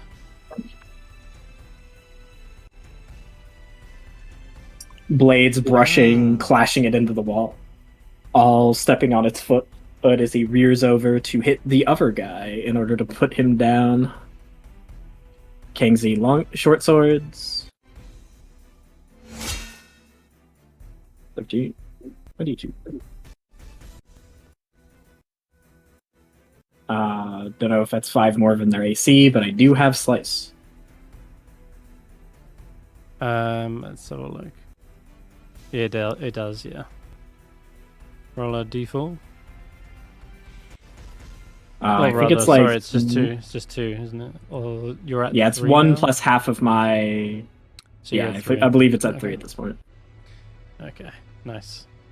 They bleed. Nice. Alright. Second hit. This is Nick. It's this kind of weird, slightly glowing blue blood, like deoxygenated. Oh, Yeah. Okay. Sure. Plus 3 damage again. Okay. 3. Oh yeah, and they are bloodied. Oh yeah, I probably should do tripping attack. Where is my tripping shit. attack? Oh shit. That should Just be like like them higher than eyes. that, but he fails anyways. Yeah, I probably I should have don't- done it on the first one. But Just that's realized also because you've close. done it. You've done this in the weird order. Smashing Stef open first is very interesting, but I'll get onto that in a second. All right. They fall over right from the trip, so they're prone. Yep. Bomb. 2 more damage. Another 2. Yeah. Probably should have done that on the first attack, but life sometimes.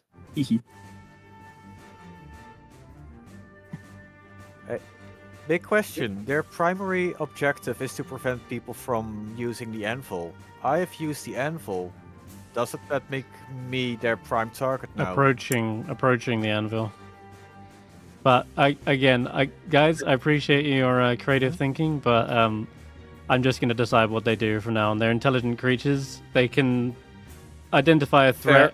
If someone's already broken into there and they're in the anti-magic field, that's going to be a hard fight. Like, they're smart enough. Mhm. They're built by wizards. They're going to know where their biggest strengths lie. Okay. All right. Anything else, Seeker? Remember when you said this combat would be fast? I got 2 more attacks. I was hoping there would be, 8 Well, plus yeah. 3 again. All right. That doesn't ruin anything. He's nearly down. I'll add in whatchamacallit. Let's go with pushing attack for fun. Actually, I can make that my green flame blade. That's fine. Yeah.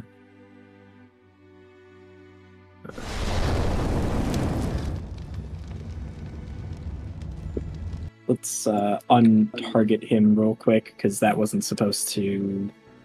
Whatchamacallit. Yeah. That wasn't supposed to be done yet. Sorry, it's been a while. Like,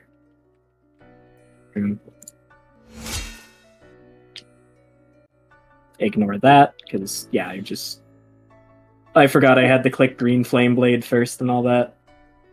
All right. So what was the damage on the green flame blade? It was 4. Okay. Barely left alive, but then this one's going to take 4 as well? Does green Yep. flame blade work in anti-magic? Oh, fuck. Never mind. Hmm. Yeah, fuck Oh that. yeah, noise. never mind. Yeah, you're right. I forgot. Thank you. Then I'll Reminder. just do pushing it. I'll just do pushing attack to try and finish it off. Okay. Roll a That's D8. magic work in the anti-magic field. Does anti-magic D8. work in the anti-magic field? Was that? Oh my god, he rolled the What? 8 he needed. Holy shit. It had 8 left. Wow. Right on the money. Nice. Yeah, baby. I have 1 more attack. I'll go for the one next to me. With Alright. Kingsley Macaroni. Since it's better that I keep my back to the wall. That was supposed to be targeting this guy. Whatever, it hits. It is a hit, yeah. And Yeah. that's going to be 9 damage. Alright. I'll Solid do round. a tripping attack so that I can. I might as well do that. This. Damn, it's shitting your maneuvers. How many do you get? I've used 2. This is like 3 out of 5. Ooh, not 20. That happens sometimes. That is life. Alright, still takes the D8 though. Yep. Plus 6 Nice, damage. Decent 6 damage. Cool. Yeah. Did you do the And- plus 3 damage? Because I got 22. Yep, did that. Gotcha. Alright then. Snort. Don't know why everyone's relying on magic these days. You just need a good little trap. Now he Throw has the still got wasp. all of his. Throw the wasps. Real wasps. None of this magic bullshit. On the Alright, net he's one, they still- land on him. Swarm of wasps rolls onto initiative. I'll just chuck it like around here at the back because they attack the nearest target, Yep. right? So better to have them further away from you. That'll be his go, I guess. Duck back around the corner. All right, it's the next Demos. Okay. God damn it. Damn wasps. They I guess they're gonna get an attack of opportunity. Wasp of opportunity. Wow. Miss. 11. Just misses. Alright. Let's get into the fray. Willow. It rushes towards you, drawing the great sword.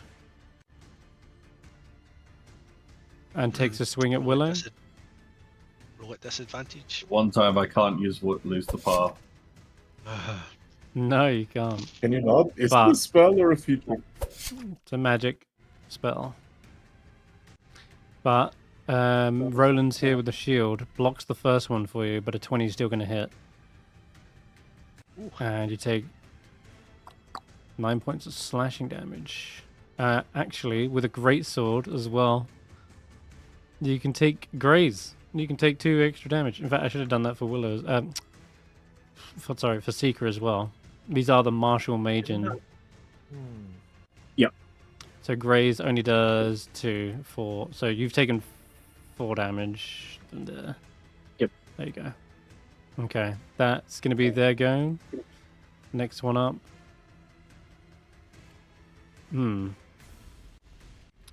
It's attacks. Yeah, it's all attacks. Okay, well, I'm still going to get into melee. Screw it. Oh, I'm flanking with the hair. Nice. Sorry. Ignore that. Let's just move this other way. Oh yeah, can Willow even fight inside there? They No, They I have to can. stay out here. Oh, sorry. It should be this again, right? Don't You worry, can roll Willow. One day you'll be a real boy. Alright, sorry. So this is what it should have been, which would have been a miss, I think. Yeah. Okay. Can have that HP back. All right. Second swing. 13 miss. All right. Bobbing Roland and says, weaving. "Now you see, Willow, this is why I say you should always stay close to me. And that's 2 rather big strong bonks to the head you could have taken." Go with the graze again, though. Do take 2 damage still. Yep. And likewise, Seeker. Hey, at least you don't have to worry about concentration in this game.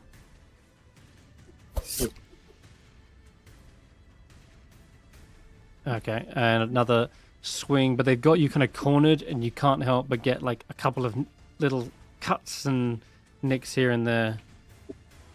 But that's He's gonna be using their his go. position and a little bit of like leaning back, his foot kicking out and pulling their swords a little bit further as he bends over, nailing the wall.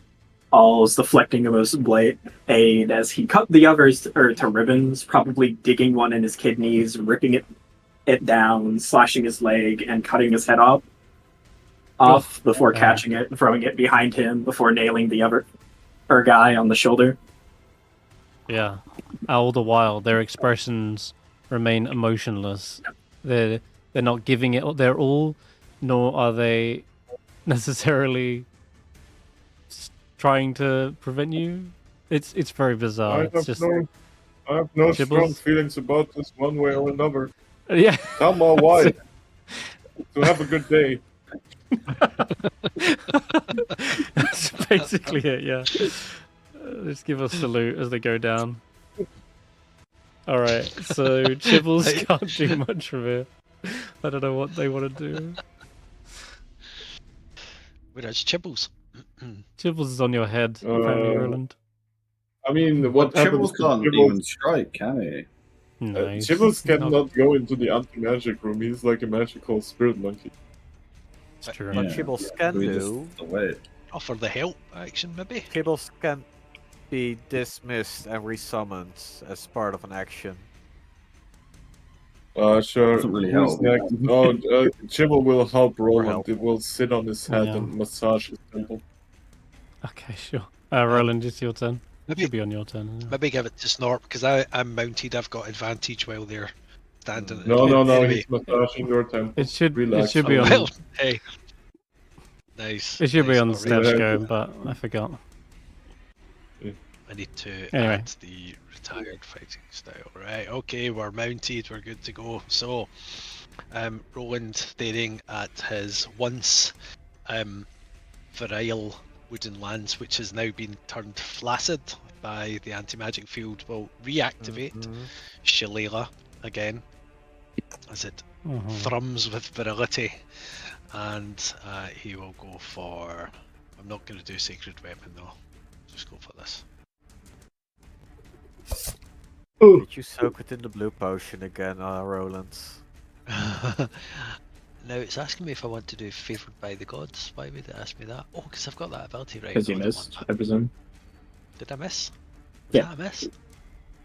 Yeah. Even at advantage. Yeah, Oh, you missed. Yeah, you rolled a 4 and like a 1. oh my goodness, right. That never happens. I'm so embarrassed.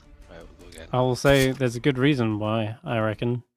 That's because as your weapon like swings forward into the room, it suddenly loses that spark of radiant magic on it. Turns into a noodle as it passes the door frame. Tell them to bloody stand still. When Fangpaw Jaw, drag that bugger in here. Right, we'll try and topple that one. Oh, yeah, he goes down. Alright, well, Fangpaw Jaw is not actually going to obey Roland. She is just going to have a wee bite with that one, seeing as how it's down. That's a crit. Likewise, again, I hate to do this. Wait. Yeah. I'm going to deny it completely.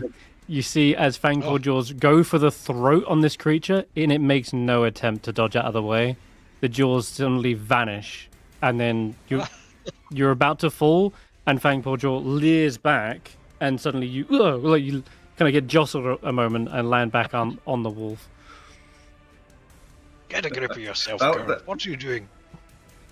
That was very kind of you to not throw him on his ass. Yeah.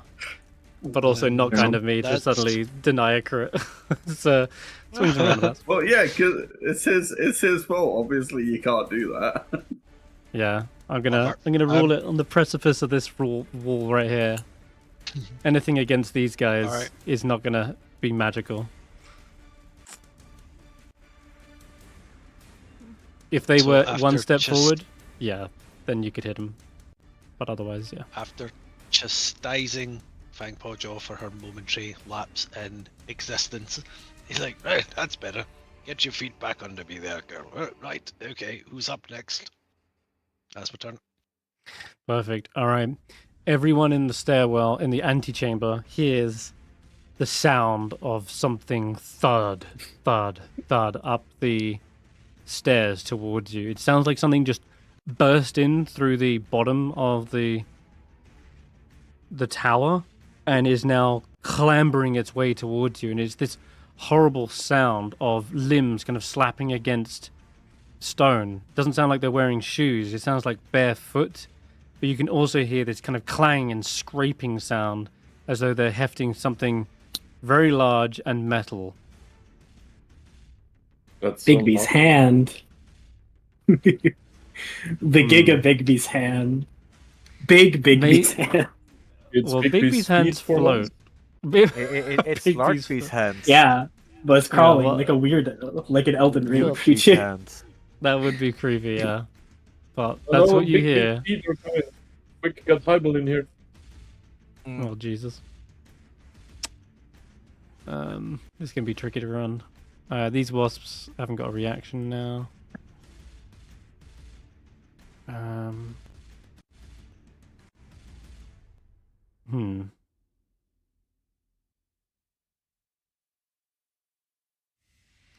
Just gonna check actually real quick your ring of protection.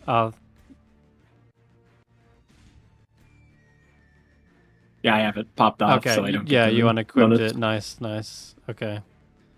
Yeah, I just have an 18 because I have the Kingsies Yeah, on. That's perfect. Okay, cool. They still haven't gotten 16, but yeah. No, they haven't. They're not very strong, I will say, to be honest. Yeah. But in numbers, they're at least something. I don't know how much moon I got. I'm basically trying to go across this way. It's just I don't want to step on the teleporter pad. So they will move up to you. I'm going to move the body as well. And they take, again, 2 swings of the great sword.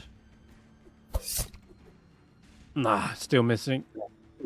It's like you can read their every move. It's like you know their programming and their martial technique are like the stage 1 like martial techniques that you were installed with when you were basically a prototype. And yeah, you're the upgrade. They were Okay, built for I a was- different purpose and an inferior one in very a lot of much so. ways. Nonetheless, they will still get a few scrapes and scraps on you. Top of the round. Okay. Willow, you're up. Can my sword reach this guy without my arm going in the room, or do I have to find out the hard way? Your sword could. Yeah, I'll allow that. But just don't put your arm in there. Oh, maybe it doesn't. Slices, Oh, no, that's alright. Gabby. What were you gonna make me put my arm in there if I got a 1? Yeah, basically. On a 1, you turn it to a rabbit. I was hoping you'd roll a 1, but no, that advantage is pretty good. Very much damage. Yeah. It'll be my turn. There's no way else I can do it.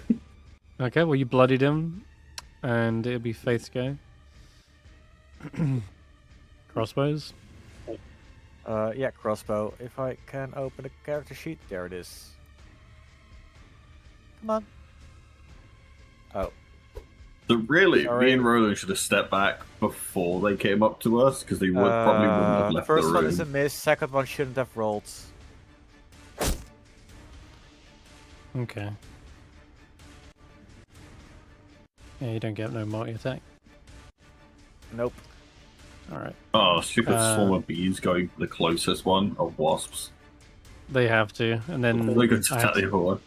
Yeah. and then I forgot to mention, right, That's stupid. alright, so evens they stay, odds they go. Oh my god. The swarm of wasps don't like this place. No, where you going? No. Come back here.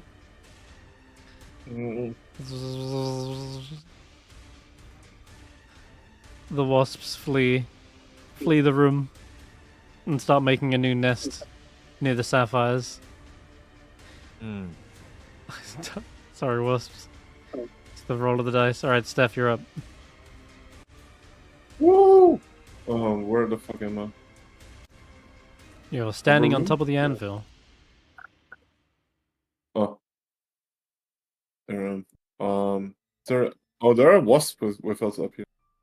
Oh, they're Um, not. They're non-combatants They're now. not there. I will. Because I have 4 charges of the thing now. I will Blade Song because that's not magic for some reason.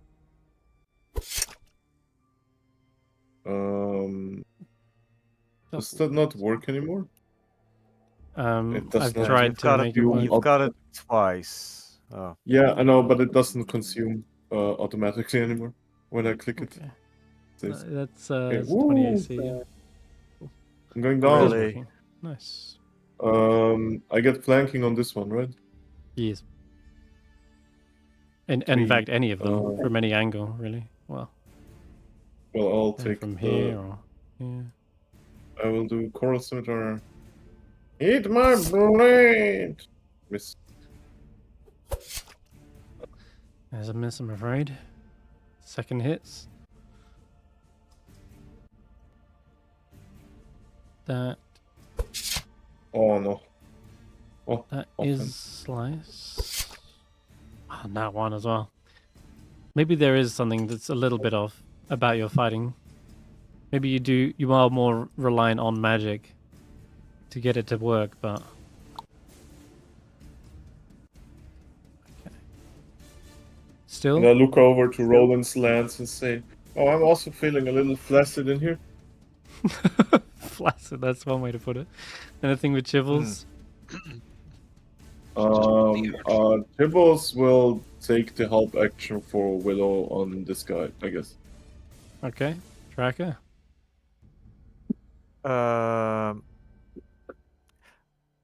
Those blue sapphires, since I'm busy destroying sapphires. Those do not Can I have see if anything in there's- them. But that one you did just destroy did top me up a little bit. But that trident of yours, now that's a powerful magical item. Which you won't get. Ah, well then, you won't get the Octad passphrase. I have something to feed him later. Don't you worry.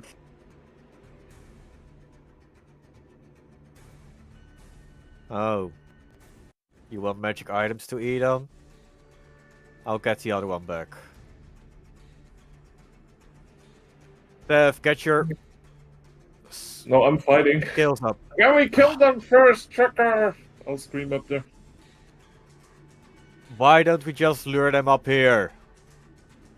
Let's kill them first. No, they're gonna Question. just. Hmm. My rage also turns me big. If I go back down, do I stay big? Or is that too magical? Oh my god. I just realized that part. Yeah. All right. Hold up. Well, if there's any word magic in the sentence of your barbarians, then yes. I don't get your plan to bring them upstairs, because they're not going to go upstairs until Seeker's dead. Yeah, and they got Seeker cornered. Yeah.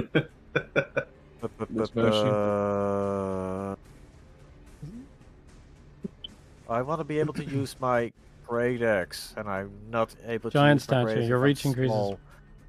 Blah blah blah. Transforming you into a Hulk of destruction. Primal Might, Nothing. there's nothing that says what magic. Primal Might. Nice. I'm reading Path of the Giant, right? Yeah.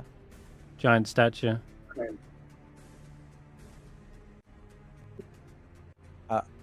It's called Giant's Havoc, and then the sub-feature's called Giant Yeah. Stature, but yeah. Either way, it The doesn't say anything about magic. line of Giant's Havoc is Primal Might. Not on my Whatever rules, that but means. not on my rules, right? Well, you're talking about strength from Primal Might of Giants, right? Whatever. Yeah, either way, Yes. you would be large still. Yeah, that's true. So, I'll drop the hammer. I'll get my great axe. Help. And I'm going down the stairs. all right, Tracker reemerges, except he's still large. And more importantly, didn't we describe something? Well, didn't you want to describe something as you were using this feature?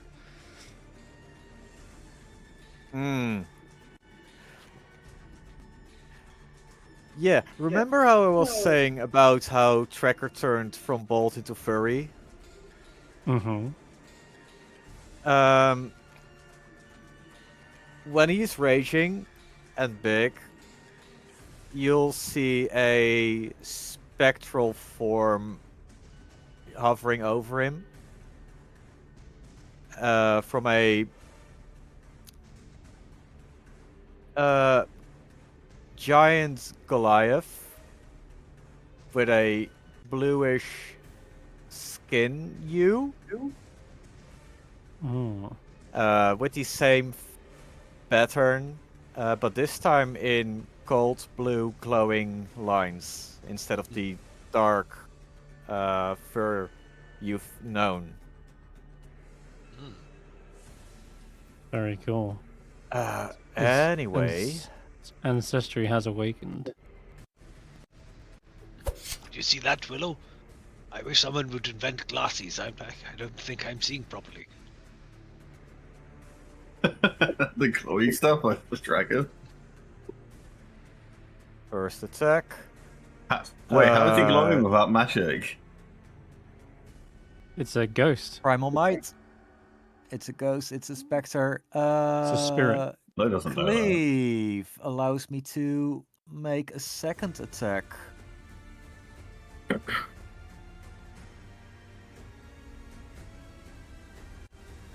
Yep. But it doesn't And add with my reach. modifier. With reach, yep. Yeah. So give him back I 6 believe health. this is without the sticks, yeah. Okay. Sounds good. And Nice. my next attack. Bang. Yeah, these rolls are a bit ridiculous now. Tracker is chopping through the backs of these demos. Also, they all take another, what is it? 2 damage from Slice. Hmm. 3 at this Okay. point, I believe. 3, yeah. Or 3. We're up to. They do. Yeah, all of them. Yeah, alright. So 3 to this guy. 3 to this guy. Okay. I need to check. Does my storm aura classify as rage? Sorry, as magic? The storm whips around you. Bonus action, blah blah blah. Doesn't say magic. So yeah, it works. I think you used your I was bonus too action to far away the rage. previous rounds. Oh, did you rage In the my first round? yes. Okay. I raged the first round. I Alright. needed to the advantage on my topple check. Okay. Oh boy. Here, this one.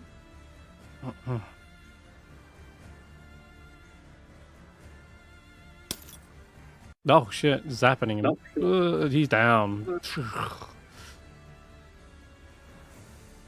A bolt of lightning strikes this one in front of you, Seeker, just as it's about to swing its great sword. It's like acts like a lightning rod, and the fried body falls to the ground. And it's your turn. Oh wait, no, I got this guy right here. It's next to you. Yeah. Okay, he takes a couple of chops. And Unfortunate. there is no look of apology on their face. But then there's no malice either. They are simply performing their duty. Okay. And another 2 graze damage, and then it's your turn. Alright. So, target this guy. Time for funny melee combo. Let's see how this rolls out. Alright. Boom.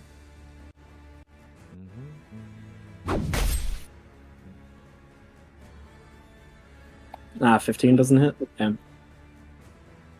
15 just a miss. Yeah, even a flanking, bruv. Yeah, the +2 is included in there. Lame.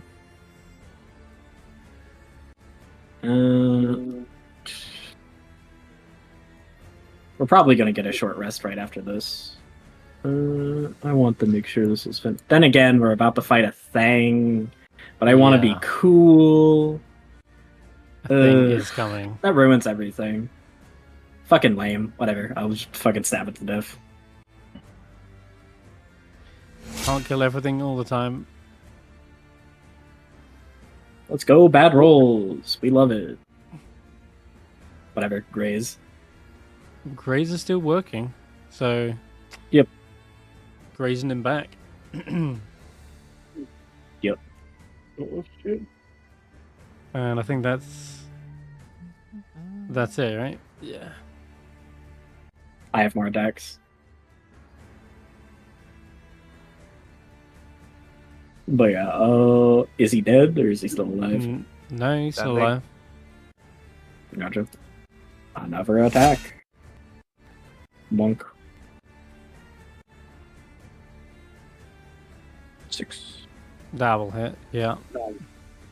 Slice for 3. Still stands. Oh boy. Whatever. Let's see. I have a 3rd attack. Nick is funny like that.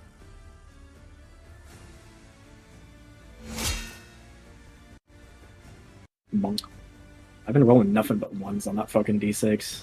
Christ. I'll bring him There we down. Yep.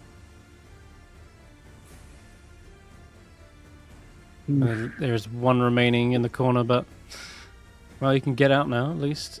Snorp is back here, doing things.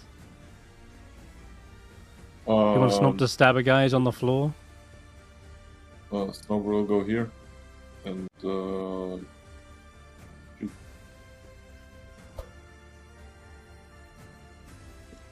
Why is actually it a hits. disadvantage? No, it's advantage because he's prone. It's just So that would disadvantage. hit and do 6 points of piercing damage to him. All right. Okay. Oh, it's because you're using a sling in melee. That's why. I'm not a melee. Oh, it's because you're hitting a prone target who's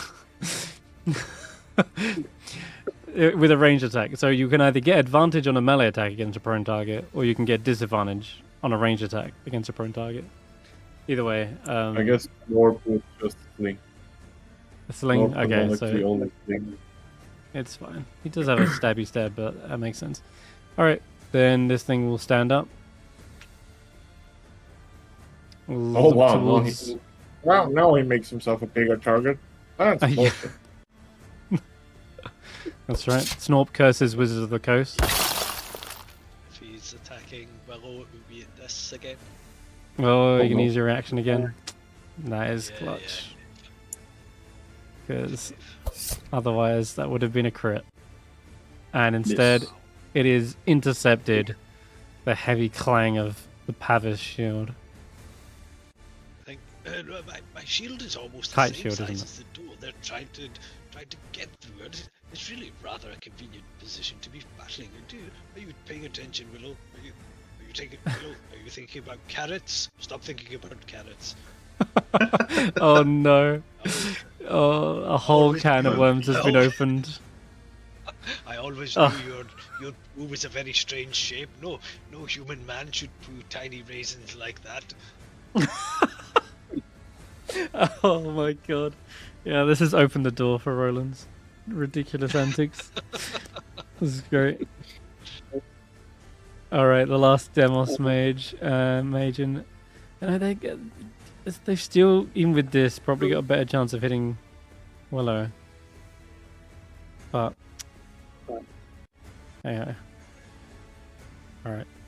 One more sequence of swings.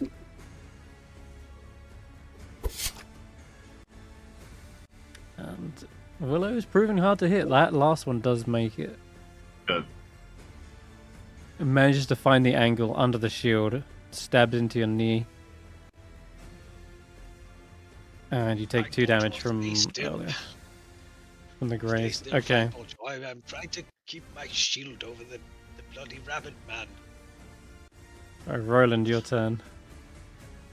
Okay, I will just roll the non-shillelagh version of this weapon because I don't want it to add the hit Mhm. damage bonus. So, incoming.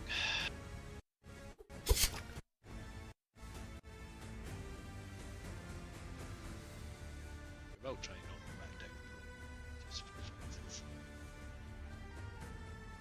Nat 20. They're rolling well. Next, He's next not one. toppled. Not yet. Try again. Okay. No, he's staying up. Ah, this lance is broken, I think. He holds up a piece of paper that says, "We are very good at standing. We've been doing it for over 300 years."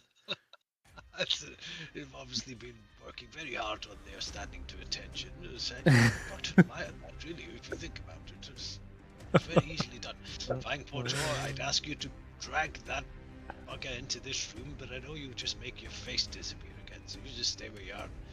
You dodge about or something. Make yourself useful. Okay. I think that's my turn. Nice.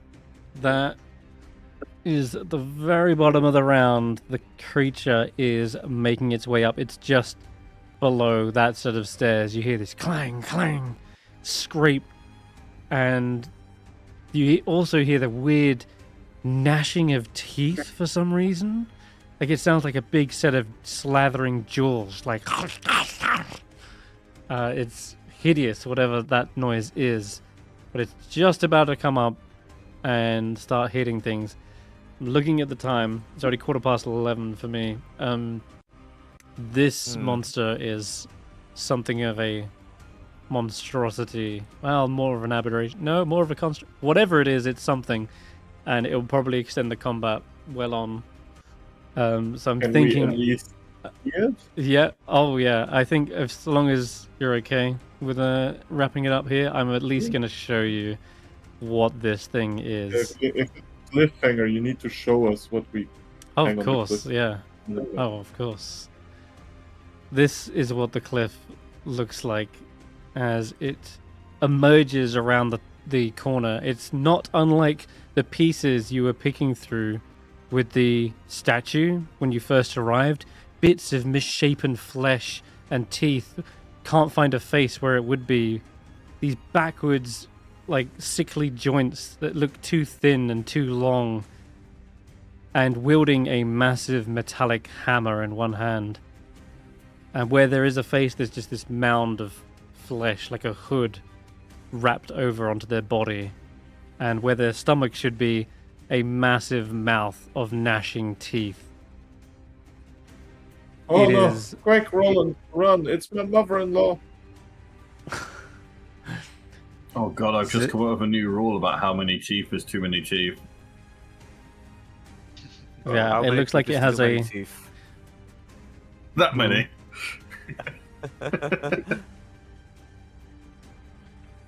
Yeah, inside Nothing of on its land teeth. should have that many teeth. I mean, the more inappropriate joke would be vagina dentata. But, oh no.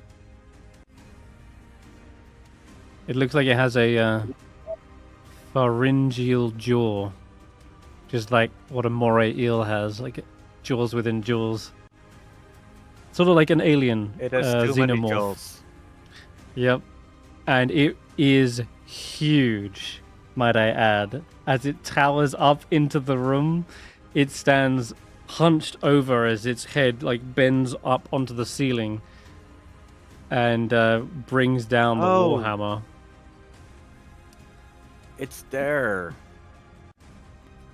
Oh my god, though. Is it Who to go for? older than Tracker? Yep, Hmm? it is. It's gigantic. Could you Two use your turns to reaction get all the on way up and Willow? down. Right. You technically don't have a you don't have a way to give Fangpaw a disadvantage, right? Saddle of the Cavalier. The saddle just gives it Mhm. automatically. Got it, right. Yeah. Okay. The thing is, it's not really trying to get... It's not really going for you, it's just trying to get past you. But to do that, it will absolutely Oh. hammer something out of the way. And that looks to be the biggest creature in said way. So I'm going to take the swings anyway. So, Well, looks like did we somebody's decide about to to summon that? Or did we just make a lot of noise? I feel like somebody's Uh, about to get a new hammer. New The toy. sledgehammer comes slamming towards Fangpaw Jaw, and there's no stopping it. It looks like What's That this is a- weird fascination with killing animals? I don't know. We need to talk about this. okay. Would you rather me kill you guys? I can do that. I can hit Willow or Roland for 26. I don't know why that's it's just waiting. the hit. You It haven't doesn't shown us speak for the us. damage yet. Is it waiting for you to do something, Roland? Because you've got something popped up, right? Nope. No, nothing. Really? No? Mm. Okay. In that case, No. just take 66 plus 6 damage then. Alright, so that's her down to 4 hit points then, or something. She is down Oh, to she had 10. me as well. Oh, Whoa, that was a heavy hit. Zay, you want to interrupt? When we're done, can I get that hammer? One track man. Perhaps it might not be the same damage, but I'll tell you what it does have, and that's pretty cool. Is it has a returning property on it. That's what's Is fun. this one a human for once? No, it's not. It's only gonna have attunement if it has like an extra effect. All right, the second swing. Crack. second Yeah. swing. Oh yeah. These things Right. are built to. I mean, Seeker, when you lay eyes on this thing and you realize what's in the room, this is a tomb tapper. These creatures are the ones that I told you about at a game that are designed specifically to hunt Faerun.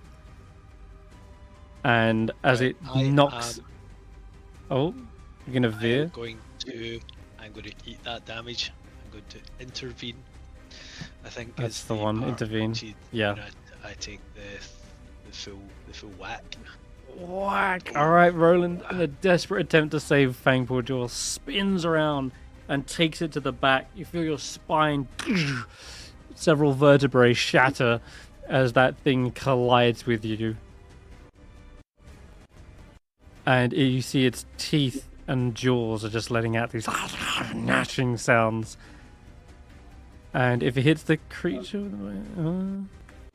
what the fuck? What were these claws? Alright, cool. That will end its turn. And we'll end the session there as well, because I know that will extend the combat well on to above, beyond 12, and I think that's a good little cliffhanger to end it on, as the aberrant, destroying constructs that were sent into the Underdark as an army to defeat these enslaving monstrosities are suddenly here and real and have lived this entire time. Okay. Yeah, thanks guys for playing. Thanks for watching. We'll see you all hopefully next week. Bye bye for now. Yes.